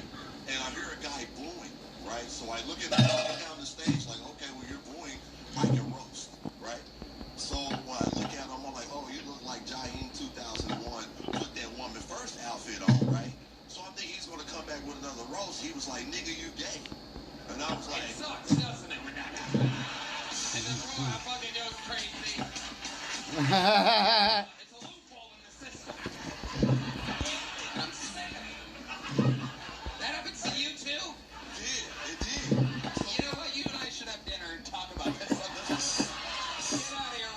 Great appearance, great interview, great tattoo.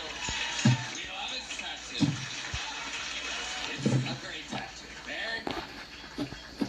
All right. This is a fucking hootenanny of a show. I love it. Oh my goodness gracious. Every time Heidi leans over Ari, he gets a full 2.5 inches of rest. You son of a bitch. You know I did that. You know I did that. All right, one-word name, your next fucking poll. Our first one-word name of the night. Always interesting, these one-word names. Make some noise for Serjan, everybody. Serjan.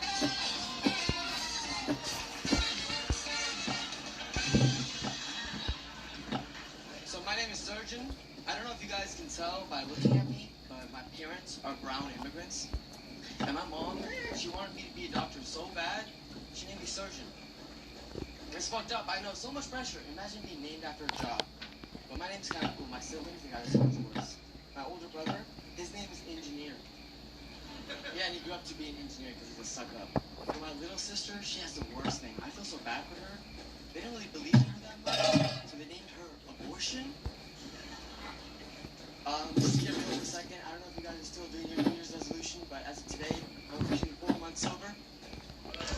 Thank you. Thank you. It's been 4 months since I last said the N-word. Yeah, staying strong, staying strong. And for my last joke, I need you guys to play along with me. You know how this goes? Knock, knock. My cat. Leo. Oh, I was hoping I was at a minute, but I didn't get it. I sped through it. I sped through it. Oh. We were close, though. What's up, Leo? I mean, check in with Peyton Reddy. That's okay. I think that was a Mitch Hedberg joke anyway. I think. My cat Leo. You ever wonder the difference between like Royal Oates, who's like a real man, and how much he came through the microphone? And every other comic tonight is like, Yeah. It's been 4 months since you said the N-word, but be honest, when Royal Oates just walked off by you with his jacket completely unzipped, you definitely thought about it, am I right? After you walked away. Right, yeah, exactly. You don't want him reading your mind. Yeah. I'm staying sober. Yeah. Sir John, how much time did you prepare your eyebrows for tonight? 25 years. Is that how old you are? Yes, sir. 25. How long have you been doing stand-up? 2.5 years. Where at? Dallas. That's where you live. That's where you were born and raised. I was born in Nepal, but I came to America around 6 years old. well, that set was appalling. Yeah. Sorry, I thought it was good. I thought something was good. I was saying, dude, if that cat thing hit, it would have been a standing fucking ovation in here. That would have been the most brilliant moment in Kill Tony history. It was staring at you. How are you planning on timing that? Guessing what 60 full seconds is while you're talking. It's a lunatic. I've done it many times at comedy clubs in Dallas. There's 100 videos on my phone. Exact minute. I think I thought he said. And they have a cat sound at this comedy club? I do it. You've practiced that? Yeah. And after 96 times on your phone, you're like, I need more videos. I have 2 terabyte storage, so I can just keep recording. But yeah. Wow, bragger. I love how you were like, all right. I love how you're like, all right, how can I land this plane? A knock-knock joke. Yeah. It's one of the most traditional forms of jokes, and I love jokes. And yeah, back in 1932, Are you maybe. explaining to us a knock-knock joke right now? Well, it's one of the oldest forms of jokes. Why did they take it across the road? To get the fuck away from your set. Okay. They crossed the road to get to his cat, Leo. Do you really? Okay.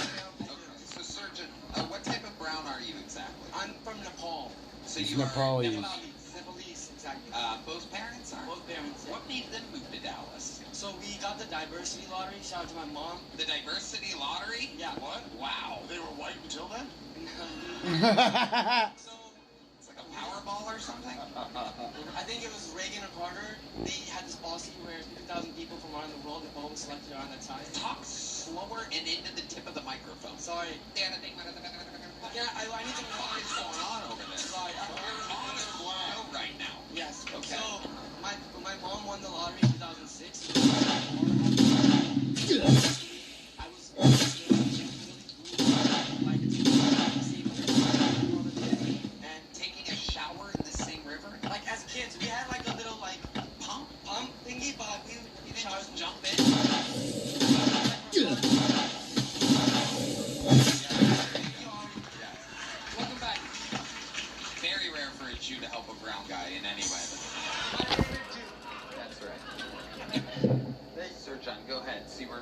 spraying in a river with a water pump. This is incredible. That's how, by the way, that's how Peyton gets sputter on his toast in the morning. All right, that sucked. Hey, why did that chicken cross the road? You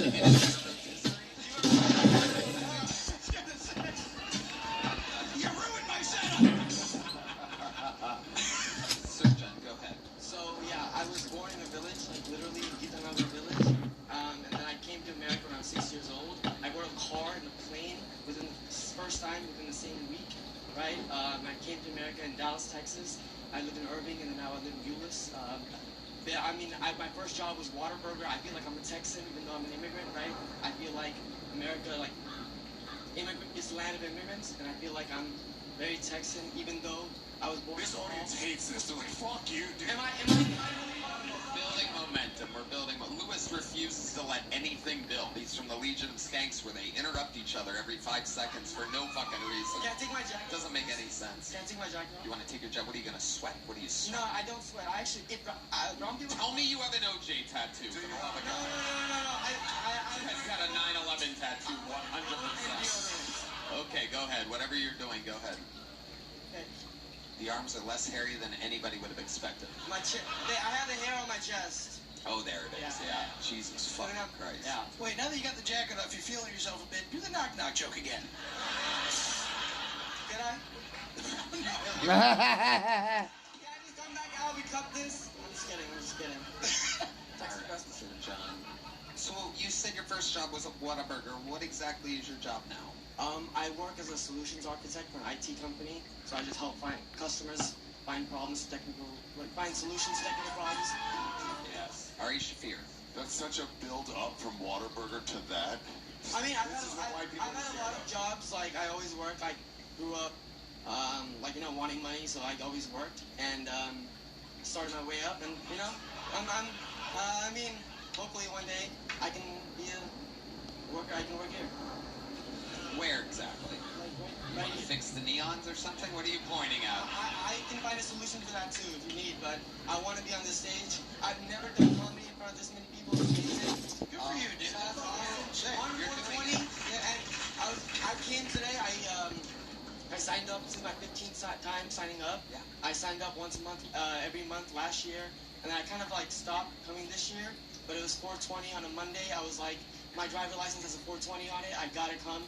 What has a 420 on it? My driver license has starts with 420 and ends with 69. So I think I'm born to be a comedian. I swear to God, I'll bring it out. I swear to all my Hindu gods, I'll bring it out. Yeah.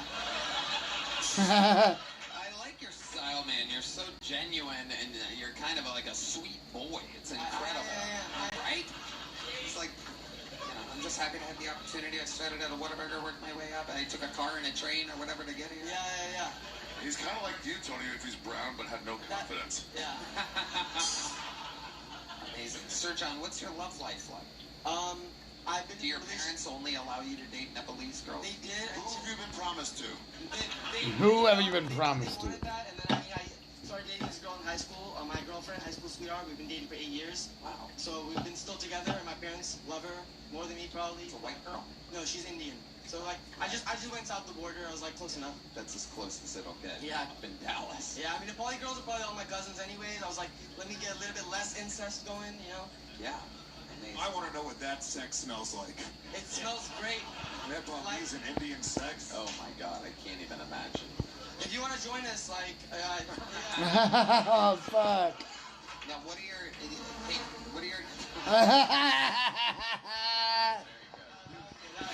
Fucking flies. What do your parents think about you doing stand-up comedy? They were iffy about it, and they were like, you have, good job. Why are you going out Wednesday at 10 p.m. to go to do an open mic? But, they support it. They think it's they don't really understand what it is, and they don't understand, what I really want, like this dream that I have, but one day they'll understand. And I'll show them.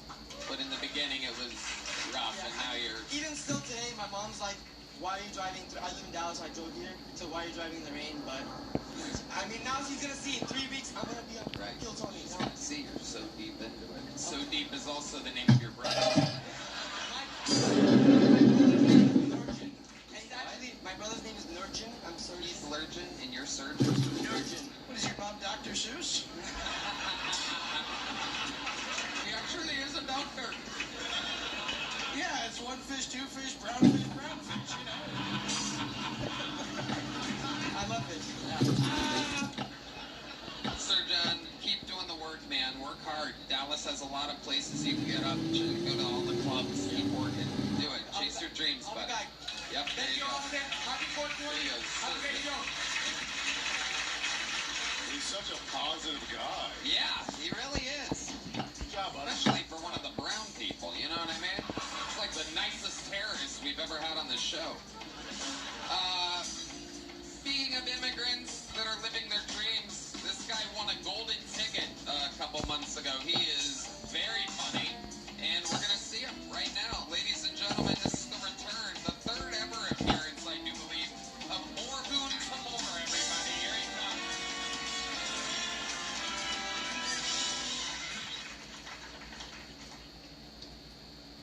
This comedy bit is gonna lose its potency after Black Guy, but I love fat girls so much. I fucking love them. And you guys are looking at me like, is it the blowjobs? No. It's the love. Okay, I'm 33 years old. I am fine being the pretty girl in the relationship at this point. Like, well, actually, I've dated someone whose boyfriend before me killed himself. That's the best. Okay, I'm not saying go find a girl and depress her boyfriend. I'm saying if you did, it would be worth the time. Because, dude, every time you're sad, you get a blowjob. So you don't kill yourself. And it's like not normal blowjob. Like, normal blowjob, you finish and it ends. This one, like, if you come, you're like, I'm done. She's like, I'm not. She does it till sadness comes out effervescently. And that works with blowjobs, by the way. Blowjobs, comes out, that's sadness, that's going. So you gotta stop between sadness and blood. But after a while, it's dangerous, because it's like every time you're horny, you get sad. Like Paulo's dick over there. Okay, you guys don't know who Paulo is, but, good. I should have ended right Tomorrow,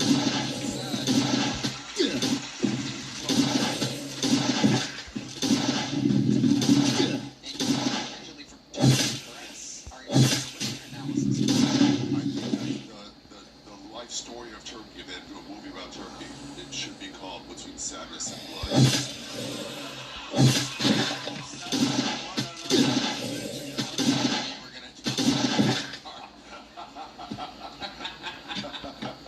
That is incredible. Orton, welcome back. What's been going on in life? Oh, you know, heartbreaks, good sets. You know, my car got vandalized in Houston. Tell us about that. I rented a car and I got the cheapest insurance because I was trying to save $17.84. And somebody vandalized my car and I told Houston homes, they were like, "Yeah, welcome to Houston, bitch." That does happen.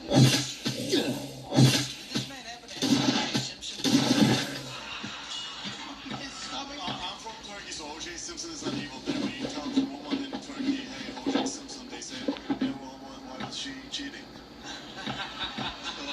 It's not as potent, but I appreciate your effort. What type of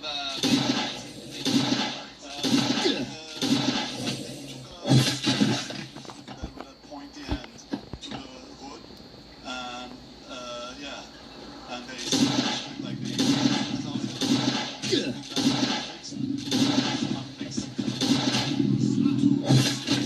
It's funny because in Los Angeles, and I know you won't do this, but in Los Angeles, if you've got a dent in your car, you go to an Armenian guy, and I know. Oh, I'll go to an Armenian guy. You guys. Did the guy say I'm Mexican to fix this? No, that's he said stuff that Spanish. Amazing. So he couldn't fix it, but you tried. Yeah. He was also a comic. He can't with these people. For sure. Those people. Yeah. Comics, that is. Let's get back to this insurance that didn't cover it. Our senior insurance correspondent, Ari Shafir. Yeah, so you actually didn't cover anything. So basically, the deductible was $3,000. Why are you making me talk about insurance? This is about, okay, you're laughing, right? Cool, I'll do it. So there's a $3,000 deductible. If I paid $17.84 more, it would have been $500 deductible. Are you happy you asked? Is this a comedy corridor? You glad you walked into, motherfucker?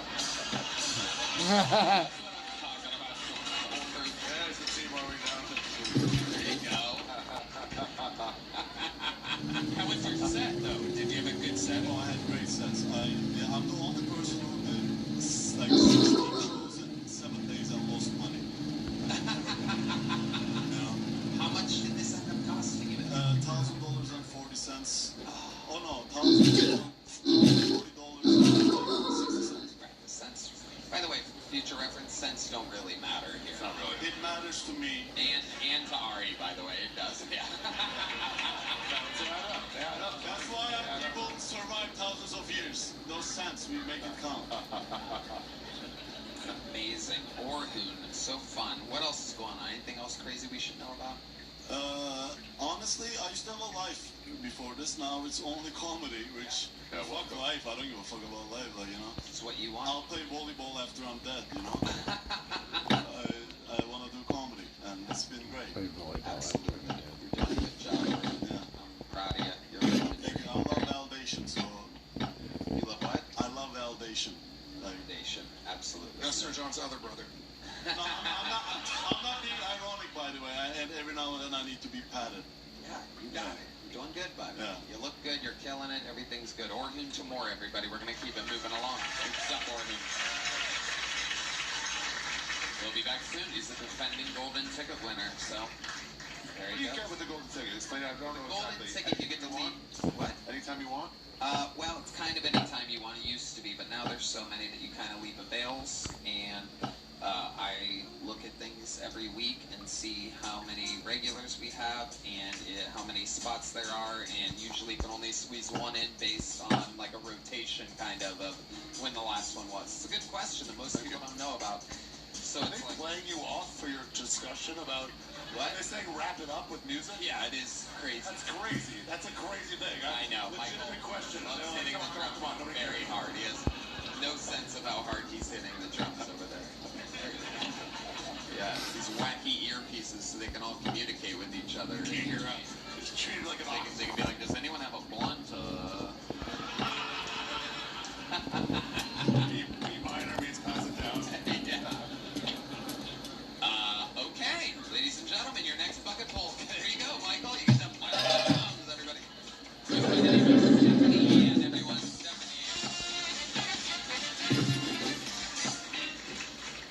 I just got out of a 22-year lesbian relationship.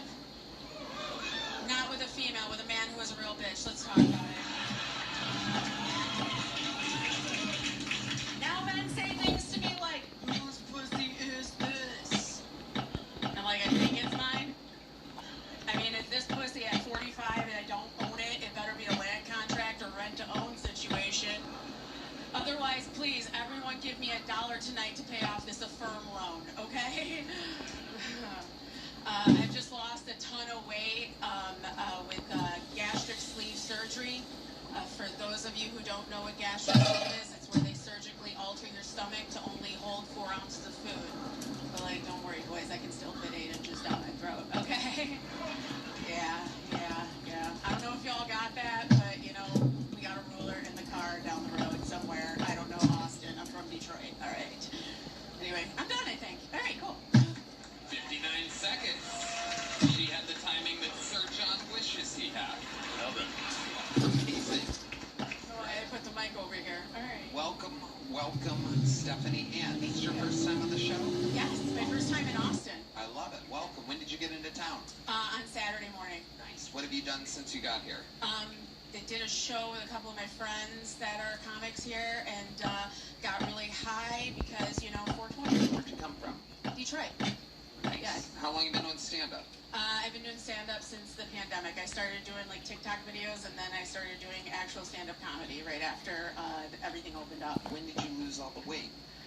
It's been a 13-year journey. I've lost 350 pounds. Whoa! That worth of weight. Yes. Well, guess what? You lost it. Red Band found it. Yeah. Red Band found it. Yeah, I also lost the last 50 pounds with the help of Wegovy. Whoa, shout out. Yeah, I call her by her name because that bitch has been inside me for months. So. Hey, can I just tell you, that should not be the last 50. This should not. No. I'm working hard though. Oh, yeah. Oh, I'm wrong. I'm gonna go on the RD hair diet. Crack, okay? Oh, you crackhead. You crackhead Jew. Crackhead Jew. Crackhead Jew. Crackhead Jew. Crackhead Jew. Crackhead Jew. It's one chant per episode. I just want to return to this real quick. I'm like 160. I just want to. I feel like that kind of got. We skimmed over that real quick. Bro, I have been crossing my legs this whole fucking show. That's because you're an old Jew, man. I love it. 70, you said you're 45 years old? I'm 45 years old. I feel so bad. Women age like shit. Ari Shaffir is 78 years old. Stephanie, let's talk about that. Was that true you were in a 22-year-long relationship? Yes, I was married to. I'm actually still currently married, but we're separated. But I was married to my husband for 22 years. Black guy, right? Okay. When did the relationship end? It ended when I started comedy. During the pandemic. Just slightly after the pandemic, yeah. Right. So what weight were you during the pandemic? What weight was I? Ballpark. About 250. About 250. Yeah, I had lost the first amount of weight beforehand, and then had my 2 kids. I have 2 boys. How old are they? My oldest is 12, going through puberty right now. I just fucking had to take a vacation. And my youngest is 10, and he is level 3 autistic. Okay. Yeah. Level 3 So if you need a den mother. Isn't it interesting that the one that's 10 ended up being autistic? Yeah, that's why we cut that shit off right after that. No more babies after that. But I mean, you're also using a bunch of medicine to lose weight during that time? Oh, no. I've only been on GLP for the last year. Just old shit. Yeah. Right. Yeah. Are you counting your son's weight in the weight that you lost? All right. My son is pretty big for his size. Yes, he's about. You lost a bunch of weight, and then your husband then dumped you. My husband then dumped me because I couldn't run away from him anymore. Yeah, he did. I use GLPs too. No, I dumped him, basically. You do? What kind of GLPs do you use? I use ginormously large pants.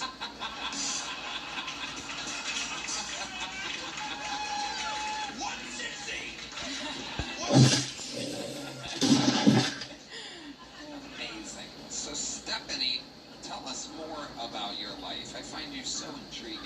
You're taking these jokes, you're laughing. I love it. You're like a real comedian. This is great. Thank you. Tell us more about your life. I'm an insurance claims adjuster for like a union insurance. Can you help a guy that rented a car in Texas? I probably can't because I chose not to rent a car just for that fucking reason. I was like, no, thank you. Nothing but trouble. So how did you flew obviously from Detroit? Yep, I flew from Detroit What airline? to your, on Delta, of course. Yeah.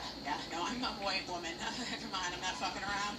That makes sense. We had to actually fly Southwest this weekend to Las Vegas. It's the only airline that flies directly from Vegas to us. I'm wondering, even though I got choke slammed by The Undertaker last night, my back mostly hurts because of flying Southwest this weekend. So it's absolutely incredible. Not kidding, by the way. Stephanie, so you flew Delta, you landed here, you had fun with how many comedians did you come here with? I just came by myself. I had a little meeting thing I had to do and then came here, so I just spent the whole weekend here. Very cool. Meeting for work? Yeah. You work at Alcoholics Anonymous? Yeah, no, totally. Amazing. So since you have been broken up with your husband, you've been out dating? Are you on the sites? What's going on? I've like dated a couple guys, but like honestly, I'm so busy with my kid. I'm kind of like, and you know what? People are like train wreck, you know. So guys don't want to date you; they just want to fuck you. So. How's that going? You know. They don't want to fuck you. They will. You speak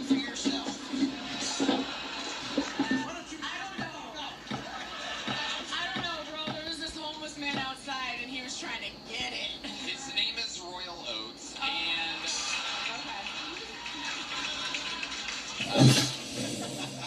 This guy seems to like me. I think he's blind though. Dude, she's like 120 and svelte. Yeah, totally. you'll feel it. You can't trick D Magnus, by the way. This guy reads that, and look at him laughing like, tell him, Tony, motherfucker. Tell this Jew I ain't stupid. She's a Persian princess. He will wrap his hands around that and be like, what the fuck is this shit? 120. I'm a Hungarian gypsy, not a Persian princess. Oh my goodness, you were a hungry Hungarian? Yes, yes. Hungry hippo, yeah. I love it. No, Stephanie, you're great. What's the longest set you've ever done? I did do a 40-minute set once. It was a train wreck. Okay, yeah, I was not ready, but I usually do about 10-15-minute sets here and there in Detroit. So. How long you in town for? Just until tomorrow, actually. I stayed for this. Yeah. Yep, totally. Got lucky. Well, Stephanie, very fun. I love your style. I love your energy. Congratulations. All right. You did it, Stephanie and everybody. We're having fun tonight. I like this episode.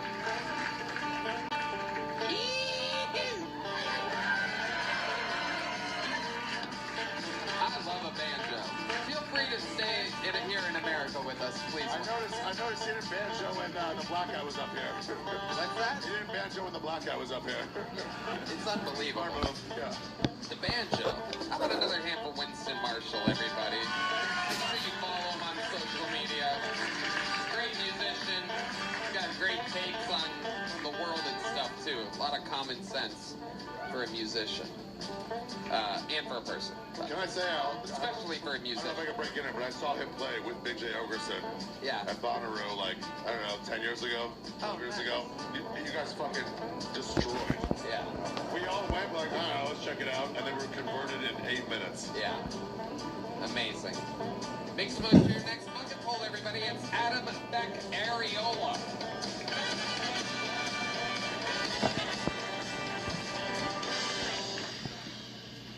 I recently met a girl with herpes, and well, I think I'm in love.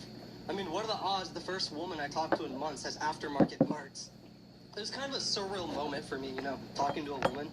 Aftermarket? But I really think she could be the one. I mean, think about it. If I'm ever losing an argument, I can just pull the herpes card. Oh, sorry we couldn't afford groceries this month, honey. Maybe if you didn't ruin my life by getting pregnant.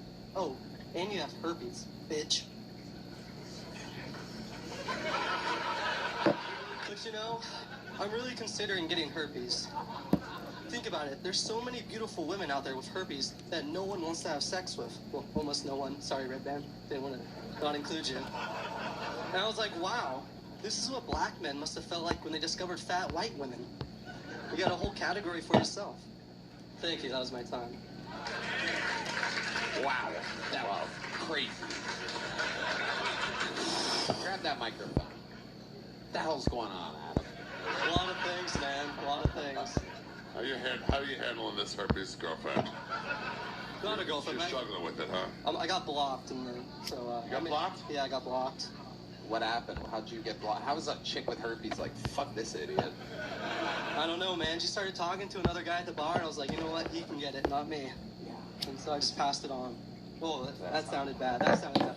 I don't actually have herpes. It's just part of the joke. Whatever. Sure. That's right. Adam, how long you been on stand-up? This is like my first real time. So, yeah. What does that mean exactly to you? First real time. What is that? Well, I went to one open mic. Okay. Sorry. Now the question will be answered on the podcast. Not cool. I listen to your podcast, man. Not cool. Do you rule? Okay. So I went to one open mic in Fort Worth, and it was like I could walk butt naked and no one would have seen me. You know, there's no one there.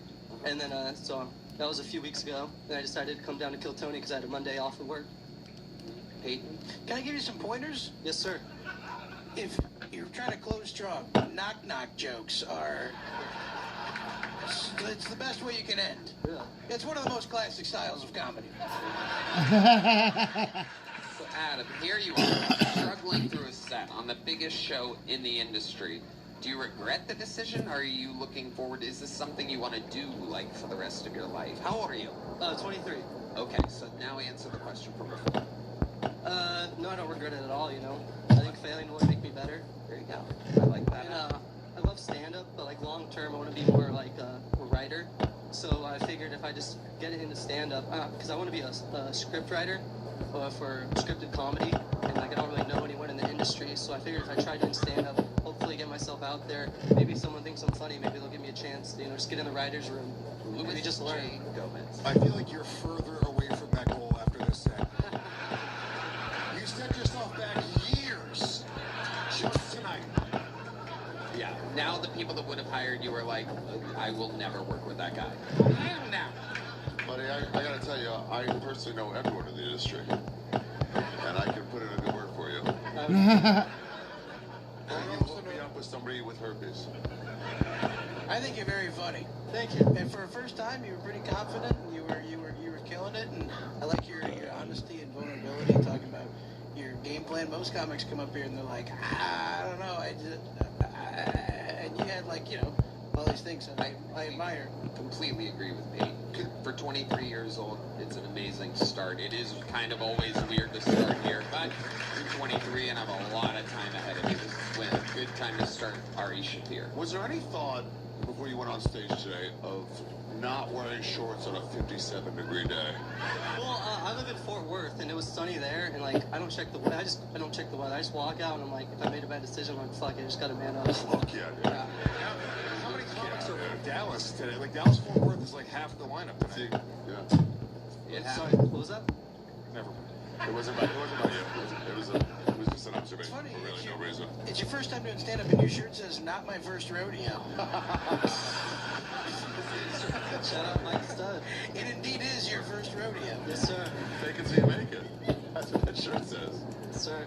Adam, before I let you go, tell us one more crazy thing about your life. You have any special skills or talents other than, anything at all? I mean, I could try to trauma dump, you know, to get some envy, but, I don't know. What? Do you have a crazy traumatic thing that happened to you? I mean, who doesn't? I mean, my mom recently got canceled. How did your mom get canceled? I don't know. It's kind of impressive to get that done in 2026. But, so it's kind of I'll make a long story short. So my birthday was February 1st. My grandpa's is February 3rd. And I had, like, a tweaker uncle who wanted to plan a birthday for my grandpa. He's, like, 20 years sober, and the drugs still mess with him a little bit. So he's like, let's schedule a family gathering, get everyone together for my grandpa's birthday. And I was like, you know what? My family's a little dysfunctional. I'll fade that and just stay here in Texas instead of going back home. California. And then, so my mom, the family's all there, and she's like, you know what, screw this, I'll do what any normal person will do with a dysfunctional family. I'll go to the bar at 12 on a Saturday, you know, get a midday fade in. And then, make the long story shorter. Yeah, sorry. Make a longer story shorter. Dude, we need more detail. They planted these ICE protesters right outside the bar. And then so obviously my mom has that 2 p.m. fade in after the bar, you know, because family drives us all crazy. And she's walking out and there's these ICE protesters and you're drunk from the bar, of course you're gonna go talk to them. And she's talking with them, they get in a little bit of arguments, you know, this little pushing and shoving happens. And obviously they're recording it, you know, they're clip fading. Keep going. And they get in a little like argument, a pushing fight, and then they get separated, but they recorded it and sent it to my mom's work, and they didn't renew her contract at her job. Prostitutes have contracts? Red Band? I don't know. Good answer. Let me tell you, I have a storytelling show myself, so let me tweak that for you. True, it's called The End, available at arishapir.com. Tony Hinch comes in and he's doing the final story ever done on my show.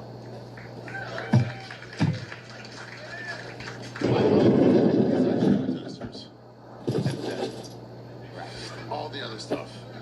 Yeah. You talked about your relatives. They never came back in this. Yeah. What? The bar? None of that matters. The fact that the birthday is February 1st, 3rd, none of it had anything. What was that? The first and third? I was like, okay, this is going to pay off. It is his first time.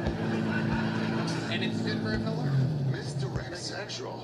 I like writing, so I just like oversharing things. It was a tweaker uncle, it was a grandpa, it was a whole cast of characters that never reappeared in the story. Now this takes place in a city I call... You know what that sounds like to me, though?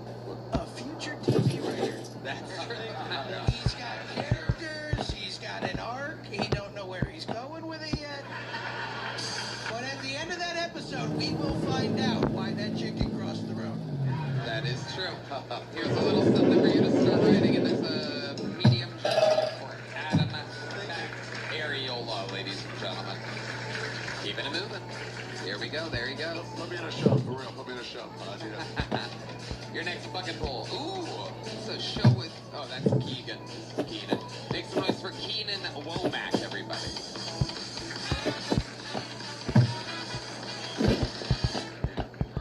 So, guys, I'm Keenan. I'm from a military family. I'm very proud of that. My cousin is actually overseas right now.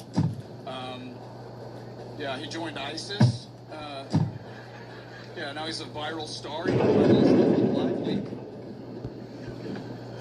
I hear a lot of stories about students and teachers having inappropriate relationships, and I'm not going to lie, when I hear that, I get a little bit jealous. You know, I think back, I was a handsome guy. Why couldn't that have happened for me when I was a teacher? Have you guys seen Crazy Rich Asians? Anybody seen that? Yeah, they're making a sequel. It's called Crazy Poor Asians. It's about Filipinos.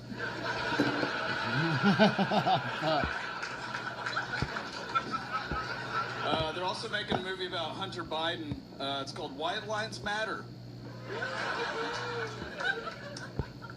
Yeah. That's all I got. There you go. Keenan Womack. Funny jokes in there. How long you been doing stand-up, Keenan? About 3 years. Where at? I just did a show at Shakespeare's next door on Thursday. It was a lot of fun. Had a lot. No, I mean like the whole 3 years here in Austin. Oh yeah, in Austin. Yeah. So I'm sorry, I'm not very good at answering questions. Well, that's Ask just my gonna go wife that, super yeah. smoothly then. Yeah, for sure. What do you do for work? I'm in sales. What are you selling? Well, if I told you that, I might get in some trouble. No, I'm selling tech. It sounds cooler if you say you're selling drugs, though. I feel like that's a lot more interesting. Yeah. You're a funny guy. How old are you? 32. 32. Yeah. What made you start stand-up 3 years ago? Well, so I started in high school in Dallas. I started as an 18. And then I got drunk for 12 years. And then I stopped drinking. And then I started doing stand-up. So, yeah. I started at 22 and have been drunk ever since. Yeah. Yeah, I've actually got 5 years sober last weekend, so. Oh, congratulations. Yeah, don't clap too much. Saturday's my cheat day, of course, but. Amazing, Keenan. Do you have any special skills or talents that would surprise us? Yeah, I can rip a drum set, like no. Are you serious? Are you the dead serious? Are you fucking with me? I'm gonna be so pissed if you're fucking with me. How long have you been playing drums for? Like since I was 12. No way. Are you serious? I've played in more bands and done more shows music than I've done stand-up. If only we had a fucking drum set here. And if only we had a running historical part of the show called a Mexican drum off. I don't know if you guys know how it works. Looks like some people drag their liberal girlfriends out with them tonight, so let me explain how this goes. Historically on this show, if a comedian knows how to play the drums, they get to have a drum solo competition with the resident drummer. All time, every resident drummer has won this competition, but if Keenan wins this, the house rule is that he would become the full-time drummer here on Kill Tony, and that Michael Gonzalez would have to go into tech sales. That's the big twist. They have to trade jobs, literally. Tony, I gotta give a word of warning for the audience here. Yeah. For all the women in here, you're about to gush wet. It's simple. I think you know how it works, right, Keenan? You got a napkin on your table. Apply it now. And if you get too wet, remember, just look back at Ari Shafir and suck it back in. Wait. I'm supposed to cue it. Okay, whatever. Go ahead. This is a Mexican drum.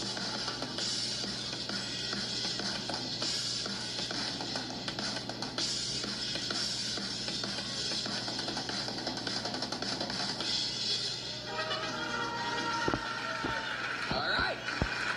Pretty good. Unimpressed. Yeah, I would have gone a little crazier playing since 12. I would have really built it up a little bit, told a story there. I was just kind of. Hold on, this blonde bimbo really wants to say something. Let's hear from this. Let's hear from Hulk Hogan's ex-wife for a second. What? What are you saying? Oh, hell yeah. This bitch has been pounding Miller Lights. There are 6 empty Miller Lights on this table. I love it. She's wearing a Kill Tony shirt. The other guy's got a Bucky's.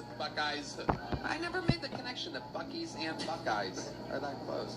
It's probably a brand deal. That bouncer just told you something your boyfriend never would. Shut up. Yeah. All right, ladies and gentlemen, here to defend his throne. I mean, if the drumsticks break or something amazing, he could lose this thing. This is Michael Gonzalez.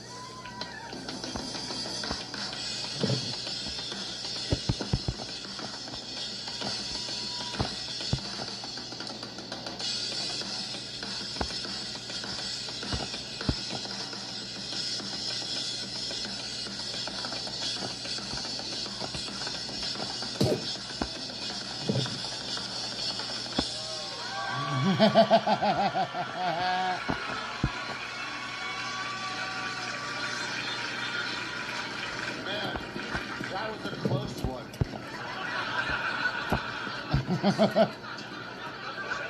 Well, the craziest part of this competition historically is that the audience decides.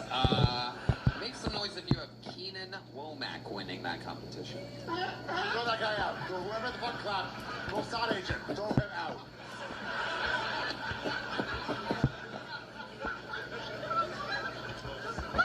And how many of you have Michael Gonzalez winning? There you go. But Keenan, good news, you're a very funny man, so you're leaving with a big joke book. You got that. There goes Keenan Womack, everybody. Funny man. All right, we're keeping it moving along here. We're gonna go a little long tonight. Is that all right with you guys? Your next bucket bowl, very interesting name. This should be interesting. They're definitely covering up the real identity, so we'll see what happens here. Make some noise for PHX98, everybody. Here we go.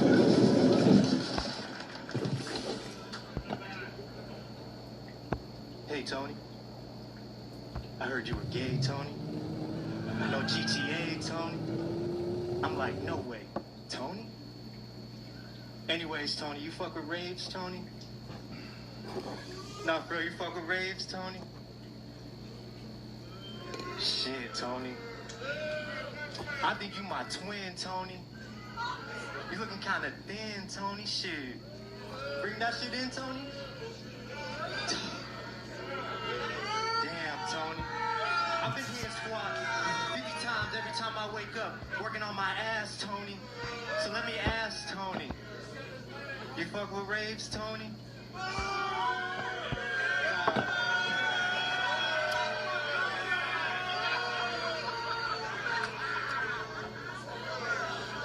Oh, that's my minute. Man, they really do not like people mentioning Tony. I mean, it's kind of nuts. Have you ever seen the show before or anything?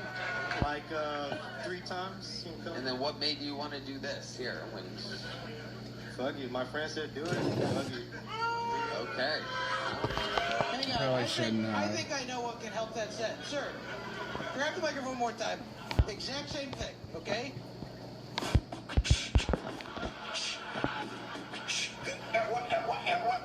I don't think it would really help. He didn't even rhyme. He just kept saying Tony. Not Tony with Tony. Yeah. The word's phony. It's Tony. I mean, Or Tony. Phony. What's the name again? I'm sorry. Phony. PHX98. Is that the number above your cell or something? Or Yeah.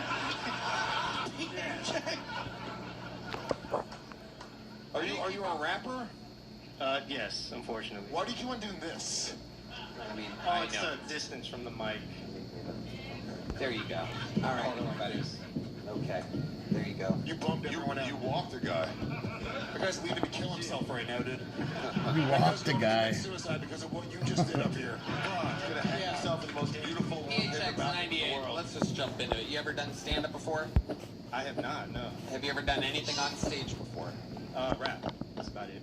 Do you really rap? I do rap. Really? Yes. Where the fuck is our drummer at? right here, I mean, it's like, what are you doing? What?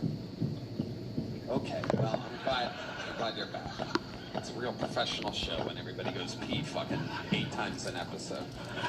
Alright, I want to see if you can fucking do anything, because I don't think you can do anything. That's the gut instinct that I'm having. So even though this fucking whole thing that you just did sucks, I'm still going to give you a chance to rap for a second, and then we'll decide whether we fucking edit you out of the entire episode. Because I can't have people thinking they can just be a complete piece of shit that just doesn't prepare anything funny for the minute and then does this. A little bit lighter, because you guys are very loud, so there you go. Don't chump that shit when you see you inside one. Bitches wanna flip like a brick, no outcome. Outcome truth when the end comes you. But what they finna do when the code let loose? Peter Piper picked a couple peppers on the way. Demons fighting while the legion gonna lead the way. Look, I won't get sprayed from a verse/agent. I can use flows that I heard, replace it. Face it, I can make words more fragrant. Face it, like a J. Susie blaze it. Hate it, I would never fake shit, bruh. Bars got clever when the kid woke up. Bars got clever from the Neo chump. Hard got clever when my bitch fucked up. Street punk trying to ride away, smile for the TikTok. Hoe got laid, found the pussy on the TikTok. Wristwatch. Alright, I'm gonna stop you there. Nah, I was feeling that shit, though. I got some feedback. Peyton. I get it. Peyton liked it because he thought it was a crunch rap. Hell yeah. I gotta say, your brother, Sir John, is way funnier, man. I gotta say. Can you just eyeball the spacing, or do you have to do this? Like maybe this and then go, got it?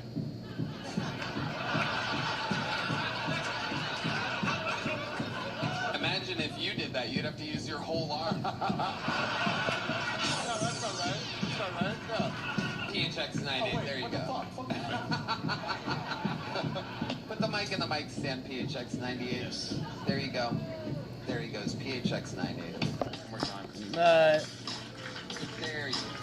Thank you. You're welcome. Tony, you made him leave like someone who got fired at a high-level business. Yeah. That was so cool. Wait, like, I'll put that mic in the mic stand? Okay, I'll talk to you Put that later. mic in the mic stand. That Bye. was so... You just offset any problems there. That's a criminal that you're like, won't be today. Yeah, that was not... He really said, go ahead and clock out for me if you could. You could.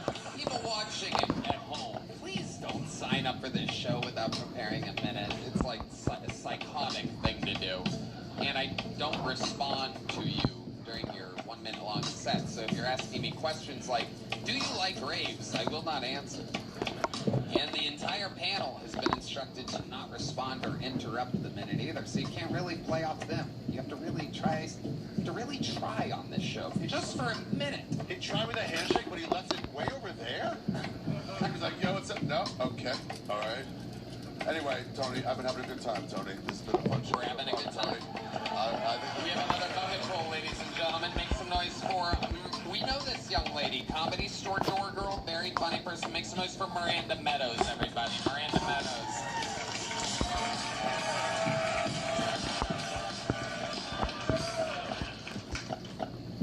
When I finger my girlfriend on her period, dude, my finger goes in like this and it comes out like this.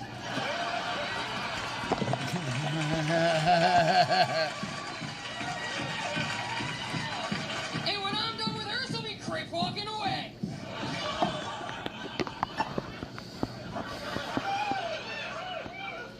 When I was a kid, I used to have nightmares and I'd pee the bed. And recently, I found out I'm a squirter. So I think back to those times I had nightmares and I'd pee the bed and I realized, oh, I was just sleeping next to my uncle. Fuck. The uncle that molested me taught me a lot. He taught me how to roll my R's so that when I got older, I could say rape.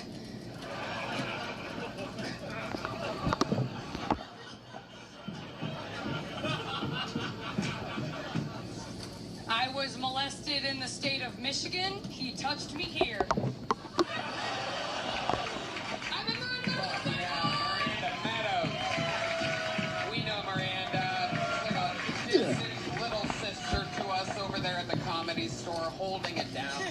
great energies always there and on stage. Louis J. Gomez. Yeah, Miranda, you remind me of my niece, which is kind of ironic. Wait. I would much rather you have molested me than my ugly-ass uncle. Miranda, remind us all, how long you been on stand-up again? On the 25th, it'll be 8 years. 8? Yeah. Yeah. Always fun. The true... You still work in the door at the store? Yep. Nice. You ever wear that red vest I left you? Yeah, yes, when it's cold. Yes. I wish I brought it here. I packed horribly for this trip. It happens. This weather here is very wonky. Somehow it was 100 degrees in January and cold and rainy right now. Very bizarre. For those of you that care about the weather here in Texas. Boys, it's cold out here. Ari certainly cares about the weather. He controls it. Yeah, fucking Ari! You fucking... Why would you do this to us, Ari? It was too hot.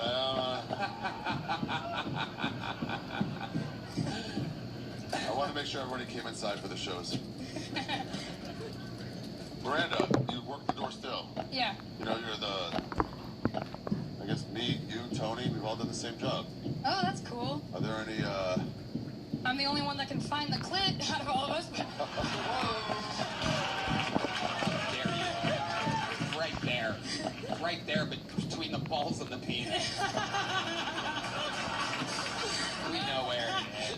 That's the part they really like. Miranda, what else is going on in life? You know, big ballin', scissoring it up, fucking bitches, getting money. How long you had this girlfriend for? 2.5 years. 2.5 years. Yeah. Now, normally, lesbian relationships don't last that long. I know. What is your trick to keeping everything steady? You've been with her 2.5 years, so I'm guessing you've lived together for 3 years. No, she doesn't want to live with me yet. Wow, why do you think that is? Probably because I'm too good at the bedroom, I don't know. Or because you dress like a conductor. Yeah. Fucking train.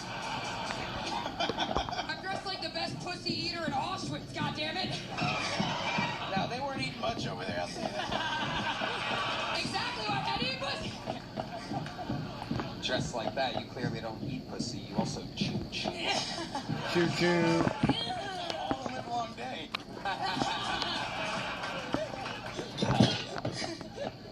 Do you really scissor? Is that a real thing? I find it to be so strange. One of the fucking funniest things in all of any sex. It might be funnier than anything gay dudes do. But I mean, like, bouncing your pussies off of each other. It's really fucking hard. Honestly, at the end of it, my knee just ends up there. And it's really hard. It doesn't feel good, and when it does, it's 2 seconds and it's over. Real ballpark. How many, is there like a ballpark of how many times a year, if you had to guess, that you guys bounce your pussies off of each other? I have to know. It's just hilarious. Honestly, not this year. Right. We haven't this year. Yeah. Last year, a few times. Business was booming last year. Business was year booming. for scissor. What's their normal, 69 is? Yeah. I mean, we call it 45.5, but it's just sucking each other's tits. Girls can't really 69, can they? It's a little bit... Yeah, it's a neck crank. Right. Seems like it's possible, almost. It seems like one would be kind of... You would have to, like, loop your arms back. Yes. One would be, like, kind of up to here. Your legs down on the back of her head. Yeah, it's almost like a Scott's... It's like the Steiner recliner from Scott Steiner. Diner recliner. The father of Brock Breaker. Either of you have, like, extended labia so you could stretch it out? Jesus. That is a crazy question to ask, and it's disrespectful to the show. Do any of you have extended labia? I mean, it's probably easier 69ing as a 2 men. You'd probably know a lot about this, Tony. Absolutely. No, it's true. It's very true. 69ing with 2 men works depending on the height of the other man. Okay. How many, if you had to guess how many toys you have between the two of you, I always find that intriguing about true lesbians as well, because it takes so many things to replace one penis. I'm interested to hear how many toys. Yeah, you want to take a guess? I'm going to guess 14. Oh. I'm going to guess 1 train set.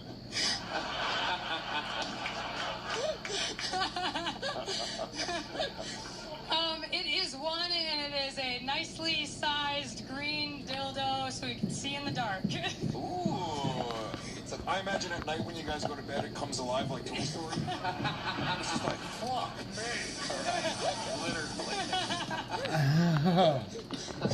Is it two-sided? It's just a one-sided dildo? You guys ever do a two-sided dildo, like out of Requiem for a Dreamer? No, that shit scares me. Right. Because you can't feel it either way. I mean, no, wait, when it's... Wait, well, what? Okay, wait. No, I've had sex before, guys, I swear. I'm bisexual, if you believe it or not. No, I've never done a two-sided dildo. Miranda, have you ever had sex? Have you ever had like a threesome with another person who's going to hell?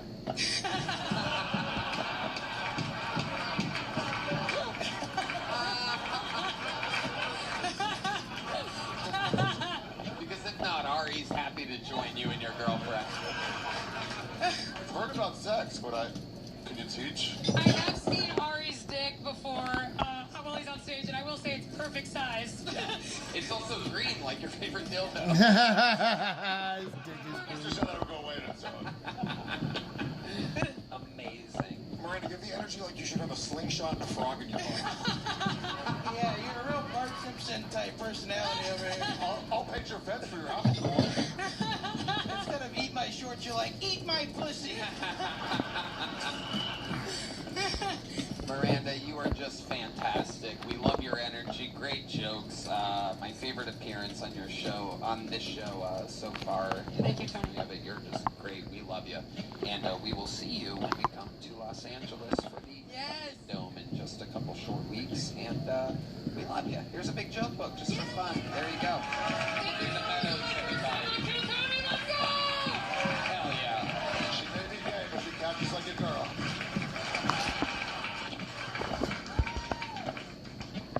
You know what? I'm gonna bring somebody out who specializes in eating pussy, believe it or not, because he can do it. Wow. They're both standing up. Ladies and gentlemen, just here to say hello, an old friend of the show, former panelist who's just swinging by in town. Make some fucking noise for one of your favorite stars from the hit movie Jackass. And the new Jackass is coming out Johnny June Knoxville. 26th. Jackass, the best and last. Ladies and gentlemen, just to say hello, make some fucking noise for Weedhead. Oh, Jason Acuna. Yeah.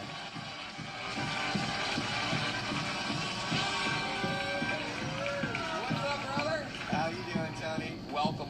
How you doing, Red Man? We man, this is not Preston Lacey. This is Preston Lacey and I's child. Oh my God, it's that last chick's double-sided dildo. Yeah, but I'm not green. No. And you're not 160, by the way. You're not 160 centimeters, buddy, so. this way. By the way, lesbian 69 is L7. L7. I like that. Welcome back to the Kill Tony universe. We've missed you. You've been out in LA. We accidentally abandoned everybody out there. You did. Yeah. It's alright. You abandoned your favorite neighbor, too. Absolutely, yeah. The great Rick Kosick, one of the more famous, cameraman for all the Jackass movies, and I were extremely close, next door neighbors for a long time. We had a very home improvement-like relationship. He'd head up to my fence, and I would be out there, obviously chain smoking, writing, and whatnot, and we would talk every day. We'd go to the farmer's market. We all would. Really? Cheesesteaks. Tony, you're not gay at all. No, I said you're not. If you saw Rick Kosick, you would know it was not a sexual relationship. Come on. Oh yeah, I would totally fuck Rick. Absolutely. I've seen that guy barf on film more than anyone in the world. It's hilarious. And we love Rick. We're all very good friends with him. Wee Man, this movie's coming out June 26th. I've heard so many great things about it. We all know that I am a massive fan. I've always said there's only two funny things left in this world, and that is Jackass and South Park. We are so excited. So excited to see it. How do you feel about what you guys got on film? It's actually really, really good. This time we went, right away in the beginning, we went and shot for 5 days. That's that's it, we got 40 minutes. That's over half the movie in 5 days. Usually we take like 6 months, and we take breaks, and Knox is like, well, now that we're working at this speed, who knows what's next? Yeah, no, it's gonna be fun. And we went viral on Friday, because we blew up the back of Simi Valley, and there was like a family park, and everybody's like, oh shit, there was 2 explosions, and okay, we're gonna hear helicopters soon, and all of a sudden it was nothing, because we had all the cops and fire department, they all knew we were gonna blow shit up, so. Jackass started the fire in Los Angeles, and they were like, hey, this is Jackass, and we're destroying Pasadena. Fucking amazing. Wee man, what else is going on in life? Anything else crazy we should know about?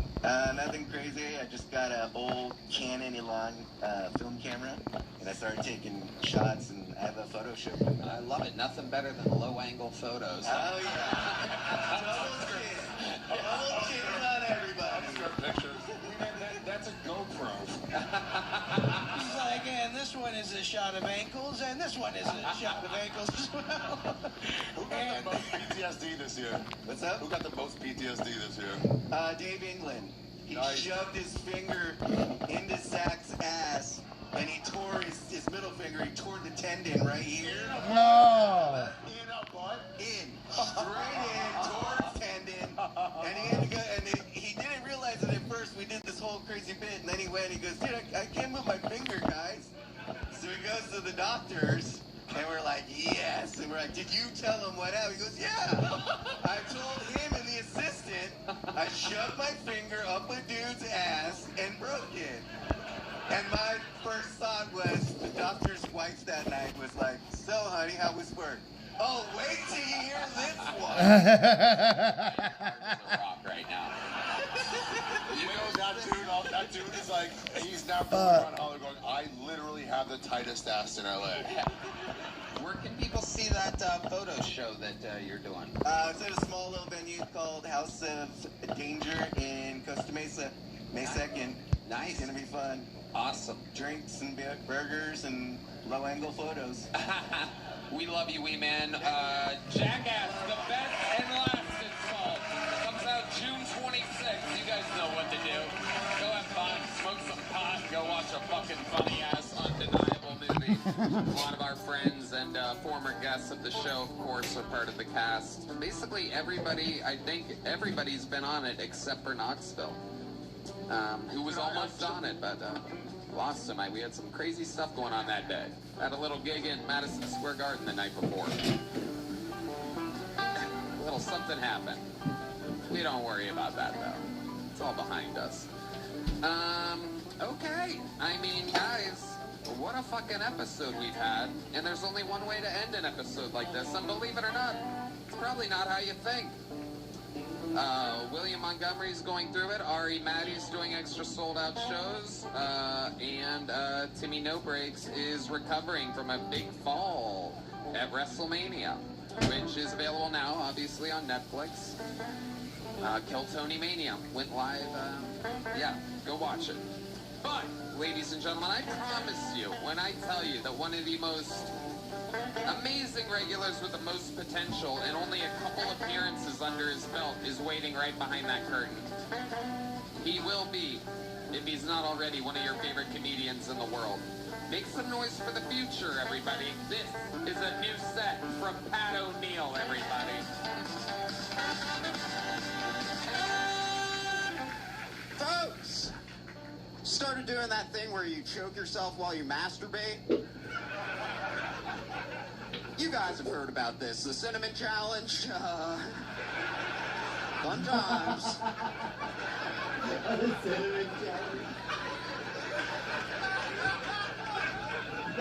Last time I did that, I was watching some midget porn. At least I hope. Got a big porn crowd here? Alright, most of you are either Amish or liars. It's fine, though. You know, watching too much of that stuff growing up, I think it gave me unrealistic expectations of women, you know? Like thinking lesbians would be pretty. Rarely the case. I dated a Jewish girl once, ended up being a lesbian. The old double Ike.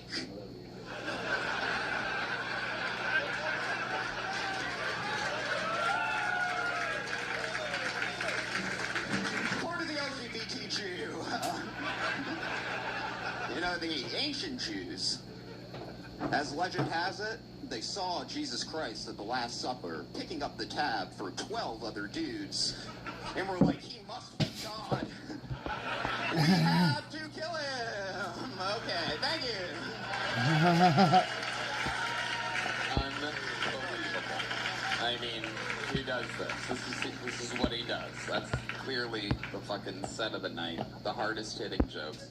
Totally almost made me take a spit take. I thought I could take a full sip of water while he was coming out, and the folks got me real good. Right from your folks. You just have the beats, man. Let's check in with Louis J. Gomez. First of all, you are very funny. That's unique and funny, great jokes, but you do look like Pennywise in high school.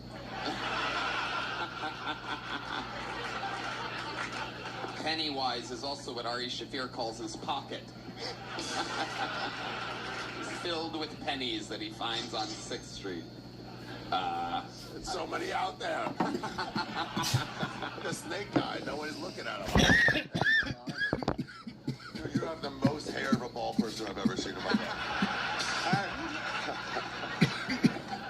Yeah, I'm telling you.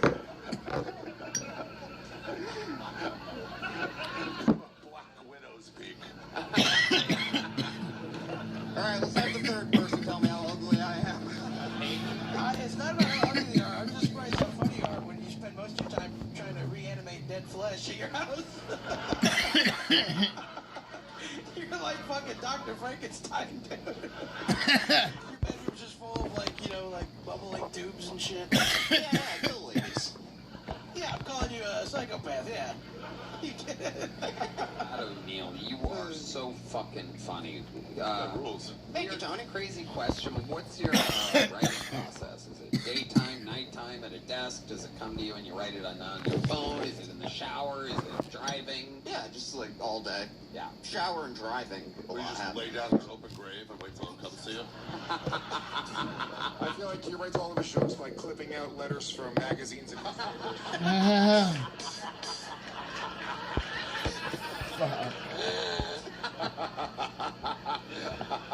Yeah, there's a great spot I go to write. I fly on in, I hang upside down by my feet.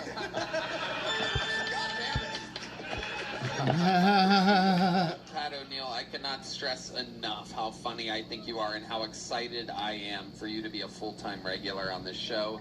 You did it again, buddy. You're amazing. Don't change a fucking thing. Can you do it?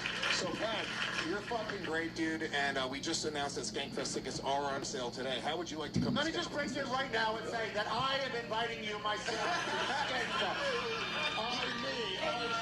You know what? I would like to have you on the secret show this time.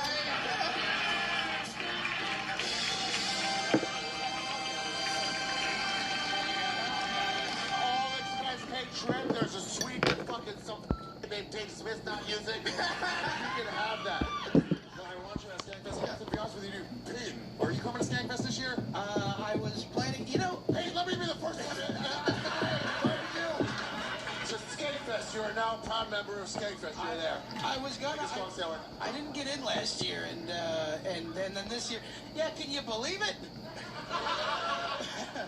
No, I'm gonna be in D.C. at the time. So. You're gonna be in D.C.? Yeah. You're doing shows? Yes. Cancel the fucking weekend. Come party at Skankfest. All right. Just ask him for a week later. D.C., it's a shithole. Okay. All right. All right, Peyton Reddy's going to be at Skankfest, and Pat O'Neill's going to be at Skankfest, and the rest of us are going to be at Skankfest, believe it or not, everybody. How about one more time for the great Pat O'Neill, everybody? Your soon-to-be favorite comic, if he's not already. Make some noise for the great Louis J. Gomez, everybody. Skankfest.com for the final tickets to Skankfest. There's not going to be a Kill Tony, just to make it clear. However, we're all doing stand-up and everybody shows, story wars, all the fun stuff. Well, it's a 10th anniversary. You never know what could happen, Tony. Well, I do know what can happen. happen. What And did, it's not what did happening. happen on the last time you did Kill Tony on Skankfest? What did happen? Yeah. You took a shit on the stage. Fuck. And, anything could and will happen at Skankfest Kill Tony. anything can happen. I'd like to guarantee right now, Kill Tony will happen at Skankfest. It's definitely not. Do not. You heard it here first. Kill Tony is happening at Skankfest. You know what? There's going to be 2 Kill Tonys at Skankfest. Yeah. Definitely not. However, there will be a Kill Tony at Madison Square Garden on August 7th and August 8th.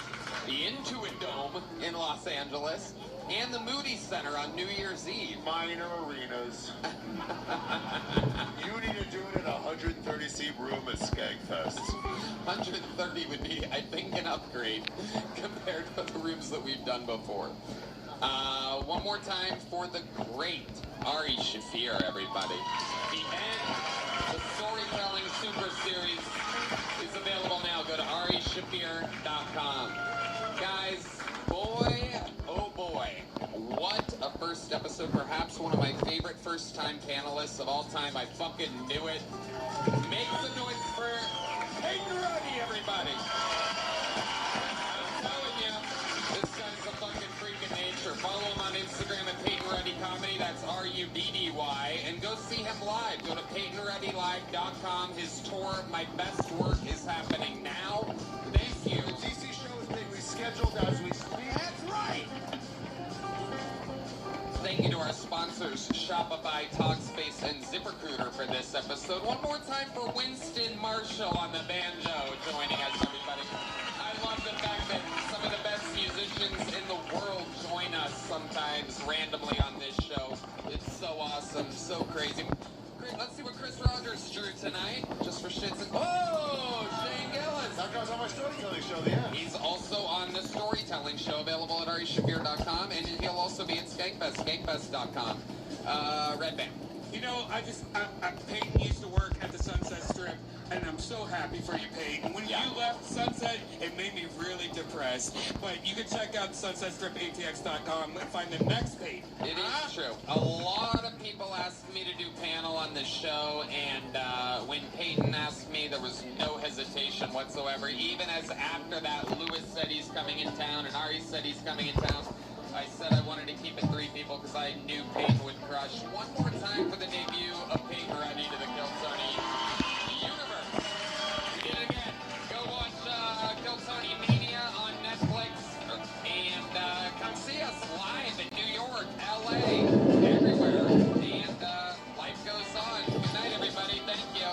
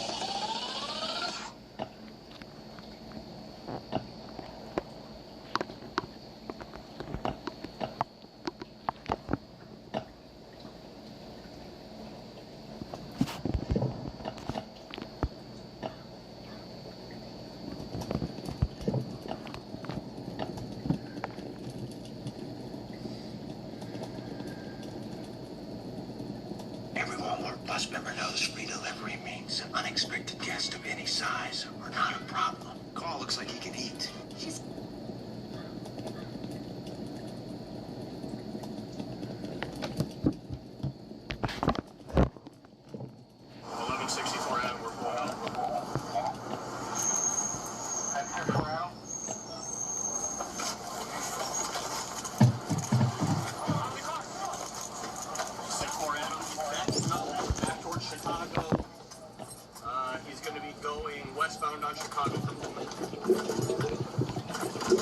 Northbound Chicago from Homeland 10-4. Northbound Armstrong. Northbound Kimball. Trumbull. Yeah, I know. Trumbull. Where'd he go? Which way? Which way? Northbound Trumbull 10-4. Oh, he's behind us, behind us, behind us. He's in the alley, he's going back to Holman into the alley. He's stuck. In the alley going back to Holman 10-4. Currently stuck by a bus facing Chicago. I need to go get corn.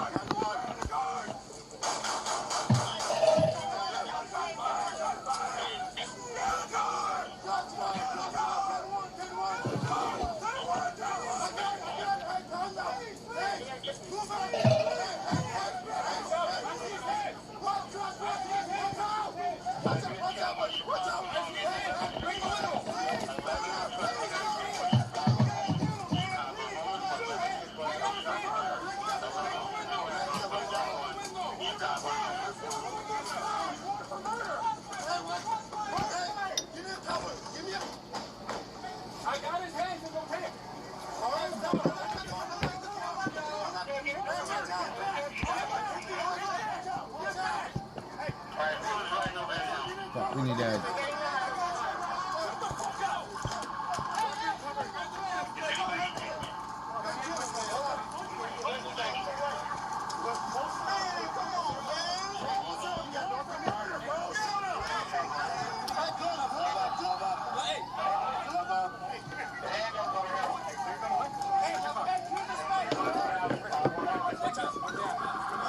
Watch out, I got one cut on.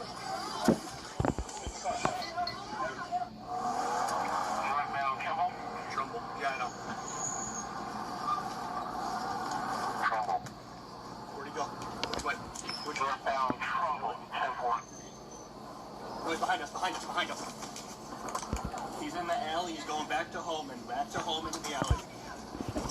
He's stuck. In the alley going back to Holman 10-4. Currently stuck by a bus facing Chicago.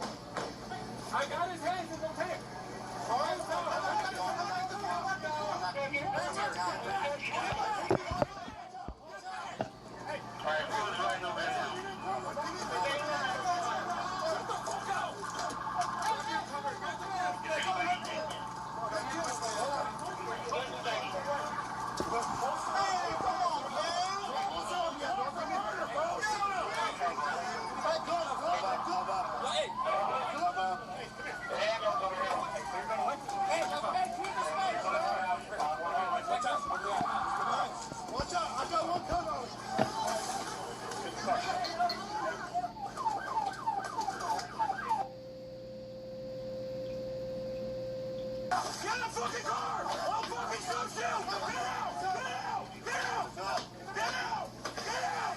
Get out! Get out! Get out of the fucking car! I'll kill you! I'll kill you! Get out of the car! What? He's right in the car! He's right in the car! Get one! Shots fired! Shots fired! Get out of the car! Get out of the car! Get out of the car! Get one! Get one!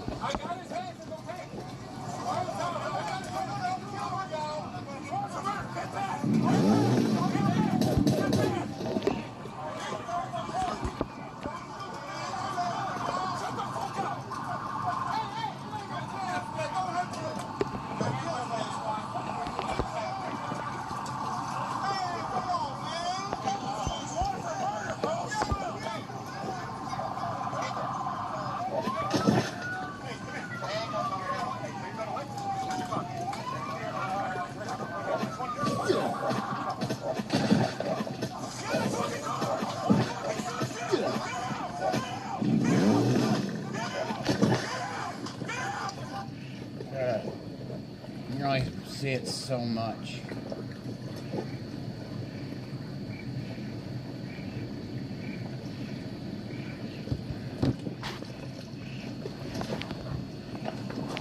Location on her phone, for his phone, says he might be in the backyard somewhere.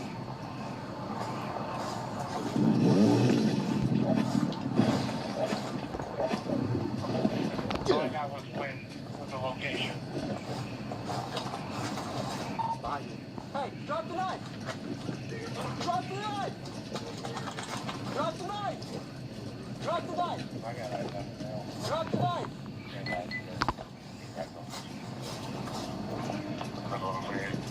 Drop the knife!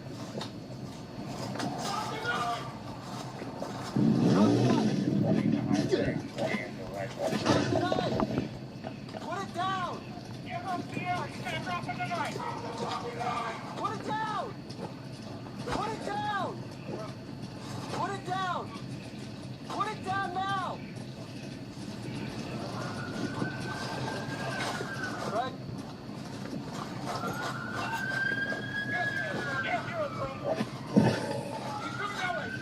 Drop the knife! 300 feet. Get up from your behind the backyard here. Copy. Additional units. Head that way. Drop the knife! Drop the knife!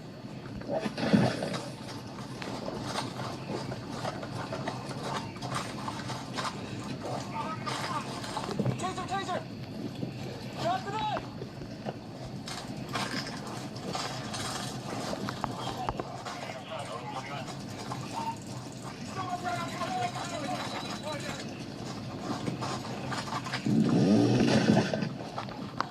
Drop the knife now! Drop the knife! Hey, house. House. Don't go in the house. He's in the garage right now. Drop the knife. Drop the knife. Drop it. I don't see knife. Don't see knife. Drop the knife. Stop. Drop the knife.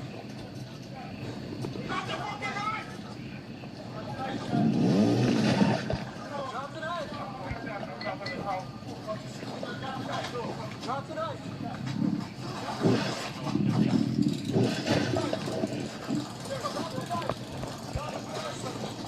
Drop the knife. Shot fired! Shot fired! Shot fired! Whoa, whoa, whoa!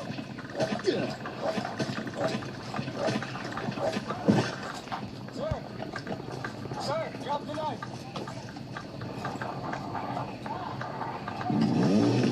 Sir, drop the knife! Please, drop the knife!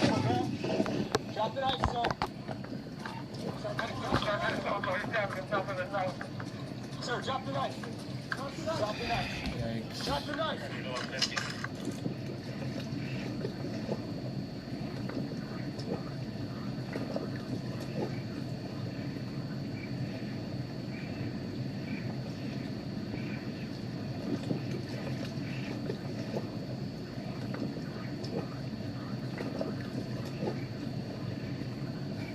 This May, Renewal by Anderson wants to give you a huge win.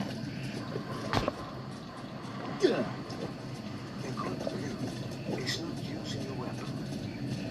A good grill is a weapon. Listen to that again. Nobody was born a weapon. A weapon is built piece by piece in silence and heat and struggle. It is not made for you. There is lots of silence, lots of heat, lots of struggle to make you a weapon. The most reliable weapon in the world is the automat of the AK-47. I can teach you how to become a weapon like that. You function to the heat, the ice, under time pressure, under social pressure, rich or broke, does not matter. You function. There are 7 with one habit. No. The time. Each food represents 1 month in your life. It's 30 days. You see what I'm saying? If you are 30 years old, you only have 600 months left. 600 magazines. Every bullet is a day. Protect each day. Time is more than money.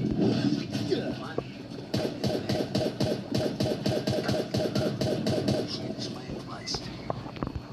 Each magazine, each month needs 1 clear goal. And each bullet, each day needs 1 clear goal. A man who wastes time wastes destiny.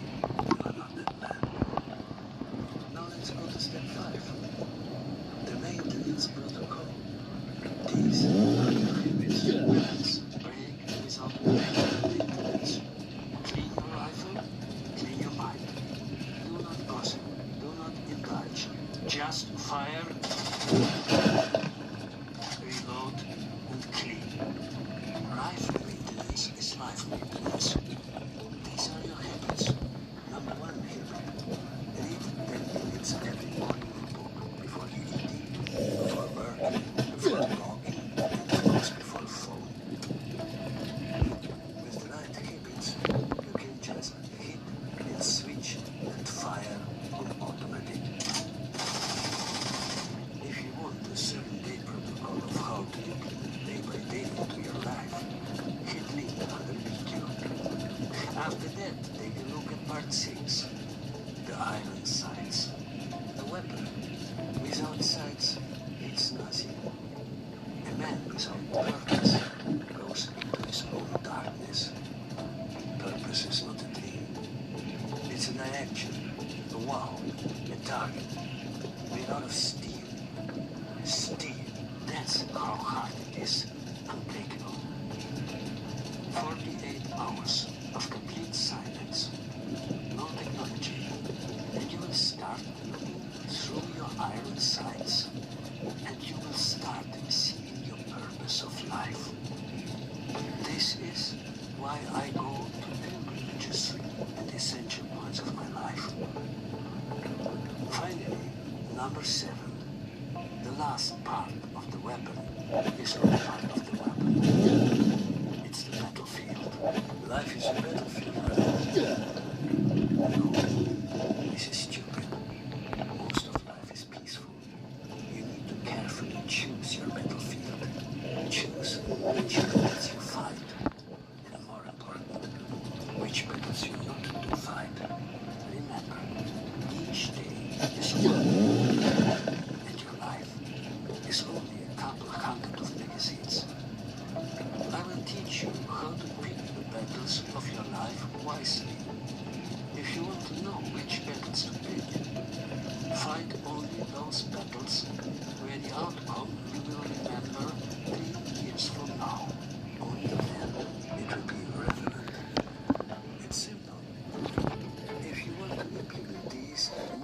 habits day by day, I have a 7-day protocol for you.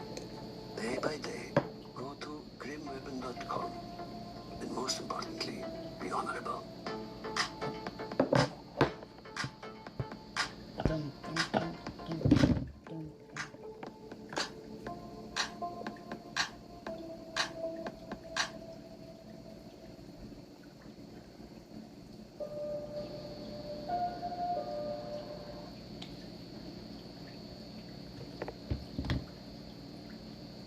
Even this bag of pre-washed spinach isn't really clean. Just a few minutes with the produce cleaner, and this is what came.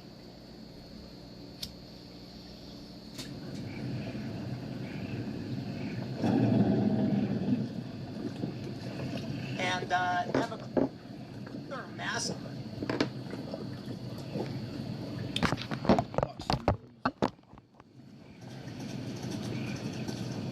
What's going on in the bubble?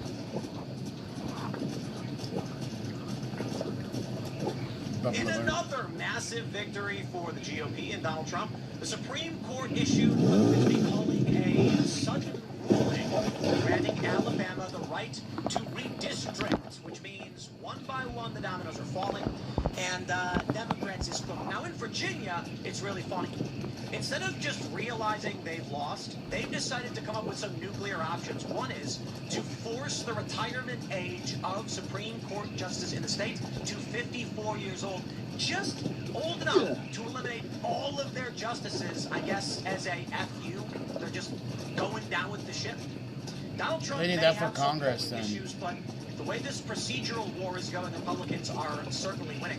And then there's the question of Donald Trump's election integrity army that they intend to dispatch across the country. I'm wondering if it's going to have an impact in the California races as well. Spencer Pratt is skyrocketing in public notability, and there is this attack ad that I thought was a parody pro ad.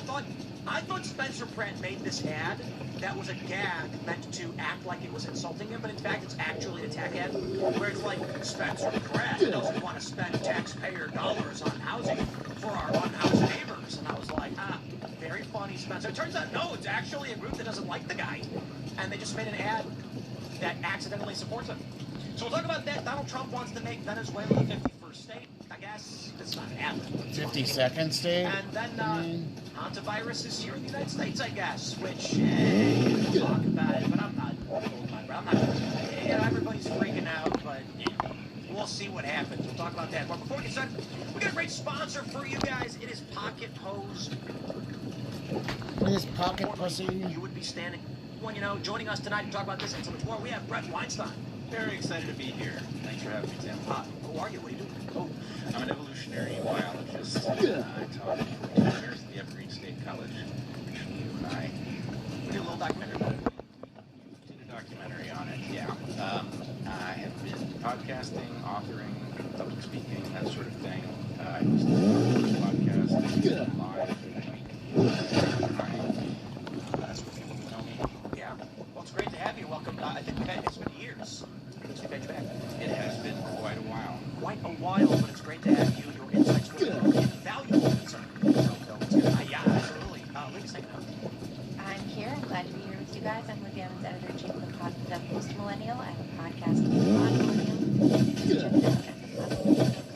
I'm Hugh Crossland and Brett. Dude, your stuff kept me sane during COVID. You and Heather did a lot of excellent biological research on what was going on. Also, when you and Jordan Peterson did that episode with Rogan in 2017, it was a very dark time in humanity. I feel like that was like a moment where I started to feel like there's hope for the human part of what's happening right now. There's a lot of common sense in that conversation, and that Joe brought you guys to the forefront like that after the Evergreen debacle and Peterson got canceled. It was like, thank God, thank you for coming. I'm really happy to be here, and I'm really glad that episode with Rogan reached you. It actually, interestingly, we talked in that about, Rogan and I did a very deep dive on what the meaning of Hitler and Hitlerian-like characters is. And it actually resulted in a student reaching out to me on the Holocaust, and I actually became his PhD advisor. He's now done dissertation research on some of the ideas that we presented in that podcast. So it's a demonstration that actually this podcast stuff has interesting changes. Also, really pumped that you're here. I watched this entire series on the Evergreen debacle, and it's really cool to hear. So Let's get the news. We've got this from CNN. Supreme Court allows Alabama to eliminate congressional district held by a black Democrat.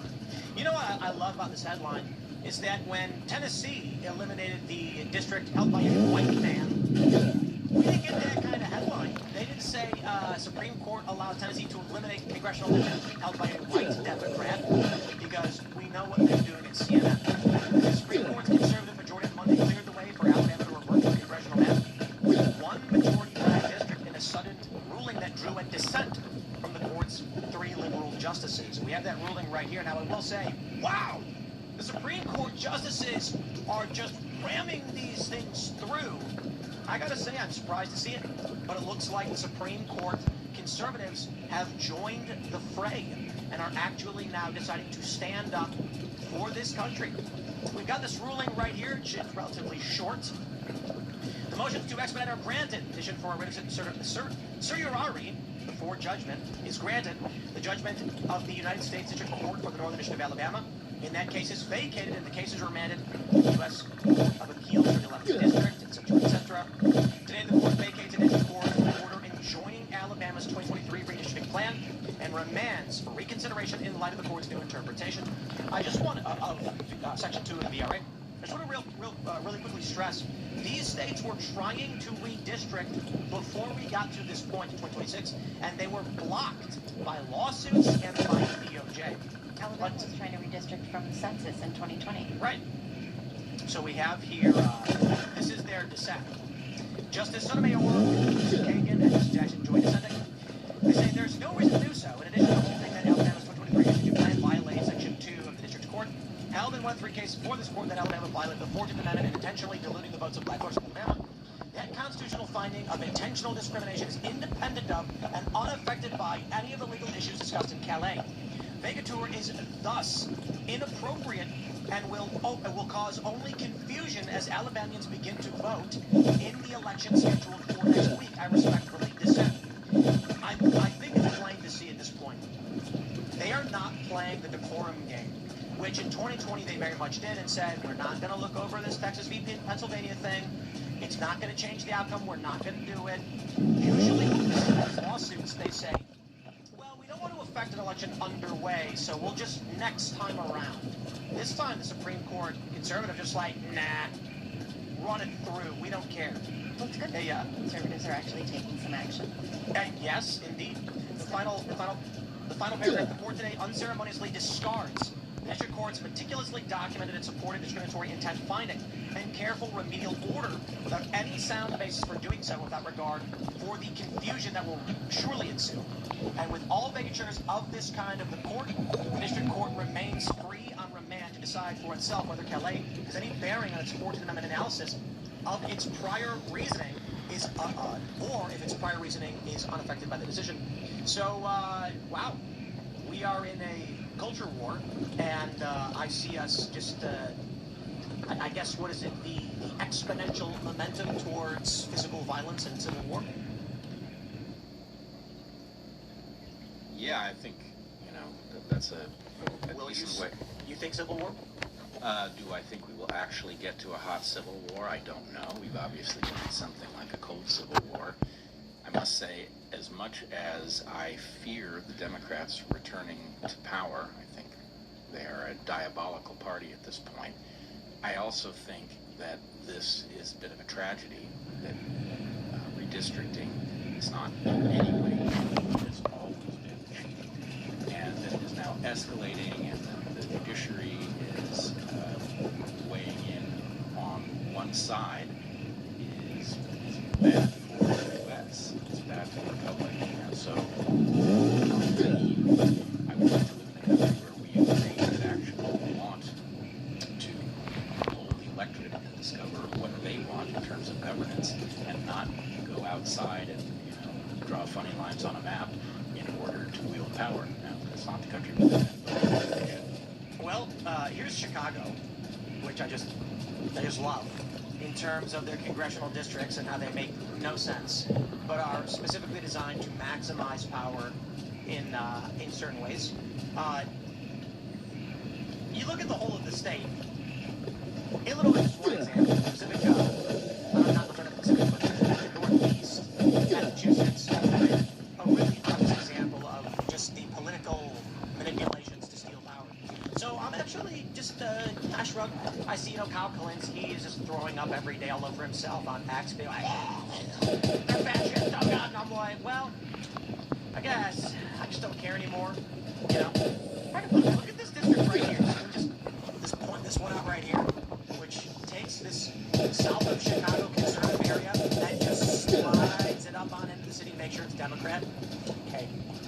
Well, that's what Spanberger's new map was trying to do, right? I mean, it was trying to have, 5 districts or something start all in Arlington, so that those rural areas were, lumped in with Democrats. I think you mentioned, too, Tennessee, and Tennessee's mind is the person who's representing the incumbent in Tennessee's mind is Steve Cohen, his name is, and he's a white guy, he's a Democrat. And Justin Pearson, who's a very outspoken Tennessee state senator, who's always going into Nashville and throwing a fit about something or other, whether it's trans or gun control or something else. He is running against Cohen in the 9th district as it was prior to the redistricting.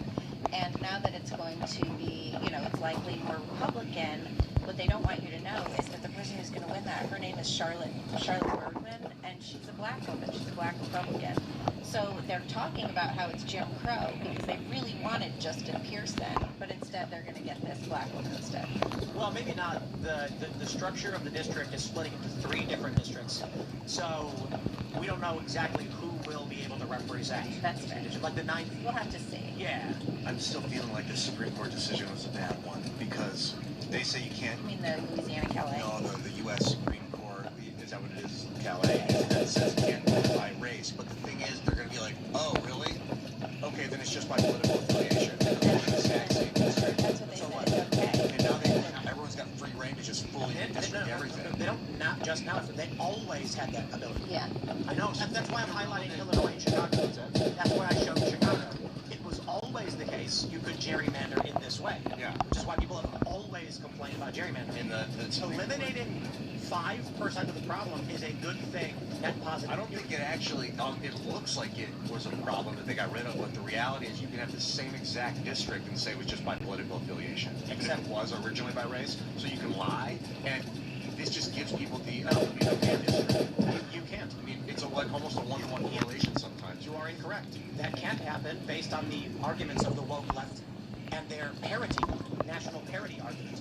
So if you have a district that has, at this point, greater than 13%, then someone's going to make an argument, black people are going to make the argument that it's either over or underrepresenting a certain race. But you can't go the inverse either. It's racist to say you can't have more than 13%. That's 1965. When they said that they ruled you have to have a majority black district, otherwise you're being racist. And now they're saying you can't use race as the predeterminant factor as to why you created this. It sounds like the Supreme Court's just tying up some loose ends as we transition to the new world order, and then they're going to be like, okay, you can redistrict back to you can have whatever races you want. It doesn't matter anymore. But for now, they're shoring up the. No. The argument literally was we don't need this policy anymore. Alito literally stated back then it made sense based on the structure and the nature of our society and culture, but the framers of this law intended for there to be some kind of sunsetting, and at this point, we don't need to have districts based on race. In fact, the only guarantee a person should have is that they will not have their district gerrymandered based on their race. And that's actually true to this period of affirmative action. It was always supposed to be a temporary remedy, and it became a permanent feature.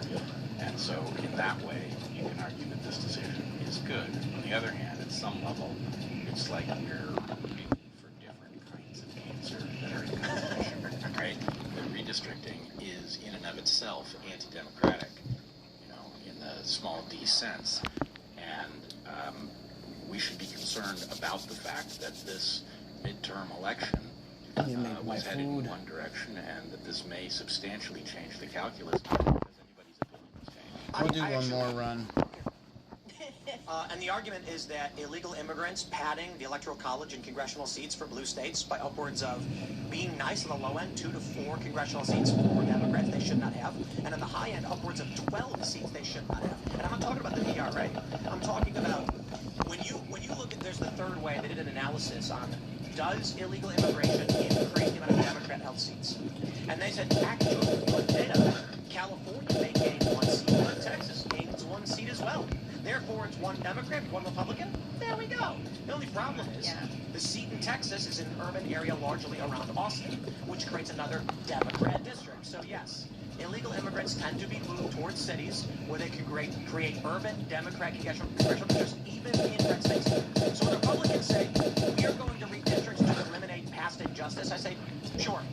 These black majority minority districts should not exist, and so I'm happy to see that stopped. I don't disagree with you, but to your point, to address it, I grew up in Illinois. That's where I'm from. The Democrats have eliminated Republicans largely from the state, and they've maximized their power. Even though the state is almost entirely conservative-leaning, they've controlled it for 100+ years. You look at the Northeast, all the same. I view it this way. If there was an issue of me and Ian largely get along on most things. We're never violent. We don't fight. We may disagree, but it's always afterwards we're hanging out, we're eating cheeseburgers together. If someone in this area or the governing authority, the police, came and said Ian now is going to be discriminated against for a particular reason, I would stand up against that as he's a member of my community. Communists aren't. Evil people who have tried putting the front runner for election in prison are not part of my community. This multicultural democracy they've been building is the antithesis of the constitutional republic we live in. So at this point, I just say,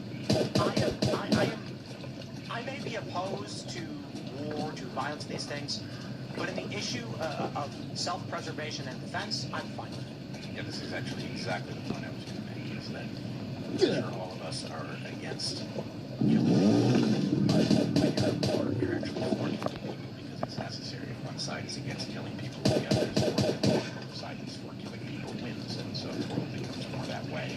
And so the fact is, we are living in a circumstance where we have to be looking at one cancer or another, but it doesn't mean that we can't look at it and say, actually, it's a tragedy. This is how we're finding out. What we should be battling for is to end this nonsense. Gerrymandering is anti-democratic. And even though it's like a court, right? We may all be against making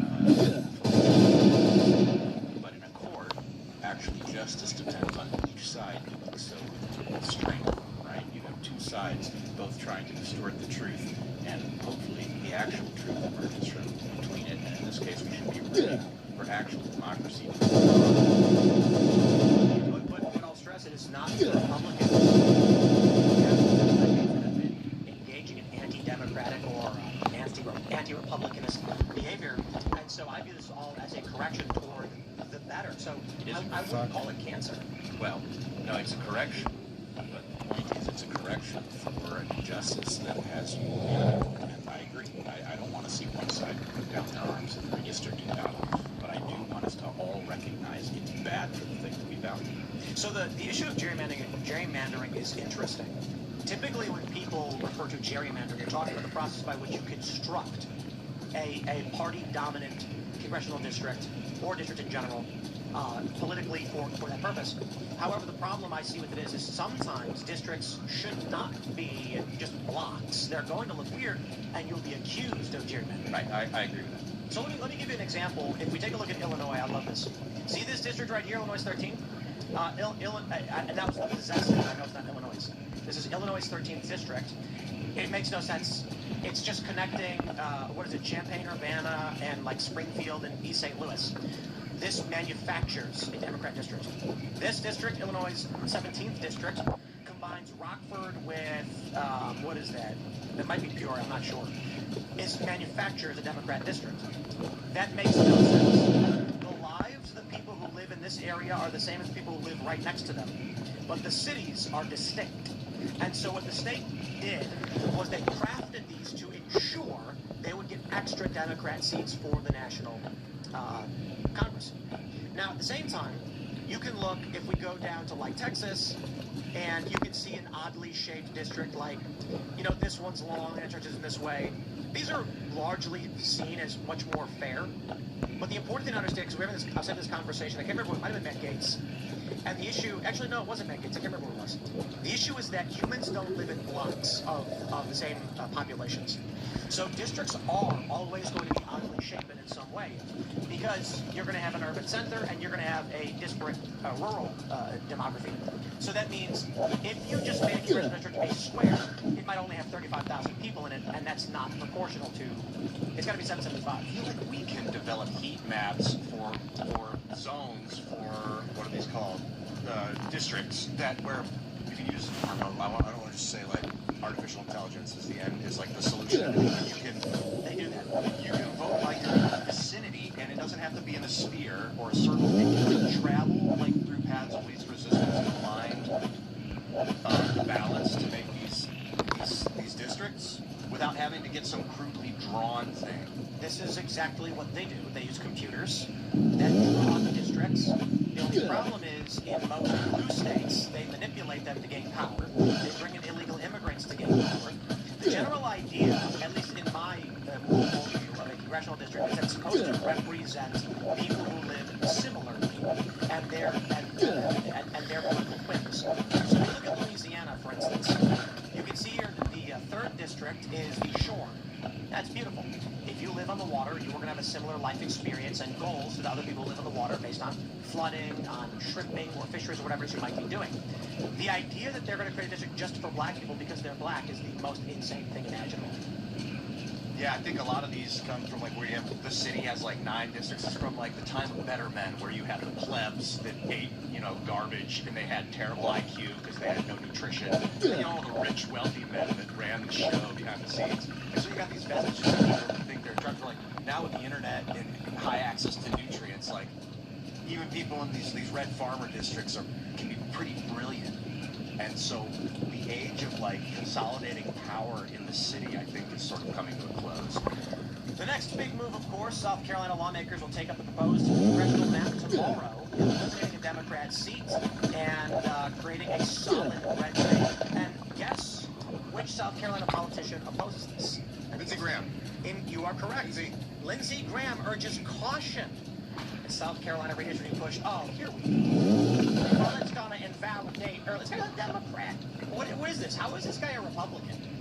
He's just been incumbent that long, you know? He's the worst. Yeah, he's terrible. I want to meet him. We gotta get him on the show, dude. Lindsey. You know why he won't do it? Because people whose ideas can't withstand scrutiny don't come on shows like this. That's true.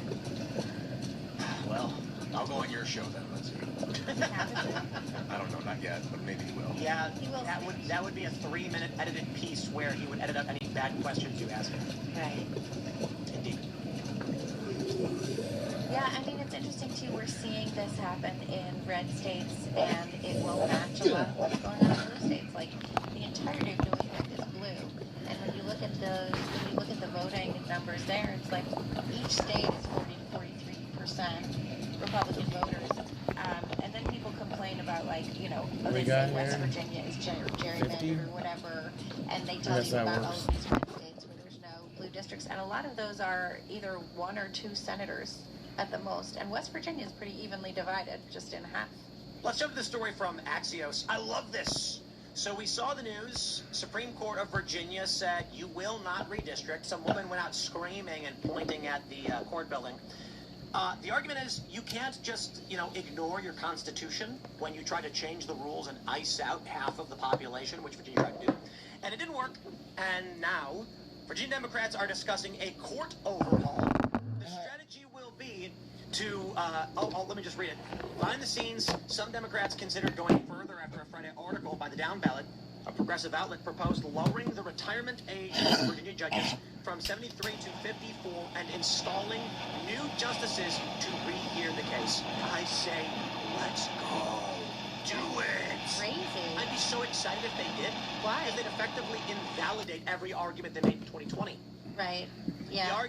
The argument about whether or not there is the right of the state legislature to hold and conduct their elections as they see fit shall be upheld. The argument made by Democrats was that the courts and the governor can overrule what the legislature wants to do. Now, this question was never answered in tech. So we went to Guitar Center. Because that would. Local level, sure, but the goings-on of a police involved shooting in Oklahoma doesn't matter much to New Yorkers. Hantavirus was a story that could theoretically affect the whole world, and likely would as these people start returning to their home countries, and thus generate a lot of attention that I don't think is warranted, but correct me if I'm wrong. Well, I would say this is a story that we have to think about very carefully, because hantavirus is not new. It is not new that we have an outbreak amongst humans. The story of the MV Hondius does not add up as presented, but we don't know why it doesn't add up. And we'll start there. What do you mean? All right. We have a ship that left Argentina on April 1st. I believe on April 16th. Are you sure it was April 1st? Track Hanta, I'm not saying it's correct, says March 20th. There is some disagreement between different sources. I think it's April 1st, but I don't know. It could be that I'm looking at the wrong source. But nonetheless, what we have, irrespective of which of those dates is correct, what we have is an individual who shows symptoms of hantavirus and then gets so sick he dies. His wife then gets very sick. She ultimately dies. We've now had 3 deaths from this ship. Hantavirus is well known in its basic epidemiology. Real quick point. On further inspection, another source says April 1st. Track Hanta says 20th, but you're probably right. I've seen this disagreement before, and I really don't know what the right answer is. I've just seen April 1st enough times that I'm inclined to believe it. It's funny that it's not a well-established fact. This is very strange. Settle it. Yeah, isn't that odd? But okay, so you have a case in which hantavirus is circulating on a ship. There are 8 known cases. We have 2 more likely cases after the ship, the passengers disembarked. The question is, how could you get this number of cases on the ship? And there are only a small number of answers. First of all, you should know hantavirus They're releasing it. Is not conveyed between people. It's not contagious between people, except maybe the particular Andean strain. But that is far less certain than people think. The evidence of it being transmitted between people is quite weak. If you want to look at Peter McCullough, put a paper on his X feed, a meta-analysis. Actually, they couldn't do a meta-analysis because the data was of too many different types, but they did a review of all of the available evidence and concluded that it was actually the strain was capable of transmitting between people. So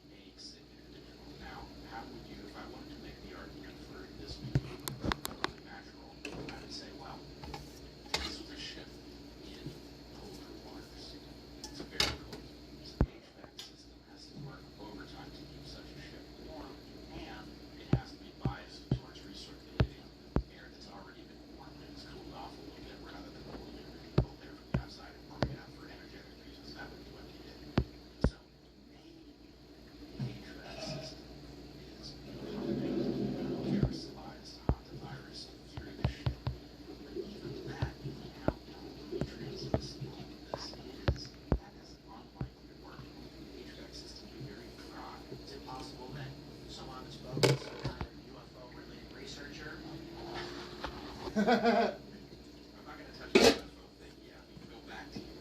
But frankly, also, are you saying it's detection or no? I'm saying, look, the most natural way for 8 people on a ship of 150 to get a hantavirus infection is for there to have been mice on the ship. But so far, we've been told no mice have been found on the ship. That's bizarre. Yeah, mice lying about mice in its soup. Who's lying about the mice? You know, we've got the WHO and the CDC weighing in on this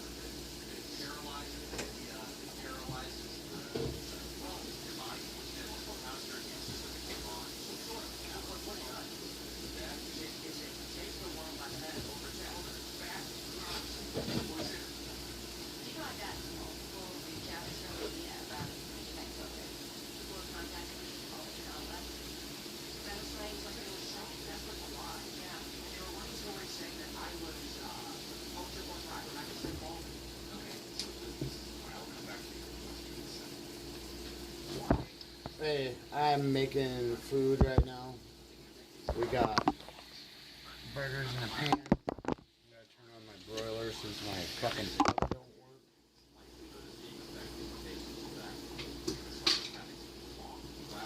And my buns are still good. Oh fuck. They're just starting to fucking get green around them.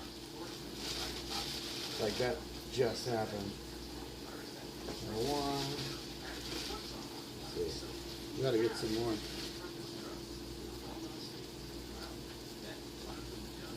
Perfect.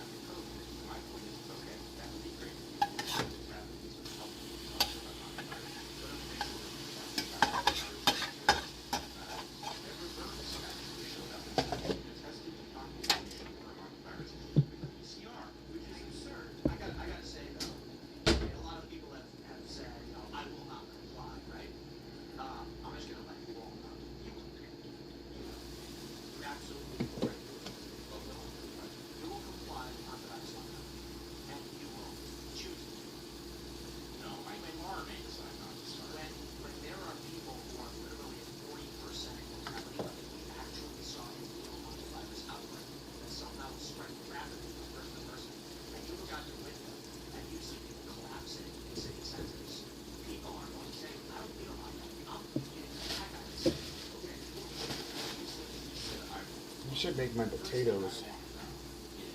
I think I will. Make my mashed potatoes.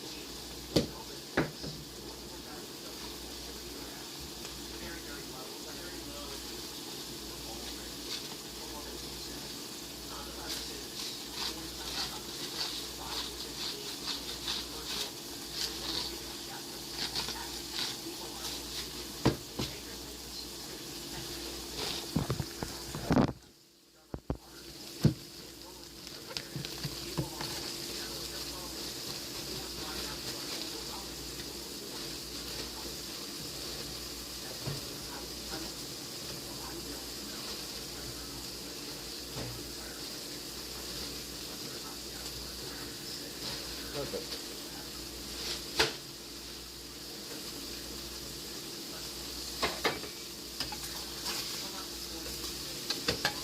Fuck that one, it's gonna fall apart the whole time, isn't it?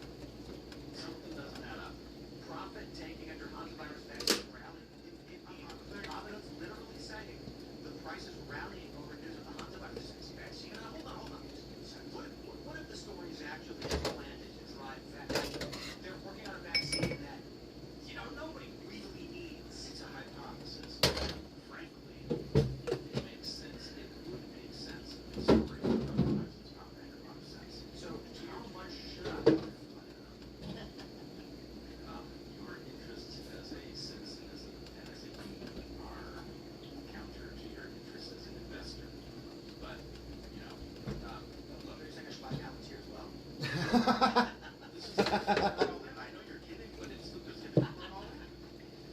But I want to go back to your point about the New York Times. Yes, the New York Times will do exactly what you're saying. And the majority of podcasts will go along with them.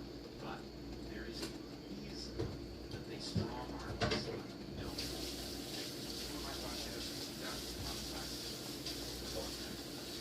2021, after I put on Robert Malone and Steve Kirsch and talked about COVID and vaccines. Okay? Technology over those vaccines, and they seem completely implicit, right? They sure did. And it's absurd. And it's not a subjective question. Yeah, right? He wasn't the only person involved. But yes, he has the patents on the technology. So, Robert Malone comes on, YouTube demonetizes us and strikes the panel. He's clearly going to eliminate us. I didn't want Joe Rogan's podcast. Joe calls it an emergency podcast. Break the story about what YouTube is doing. And YouTube makes a decision behind the scenes, which we can now reverse engineer. That decision was no money. They ultimately went back to putting ads on our stuff. Although half the growth of the channel was growing exponentially and plateaued. Those plateaued until 5 years afterwards. See, the algorithm is driven by sale volume on ads. So if they can't sell ads in your content, then the algorithm won't promote the content. Yeah, but it was worse than that. It went like this, which... That's what I'm saying. The moment they demonetized you, the algorithm stopped recommending your channel. Right, but even when they started putting ads on our channel, it remained plateaued until they remonetized us without explanation. But the other interesting feature of what they did to us is that apparently there was some, and we know that this discussion went on in the C-suite of YouTube. We think it was with the CEO, but nonetheless, in the C-suite of YouTube, they decided to demonetize us and cap the channel without telling us that they did it, or by whatever mechanism they did it. And they decided to stop harassing us. I think going on Joe Rogan's podcast was so painful to them that they didn't want it to happen again, so they had to go hands off. And so we spent those 5 years, and it remains true today. We can apparently say anything we want, and they don't touch us. So that's an interesting fact of history. But my larger point is, why did they turn Joe green? Why did they demonetize us and try to throw us off YouTube and then make some high-level decision to quarantine us? Because what we were doing mattered, right? Because it didn't matter that the New York Times was spreading the conventional wisdom. What was going on in podcast world with Robert Malone and Heather and me and Peter McCullough and Ryan Cole and all of those people, that mattered a lot. Why? Because people were finding the channels where the information was at least well-intentioned, right? And that's the thing we have to protect, because it matters this time. I want to show everybody this real quick. Mesh networks now. So this is the CNN article. Joe Rogan, controversial podcast host, has tested positive for COVID-19. And here's the image. Here's the AP. No evidence video color was manipulated in CNN news segment. And then here's the actual comparison from Instagram. It's a grainy because Instagram thumbnail. On Joe's actual post, you can see he looks normal. On CNN, he was green. Oh my God. And I can go to CNN, and he's green. Yeah. Still to this day. One of the world's highest paid.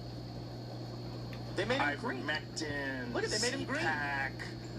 It's crazy. And then on CNN, they had an image of Joe, and on the left side of the screen was like a panel where they put information on ivermectin, calling it a horse dewormer, and for some reason they put a little horse icon. They literally took a little image of a horse. What? Dude, it was the most concerted effort governmentally I've ever seen to stifle humanity. No, it was like high school kids were put in charge of the PSYOP. Yeah, it was clumsy, and that's one of the things that we learned a lot from, because we got to see the curtain pulled back on the PSYOP. And the fact is, I said earlier that we won. We didn't really win, okay? We punched way above our weight class. We definitely defeated them in their effort to keep the origin of the virus quiet, to cause people to universally embrace the vaccines, to believe that they were safe and effective. But in the end, people are awake that something happened during COVID that was unholy. So that was an important victory. And this hantavirus story, if it is just people talking themselves into a frenzy, fine. But if officialdom is playing games again, they are probably playing them for a reason. And we need to know what that reason is, because hantavirus is not a natural for this role at all. Well, it's easy to strip people of their rights in an emergency. Exactly. I mean, the Moderna vaccine story from 3 days ago is crazy, dude. How can you even begin to say it's a coincidence? It's maybe it's a coincidence. They're already making the vaccine. They were already making the vaccine. Maybe this just happened to happen within a week.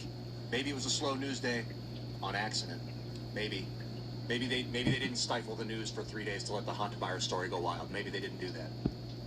Well, I think people need to understand that whatever else it may have been, the COVID pandemic was the debut of gene therapies dressed up as vaccines.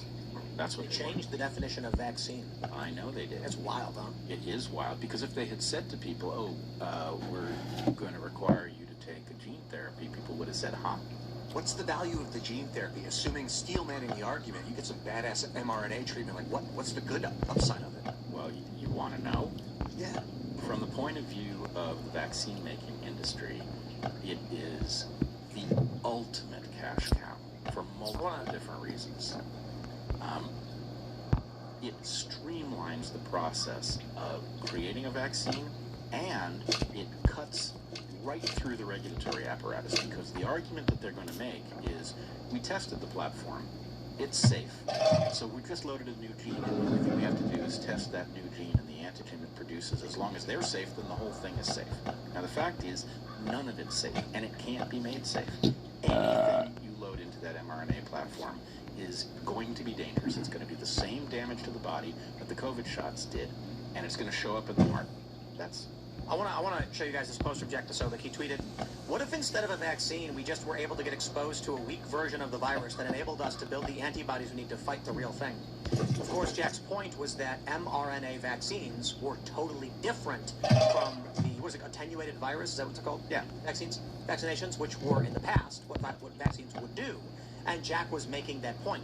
And this guy, Dave Jorgensen, said, "The anti-vaxxers went so far right they looped around and invented vaccinations. These people, I'm wondering if the real left-right divide is sub 70 IQ versus everyone else. And I'm being intentionally mean. These individuals had no idea, and to this day have no idea what is actually going on in the world. They see this post from Jack, and they are so far removed from the context of the real conversation around this technology, they genuinely believed the COVID vaccinations were attenuated virus vaccines. Yeah, they weren't at all. No, they were mRNA vaccines. Yeah. Were any of them attenuated? Were those No, I DNA vaccines? Is that the difference? No, the But there DNA were also gene therapy. But there was a different, wasn't one of the other ones was Johnson and Johnson. No. It wasn't attenuated virus, but it wasn't mRNA, right? It wasn't mRNA, it was Yeah. DNA. But the question is, what language did you write the gene in? It's still gene therapy. In the Johnson & Johnson, they wrote the gene into DNA. In the Moderna, they wrote it into mRNA. But it's almost the same difference. Now, the mRNA platform has a special vulnerability, but you can't, maybe I should tell you what that vulnerability is. The mRNA is basically a RNA gene wrapped in a lipid nanoparticle. That lipid nanoparticle has no addressing mechanism on it. They inject it into you, it flows around in your blood and your lymph, and any cell that it touches may take it up, because it's basically just coated in fat. Your cells are made of fat, like dissolves like, it goes in. So the problem is, by design, that shot tells your cell to make a foreign protein, in this case the spike protein. That foreign protein ends up on the surface of the cell, and your immune system, when it sees your cell making a foreign protein, it thinks virus. Why? Because that's the only place it sees that. It's a viral pattern. So what does it do? It destroys the cell that made the protein. Now, if that cell is in your muscle or your liver, it's not a big deal. If that cell is in your heart, it's a big deal, right? Your heart is not supposed to have a viral infection. They're rare. Your body decides, well, killing off heart cells isn't a good idea, but leaving virally infected heart cells isn't a good idea either, and it kills off those cells. That's where your myocarditis is coming from. And myocarditis itself is misleading, because what myocarditis means is just heart inflammation. This isn't just heart inflammation. And pericarditis. Right, but these are itis, inflammation. It's not inflammation. This is inflammation, which is the symptom of damage to your heart, which has an extremely low capacity for self-repair. So why is it that a soccer player is running down the field and his heart gives out? Because he's got a wound in his heart he doesn't know about. He's running under pressure, and suddenly something gives way. Real quick though, you said the heart doesn't usually get viruses. Yeah. Can you explain more on that? Is this like your immune system just won't let it happen, or no? It's very well protected, right? Your heart, it's really important that it not get viruses. Right. You would expect the protections to be turned up. It's also pretty well insulated, right? Your lungs aren't. Your lungs are exposed to the outside world.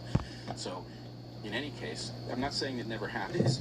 Is that true for any other internal organs? Like your kidneys are less likely to get an infection. Similar? No, your kidneys can get infected because they're also exposed. But I mean, your blood. It's like your heart. You know what I mean? Like sepsis. It happens, but it's very serious when it happens. Right. To clarify, you're saying OG vaccines, they would put the pathogen in the body, and the pathogen would be there, and the body would be like, immune system, kick on, go get it, and now you strengthen it. But these new mRNAs, they attach to a cell, a healthy cell in your body, and then make it seem like it's a virus, and your own body destroys its own healthy cells, and that's supposed to knock up to create an immune response. What if it's built in? And so what the whole thing was predicated on was that the shot stays in your arm, right? If the shot stayed in your arm and their little pseudovirus infected your cells and then your immune system cleared those cells by killing them off, it wouldn't be a huge deal. But one of the things that Steve Kirsch and Robert Malone and I talked about on that podcast in June of 21 was the fact that the biodistribution did not suggest that it stayed in the arm at all. Are they working on figuring out a way to make these lipid particles address properly now?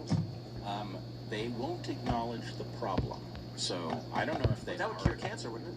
Well, cancer's a different matter. If you have a terminal disease and we've got an mRNA shot that might address that disease, you might be willing to take that risk, right? The risk of the shot might be low enough and the benefit of the shot might be high enough. So, but let's just address the theoretical nature. If they were to create the addressing mechanism, as Ian was asking, targeting for destruction cancer cells, specific cancer cells, because not all cancer are the same, they inject it into your arm or whatever, it floats through the body, but specifically only attaches to the cancer, your immune system then destroys those cells. Is that possible?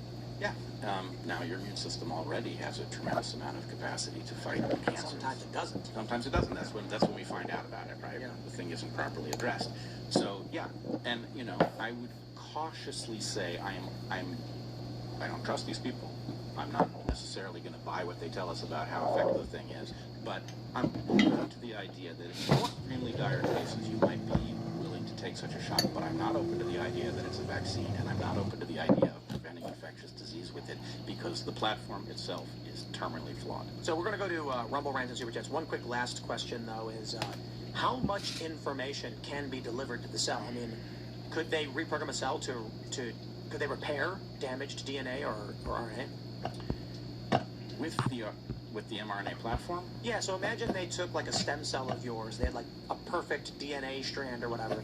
Could they inject it into your body so that it tells the cells to reproduce perfectly? So that basically destroys the aging process or ends the aging process? Well, we're not going to end the aging process, and we'll have to talk another time about why that is. Political reasons or biological? Biological reasons. Oh, let's talk telomeres. Could they make the cells reproduce perfectly again? Like it's a damaged cell, but they give it the perfect information, programming to reproduce. You're kind of coming at the story upside down. The promise of the was very much like what you're describing, right? The idea is you might have cells that are doing the wrong thing for some genetic reason, and if you could get genes taken up into these cells, you could get them to do the right thing, and you might cure a disease. It never panned out for reasons like this addressing problem, right? The problems never worked, and so the huge investment that we biologically put into gene therapy never returned on that investment. Yeah, but if you were able to do like one clinical test on, say, like 5 billion people, you get all of that data at once to solve for this. You dispatch various batches to key regions, make everybody... I mean, could you imagine if something like that happened, where they were doing a mass clinical test like that? Yeah, but what I would tell you is that what can be done on paper is spectacular. What happens when you try to deploy these things in the layered complex systems that make up the human body is you end up with all sorts of unintended consequences. I understand that. I'm saying, so imagine if you could do 5 billion clinical trials all at once. With between the year of 2021 you know you can't do it. 2024. And you're like, how do we get the data? And they say, well, it's going to take 20 years. You're asking whether or not COVID was an Oh, experiment. I never said that. Yeah, okay. I'm just saying I'm the that one insinuating. instead of doing a bunch of human trials where you can't figure, it's from the 80s, and you're like, why can't we get this addressing problem right? So only if we could test it out 5 billion times in a short period and get all the data. We're going to go to your Rumble rants and Super Chats, so smash the like button, share the show with everyone you know. The uncensored portion of the show will be out in about 12 or so minutes at 10 p.m. Rumble.com/TimGuestIRL. In the meantime, what say you? HS Disturbed says, just found out I'm pregnant with my 4th child. I'm 42. My last pregnancy was 10 years ago. Please pray for us as I attempt to bring another God-fearing patriot into this world. Thank you so much. I love you guys. That's so great. Amazing. Congratulations. Absolutely. Oh, you're going to be so excited when you get another baby. I just know it. Running around. J-Dirt Biker says it's because Lindsey Graham is a progressive Republican, which is still a progressive. Glenn Beck covered that today. I am surprised Ian didn't mention that. Where is he progressing to? That's what I care about. Off a cliff. Maybe. Time to regress, Linz. Monkey King says, wow, Brett even cut his hair for this interview. Thank you, Tim. Nice hair, by the way. No, I had someone else do it. Ah, correct. All right. K-Toth Swiss says, feeling bad for stupid people is what got us here, Brett. This is tough. Yeah, that's what it is. What is that a reference? You know this one? No. Oh, you mean the sweating? With a what? There's a red button, a blue button. If more than 50% press the blue button, everyone lives. If more than 50% press red, anyone who pressed blue dies. More. Yes, it is fun. And everybody just says, like, just press the red button. There's a big leap of human evolution some 300,000 years ago where they discovered the first human bone that was actually looked like it had been repaired. Before that, if someone broke their leg, they were just left to die. And that was very bad for us as a species. Once they started taking care of their weak and their wounded, we evolutionary leapt. So we're sort of in a situation like that. I mean, I think that's your argument. I'm trying to steel man your argument. My argument actually is that the transhumanist on AI since the 70s. Pierre says rap isn't music. He's unmoved by it. He doesn't connect with it emotionally. I'm not defending every piece of music or every genre of music. But so what I would say is the important thing is to reduce it a little bit and say every society has some kind of emotional communication through sound. Speech, for instance, it's like an evolution of music. Like, I would argue that, like, mumble rap is... I understand it as music functionally, but it's actually... it's nails on a chalkboard to me. Yeah. It feels great. Right. Like, I will strike the person doing it. You know what I mean? So, let's just say... I feel that way about spoken word. Spoken word poetry? Yeah, I do too. I'm not a fan. I don't know how it's spoke. Sorry to interrupt. I mean, it's not that Let's hear. We have a couple more minutes. We'll come back to this video uncensored portion because this is fun. Freedom Star says, I know Brett is not a big fan of Trump, but you must know that science is better with him in office at this point. Well, my relationship with Trump, who I've never met, so I don't have that personally. My relationship with him is complicated. I certainly voted for him. I would vote for him again. I think The alternatives are disastrous. it is so terrifying that just even the fact that you have a person who is in possession of his mental faculties, who you could haul in front of Congress and ask questions, and make a decision. If the phone call comes in the night and, Mr. President, the missiles are on the way, what do we do? Is so far and away better than having a empty suit puppet or, a demented old man or any of that stuff that covers the bottom. It's no contest. Nonetheless, I very definitely voted for no new wars, and I am not happy that we are involved in a new war. But didn't you know that Miriam Adelson was backing Trump for the purpose of helping Israel annex the West Bank? Donald Trump had stated numerous times he would never allow Iran to get a nuclear weapon. He killed Soleimani. He fired 59 Tomahawk missiles into Syria. So while I agree he was the better candidate on the war things, and I think it is fair to point out we didn't want him to start a war, and I'm not saying it's a view, but just generally speaking, we all knew the probability was decent. Well, I think we'd be at war either way, and I think what we've really learned is that we don't have a choice on that one. Yeah, I agree. My response is like, what was that? A president started a war in the Middle East? I'm so shocked. Oh, heavens. I think can't there's believe a very that. good chance that that America's waging of foreign wars facilitates our peaceful existence here. I think there's a couple big Or at reasons. least our leaders believe that. I actually think one of the reasons the war started is because the economy is burning in a very, very bad way. I want to say it's on fire, but I don't want to imply that it's good. Defense production is a great way to lift an economy, and being at war and spending all this money on weapons, that's a great way to lift the economy. So That's how we got rich. That's how we got rich. It's artificially inflating, but the general idea is stealing the resources from other places to inflate our own economy. And I don't mean currency-wise. I'm saying we took Venezuela. We've now got spy planes over Cuba, just like we did before we took Maduro. So Trump said imminently we will take Cuba. Right. The goal is, I think the economy was really, really bad. There's a plethora of factors involved, but I think largely it's okay. It's time for a war again and take other people's stuff so that our economy can be better. Did you see the thing about how lithium was found in Appalachia? Oh no! Where? Like 300 years worth of lithium, like massive lithium deposits. We gotta go to the uncensored portion of the show. We'll talk more about this in music. So smash the like button, share the show, and everyone like. Follow me on X and Instagram at TimCast. Brett, do you want to Dark Horse Podcast. Oh, the Dark Horse Podcast. And find me on X at Brett Weinstein, and Brett has 1 T. What's the newest book? Well, the only book that I've published is A Hunter-Gatherer's Guide to the 21st Century, which I co-wrote with Heather.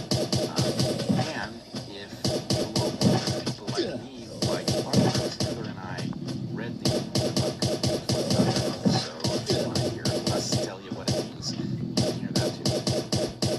I'm Ian Crossan. Follow me on the internet. Ian Crossan. I was actually talking to Brett about graphene a little bit before we went live on the Discord show. I'm doing a documentary with Jim Tour and the folks at Rice University about graphene and all sorts of banging nanotechnology. So go to graphene.movie, sign up for the mailing list, and that goes live to be notified. And follow me at Ian Crossan. I want to clarify. We talked about graphene, but we didn't do it. Well, technically, every time you breathe in smoke, you're breathing it in. Did you know? That's right. Now let's get funky. You can follow me everywhere at Carter Banks. Brett, thanks for coming on. It's been an honor and a privilege, and I can't wait to get into the after show with you, Libby.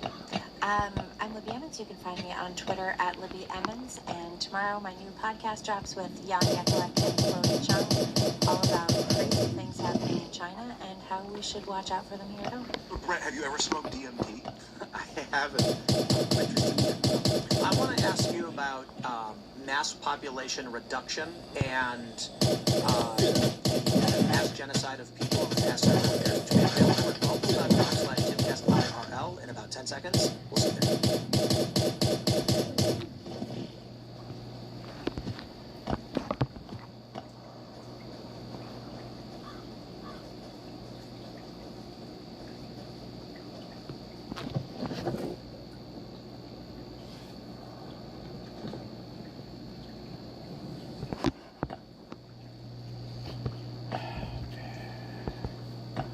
I'm going to start off this uncensored portion by making a couple of statements. The first is, I watched this video from a Chinese YouTuber who said that China's lying about its population being a billion. He showed a bunch of videos of urban centers in China pre-COVID, and they're insane. And then he showed a bunch of urban centers post-COVID, and they're completely empty. He also then mentioned, without explicitly stating, he talked about how crematoriums were running full blast the whole time during COVID. We have satellite images, CNN even talks about this, showing the smoke pouring out of these mass crematoriums and vehicles filling the parking lot. And so the insinuation at first was that people were being killed to a great degree. He didn't go on to explicitly state that COVID was used to exterminate half the Chinese population or anything like that. However, what I would say is, right now, it certainly feels as though the population is a lot smaller now than it was several years ago. Right now, we've got several major tours that are canceling due to poor ticket sales. Last year on the 4th of July, we went and drove around Chicago, and no one was there. My neighborhood used to have kids running through the streets. Every street was empty. The fields were overgrown. A couple of soccer nets in the baseball field. Nobody was doing much of anything. Yeah. I walked around with my buddies, Andy and Brandon, and said, bro, where are the kids at? And they're like, what do you mean? What kids? No one goes outside anymore. I said, where the fuck is everybody? Now, I've heard a couple of things. I've heard Asians are more susceptible to the virus, to COVID, because of ACE2 receptors.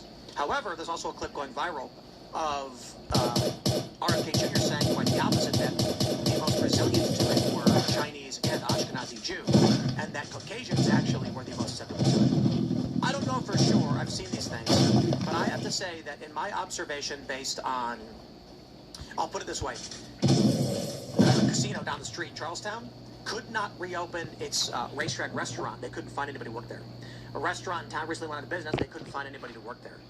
Ticket sales slumping across the board at all these major shows is another example.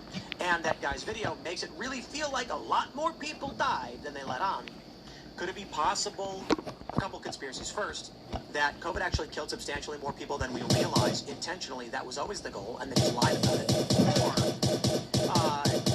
on top of that, what I was alluding to in the show is that we've known that Moderna, they've been working on mRNA for decades. With one of the technologies they've posited is that they can stop aging if they can direct the appropriate DNA to the appropriate cell to replicate itself perfectly without damage, but have not been able to do it due to addressing issues. One conspiracy theory is that you go to the likes of Bill Gates, who's aging, and you say, I'm sorry, Mr. Gates, we cannot figure this out. If we keep doing illegal human trials on Epstein Island, it will take 20 years. And he goes, then just give everybody the fucking shot. How do we get 5 billion people to do it so we have the data so I can live forever? And they say, we'll have to mass manufacture a pandemic to do it. I'm curious if you think there's any plausibility in those scenarios. Okay. One, we have to at least put on the table the mundane explanation for can't find people to staff your restaurants, can't find people to go to your shows, there's nobody in town. That could be, and maybe even probably is, at least partially the result of us having been retrained during COVID, right? People who were retrained, they found ways to survive that didn't require them to pay their rent. They moved into their parents' basements, whatever it was. So it could be behavioral change, right? Because COVID was a massive disruption. Yeah. On the other hand, let's zoom out and just talk about general depopulation questions. There is a concern that is dawning on the elites and going to dawn on those that haven't thought of it yet. And it looks like the old discussions of useless eaters that the Nazis had, right? Well, that was, was it? Well, Noah Harari from the World Economic Forum said the same words, useless eaters. Yeah, I wish he hadn't, because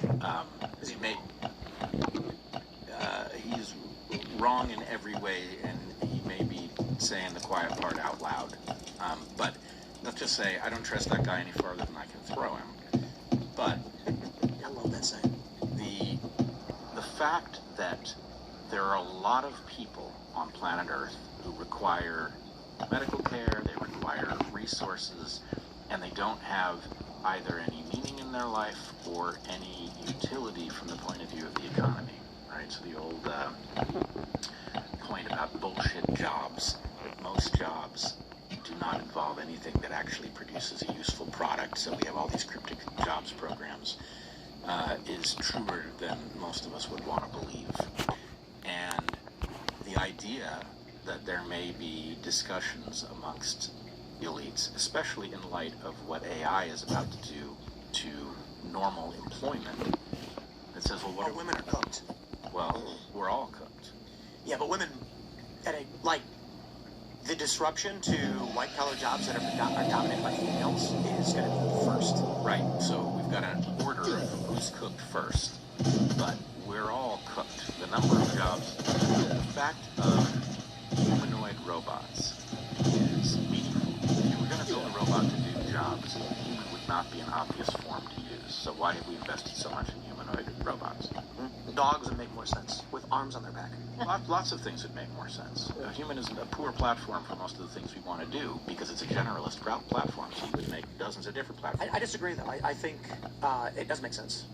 You're adapting the machine to the form factor created for man, so you're starting from this. Right. So what that means is if you can get the intelligence into the robot, it can do any job a person can do, including crawl under your house and fix your plumbing. And oh, by the way, it can deal with your HVAC system and your electricity at the same time because it's every profession at once. It doesn't sleep.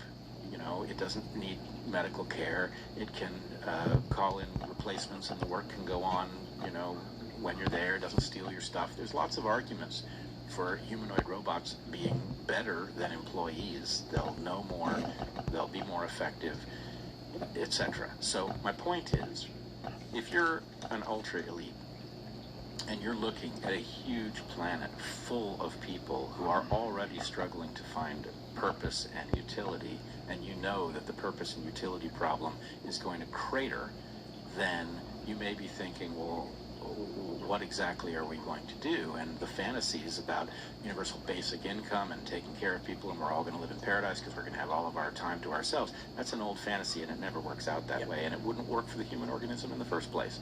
So my point is it conceivable that somebody is thinking about reducing the population? Yes. COVID, I don't think, was nearly strong enough to be even the slightest bit useful in that regard. But hantaviruses. It would have to be a different hantavirus. That's right. A gain-of-function hantavirus. Right, but I agree with you, except for the fact that I know a little something about what these people are capable of, and they're not capable of making that virus. Even if they could make one that, at the point you released it, it behaved this way, evolution would take over, and it would end up being something much more mundane. Right, which tends to happen with viruses, I imagine. I believe, right? Yeah, it's not as hard and fast a rule as people tend to think, but yes, evolution is going to turn it into whatever is most effective at getting it into the future, which isn't a destroyer of. We're loaded with viruses all the time that do almost nothing to us. Which they persist. And in fact, the rodents that naturally carry hantavirus don't suffer from it this way. So viruses that are extreme they can't transmit because the humans who get sick die. Plaguing tactics. If you post too quick, you can't get to the next guy unless you get to Greenland. So, but like if COVID, I see what you're saying. COVID wasn't the virus to kill the people. If they wanted to reduce the population, what were they doing? Were they trying to get people to comply to put them in pods? Do they really are trying to avoid killing? Well, mass clinical tests on mRNA technology over a short period of time. Except for one thing. I don't think they collected the data. That's the thing that bugs me, is that it was the most massive experiment ever conducted in the history of humanity, except that they didn't collect the data. Or did they? That would even, maybe. Wi-Fi the Wi-Fi signals in this room can track our movement. Yep. So they can. So listen, Facebook knows when you have to go to the bathroom. This has been true for 10 years.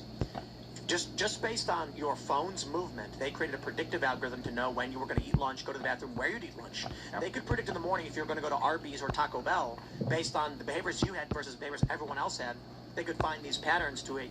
They could generate probabilities indicating a greater chance for today. It's Chipotle.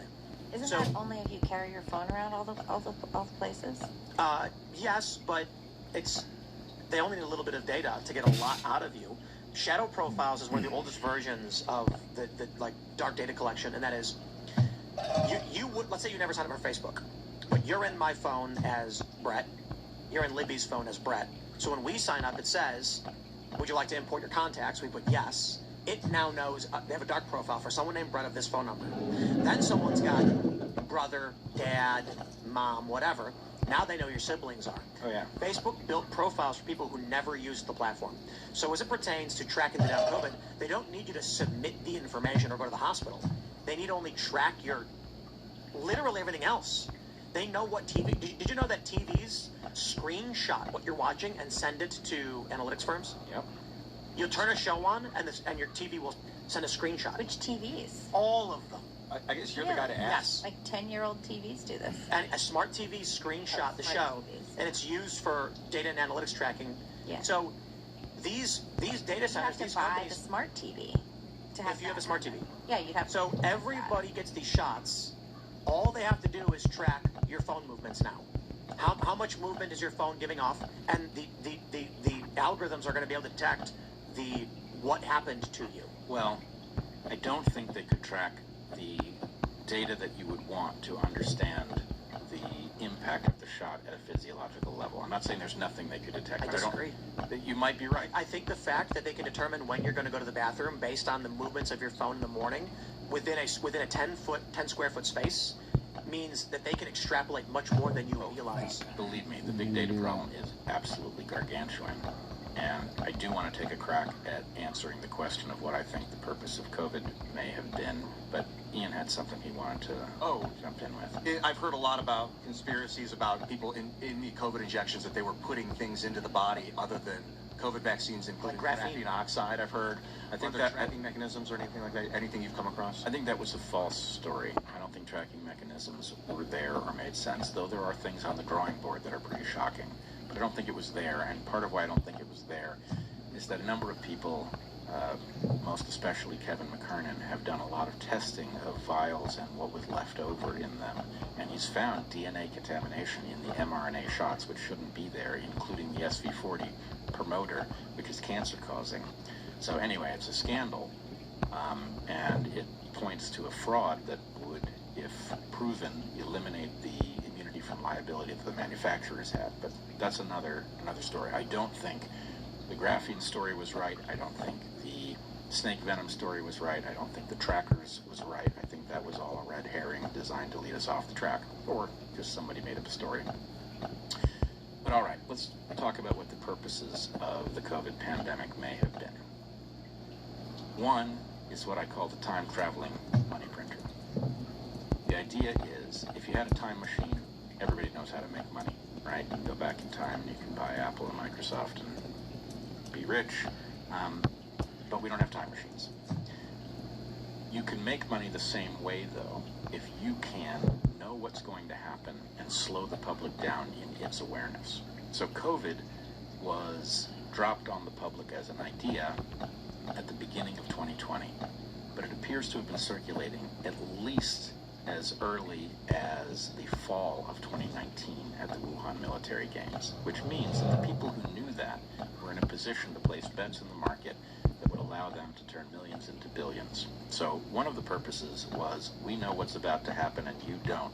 That gives us an ability to drain your money into our pockets without our fingerprints on it. Second thing is that the mRNA platform is the mother of all cash cows for the pharmaceutical industry, except for the fact that it's dangerous and can't be fixed. So they couldn't get it through safety testing because it isn't remotely safe. But in an emergency, that whole process was short-circuited, and not only were they able to get it past the safety testing with the emergency use authorization, but they were able to get the public to want it because they'd been locked down, and that was what they were promised was going to give them freedom. The mRNA platform is not about the COVID shot. It's about reformulating every shot we've already got and making 1,000 more of them cheaply, because all you have to do is swap out the gene, right? It's as easy as that. And then you can claim it doesn't have to go through safety testing again. You just have to test the new antigen. So this is a $1 trillion idea, except that it's not safe enough to bring to market, except in an emergency. You want to address the other point before we go to our callers? Sure. The last thing that seems to have been part of it was that we were trained for being controlled. We were trained that emergencies eliminate your constitutional rights, that we get to tell you what to do for your own good.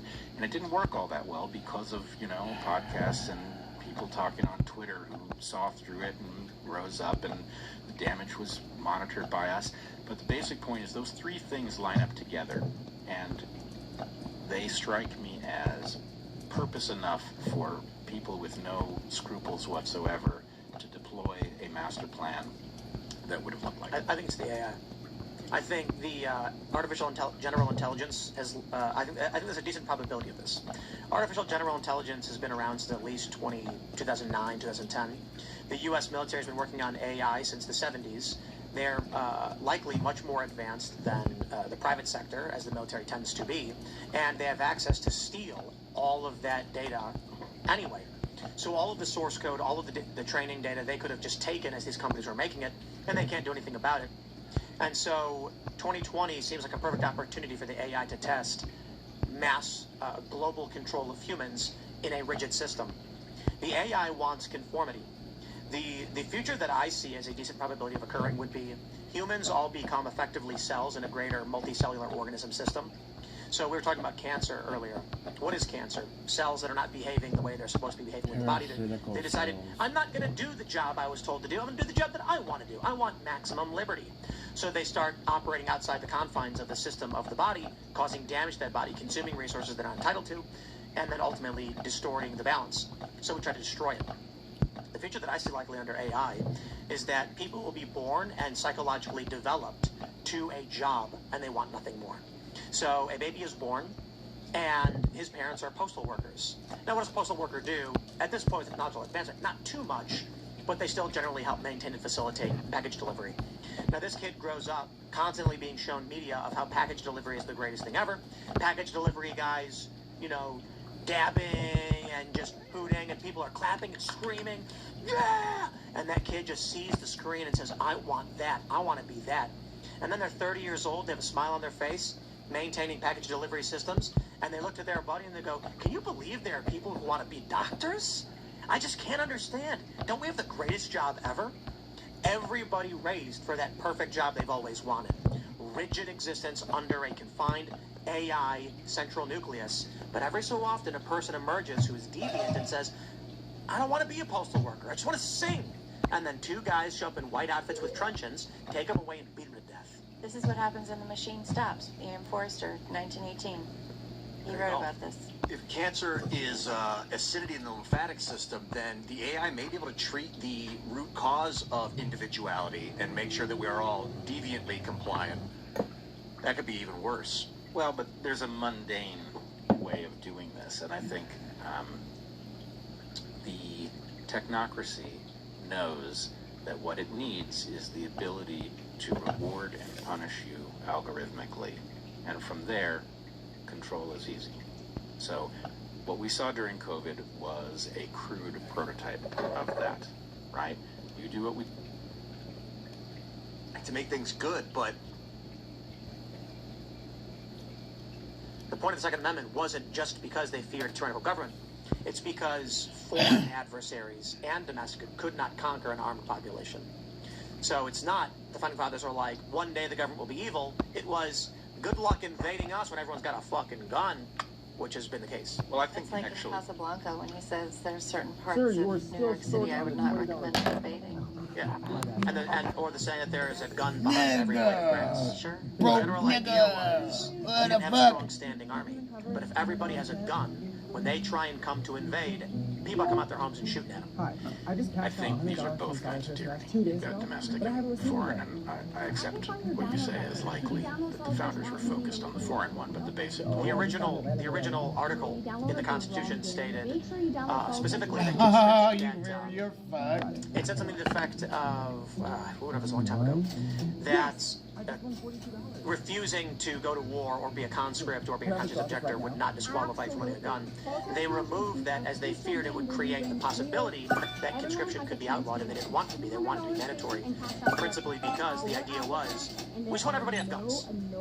That way, if the Indians, if Britain, if anybody comes and knocking, we can say, boys, grab your guns, and not have to worry about it. You know, I think it should be a basic human right. You're talking about a digital human right. Everyone should have the right to their own artificial intelligence off-grid. In That a is a month? human right. That is your gun. That is your weapon. Let's grab some callers. We'll start with Kilo Charlie 5. What say you think, sir? That's more like maybe $1,000 in a year. Dude, when is this gonna fucking burn out? This thing looks like it's not even... Play for 1 hour. Hey, thanks for taking my call. I have a bit of a thought experiment question for the panel. Reps from other districts in my state that I did not vote on make decisions that still affect me, not just their district. Now, this is not the 1700s anymore where 100 miles away is like another state. Nowadays, some people drive that far to work. I myself have interests in multiple districts. Now, as just a thought experiment, how well would this affect the gerrymandering squabbling, understanding that it would take a constitutional amendment? Forget districts. The percentage of voters for each party in that state, get that number, percentage of representation in that state. So you're saying get rid of districts altogether and the state gets proportional representation in the House? Yes. Meh. Well, I actually was... It's a thought experiment. I was thinking about something along these lines when we were talking about this at first, and the place it falls down is that some of your interests are geographic and smaller than state. So you want a representative who cares about the particular details of the habitat around you and your neighbors, and this loses that, and I'm not sure anything else recovers it.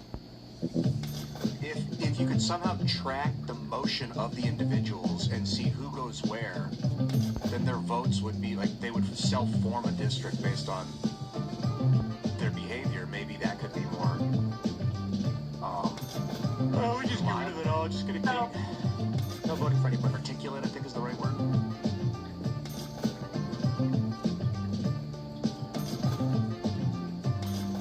Well, I don't know.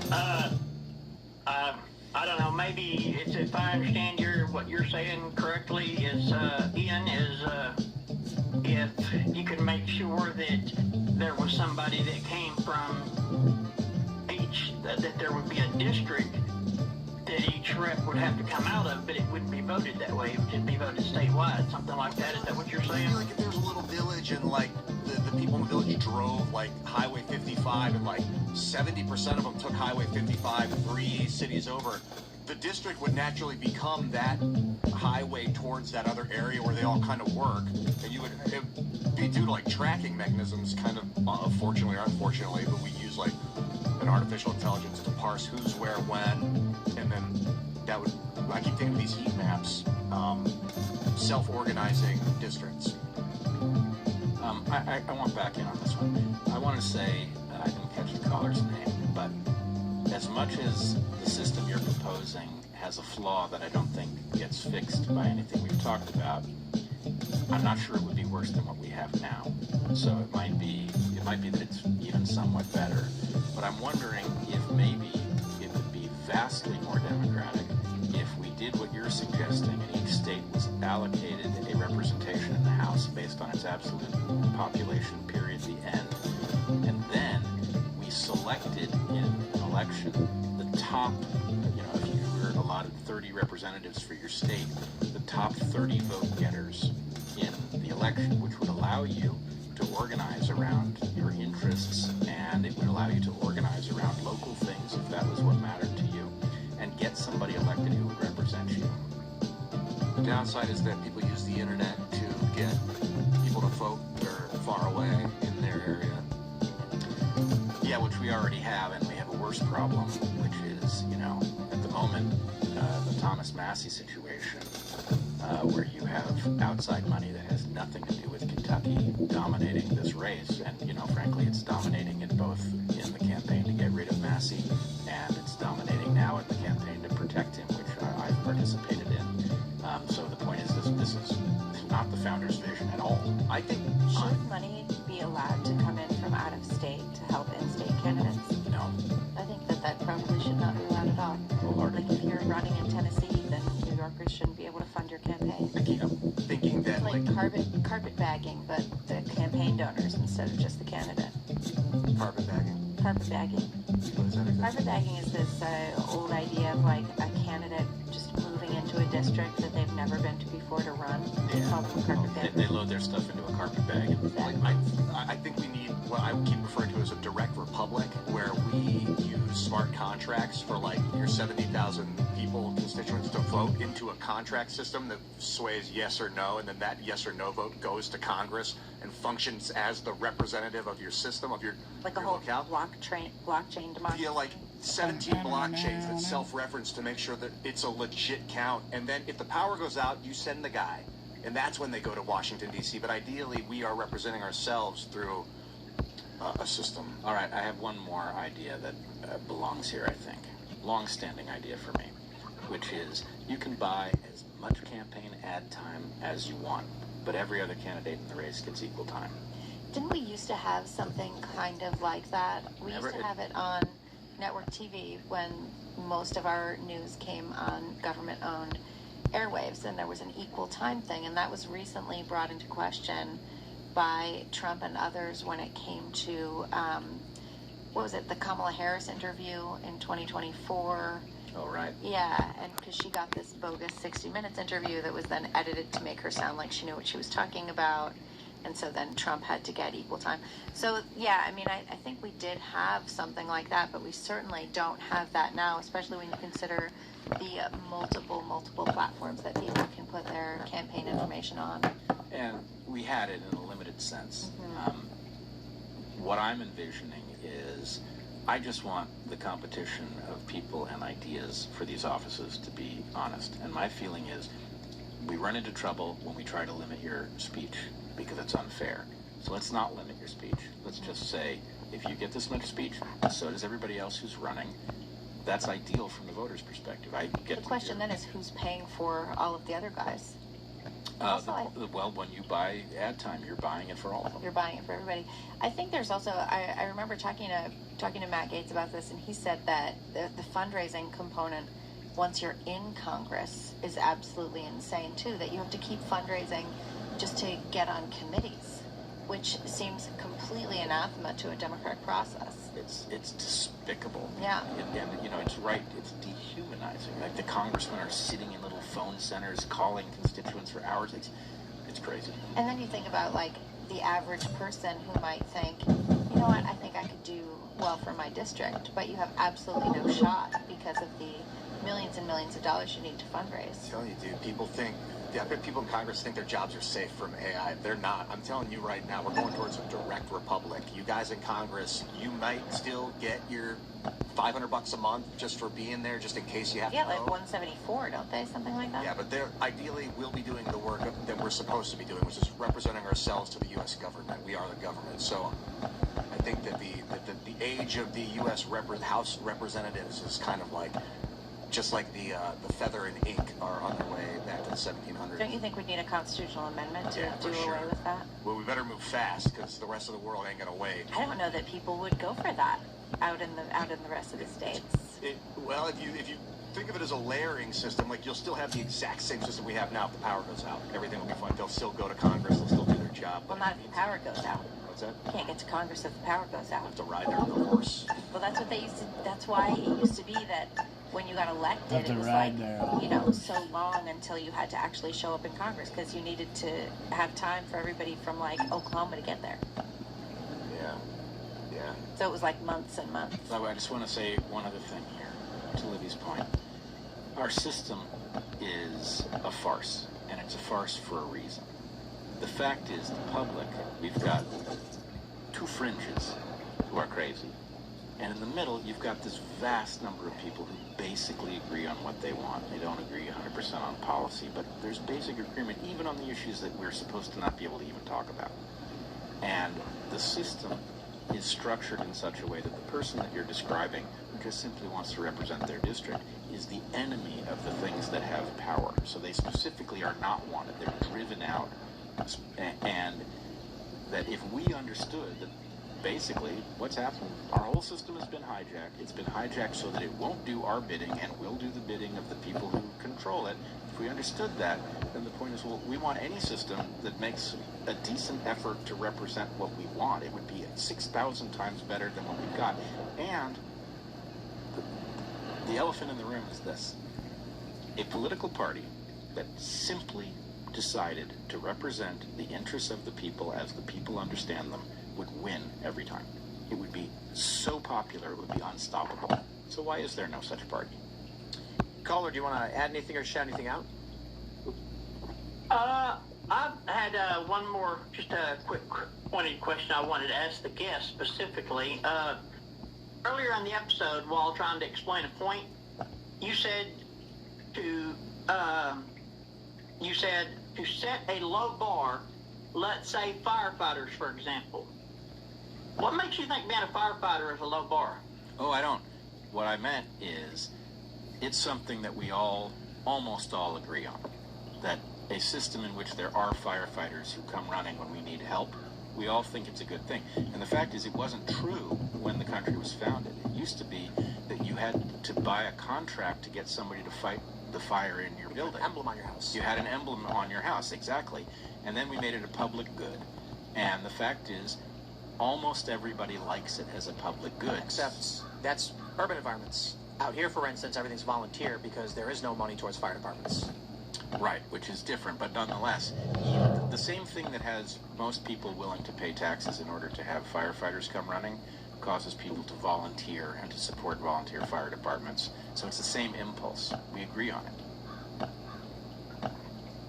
Gotcha. Now, well, I am a 26-year member and captain of my fire department, so I just thought I would ask that question. Yeah, no, I didn't mean low bar in any insulting way. I just meant that it's something we can all agree on. He meant argument-wise, it's a low bar because we all agree on it already. Gotcha. In fact, he was yeah. Oh, I was going to shout out, you can check out my preppers group, the Black Sheep Prepper, on X at BSP_prepper. And we'll see you guys next time. See you, man. Thanks for calling in. Nice talking to you. Next up, Next up, we've got Crondors. Hey, what's up, Crondors? Hey, good evening, everybody. Hi. Hey there. So I got a pretty relatively straightforward question. So given the VRA ruling, you think it's possible Democratic leaders will now try to educate their voters on issues rather than pandering based on race, or do you think they'll just lean even harder on class-based rich versus poor arguments? Yes, correct. Second. The latter. Pretty easy one. Yeah. I haven't heard like the Trump scary argument is what I keep hearing, so I don't know that there is another argument other than Trump is bad. I asked my dad this thing because he's like, we got to get Trump out of office. I'm like, okay, I understand the desire to form a revolution, but you got to tell me what comes next. What is your vision for after Donald Trump? I keep refocusing him on that. He's like, and it's like, bro, that's what I need from you. So maybe there's an argument, maybe there's a decision or a plan. Well, I will tell you, as a lifelong Democrat and a lifetime observer of the Democratic Party, I will tell you that the faction that has control of it is incapable of learning a lesson from a failure. They double down every time, and it is absurd, but you can rely on it. So yeah, I'm expecting more of the same. So just invest in Moderna. Take your money, man. Buy an infinity pool and relax. But do you... Sounds nice. What was it?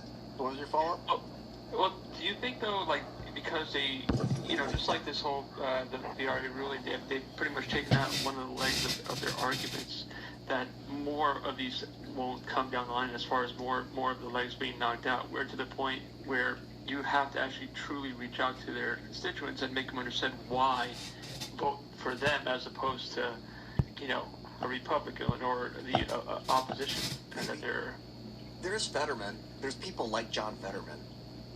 But I've seen him get demonized by his own party. Yeah, they want him out in Pennsylvania. I mean, the Democrats want him out. His constituents seem to like him. Which is also a thing. Like no party should be going after a representative that is actually serving their constituents to their constituents' satisfaction. 100%. I mean, it applies to the Massey race, and it applies to Fetterman. Yeah. Massey might lose. He might lose. But his constituents mostly like him. Oh, he's wildly popular. Yeah, it's crazy. All that matters is the numbers game.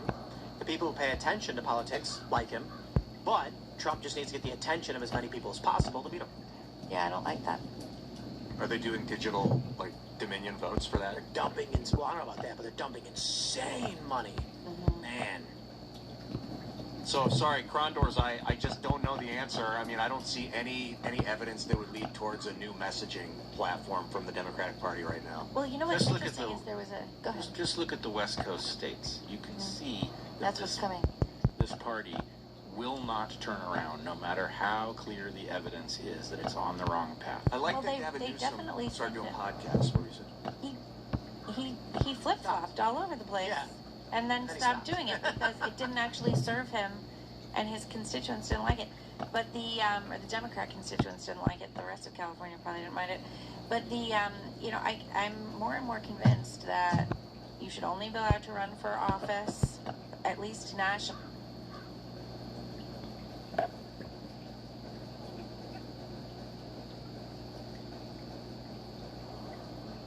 The internet just go out or something?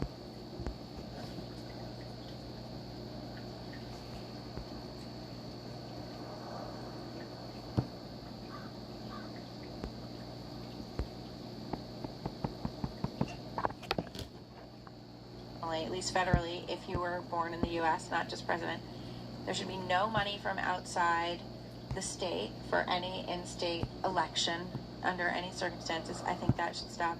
And the other thing that I'm sure of is that the Democrats are not going to stop trying to exert total control over the population, and the progressive messaging is that experts should be in charge of all of us, that none of us should have a say at all. And there was even a video from Pete Buttigieg, who is, contemplating a 2028 run along with Newsom and Kamala Harris.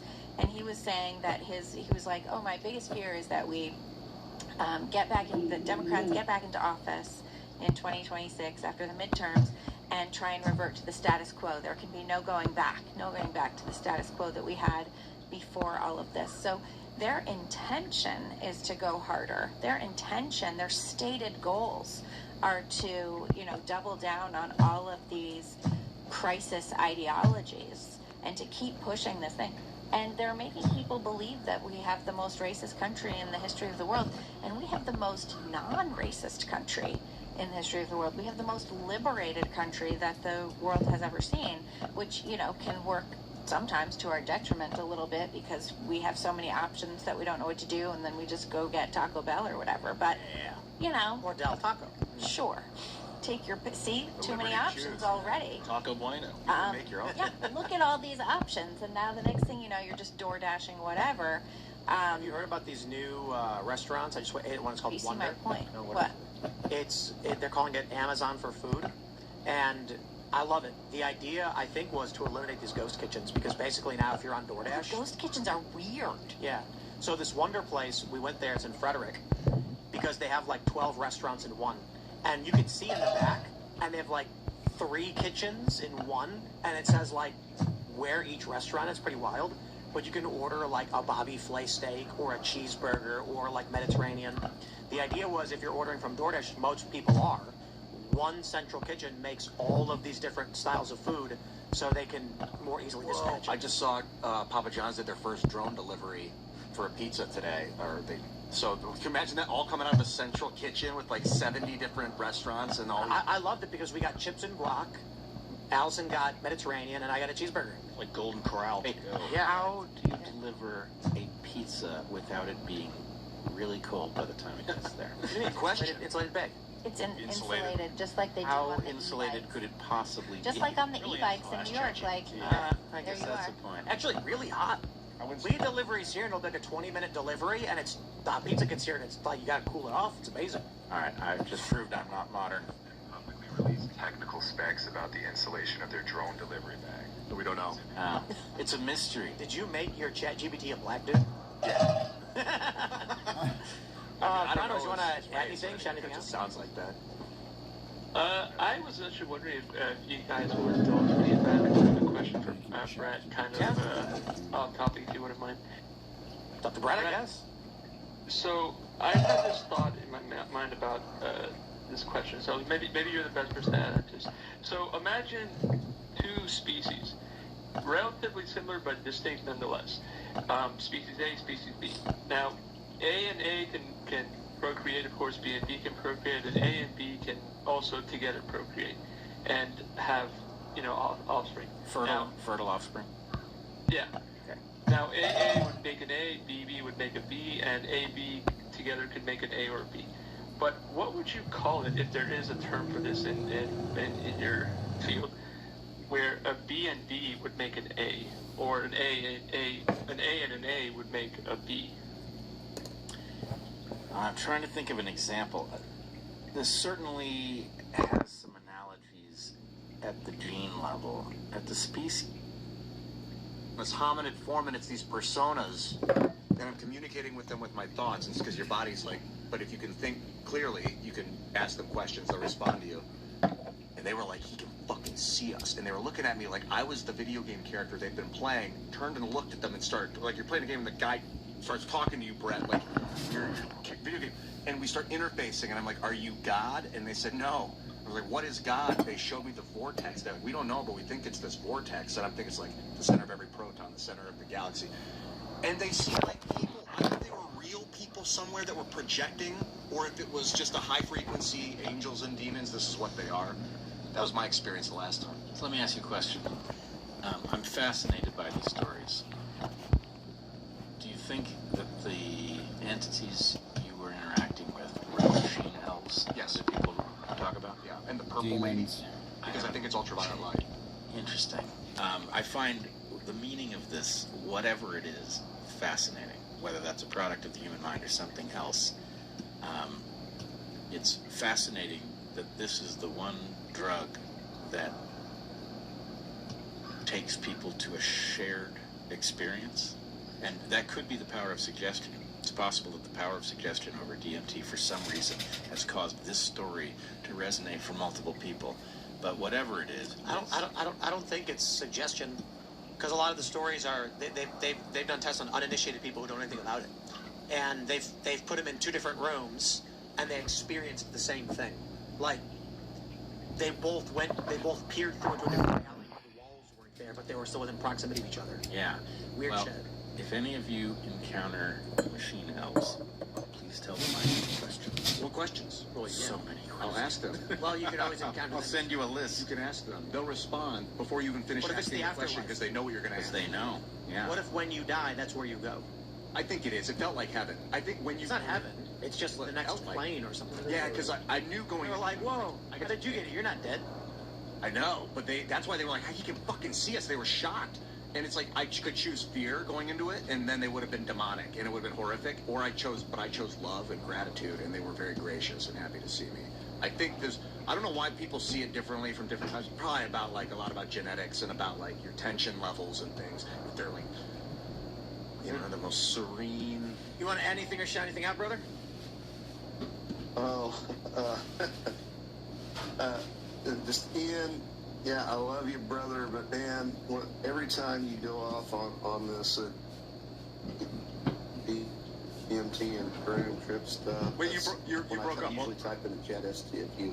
Your audio broke up. What were you saying? I wanted to hear it all the way. I said, normally when you start talking about this shroom and DMT stuff, that's when I start yelling in the chat STFU.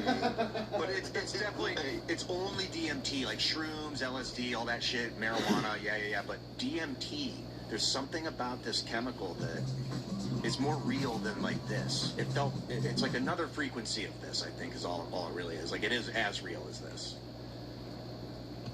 I'm not trying to prove Well, anyways. Anyway, thanks for taking my call. Love you guys. Shout out the Discord. Shout out my friend Olivia Claire, doing a great job running the community. And good night. Thanks for calling in, brother. Yeah. Right on. Brett, it's always great to have you. This has been so much fun. Yeah, glad you could make it out. Well, I'd love to have you back anytime. Fantastic. I'm looking forward to it. Tomorrow on the show, we have Mark Herman.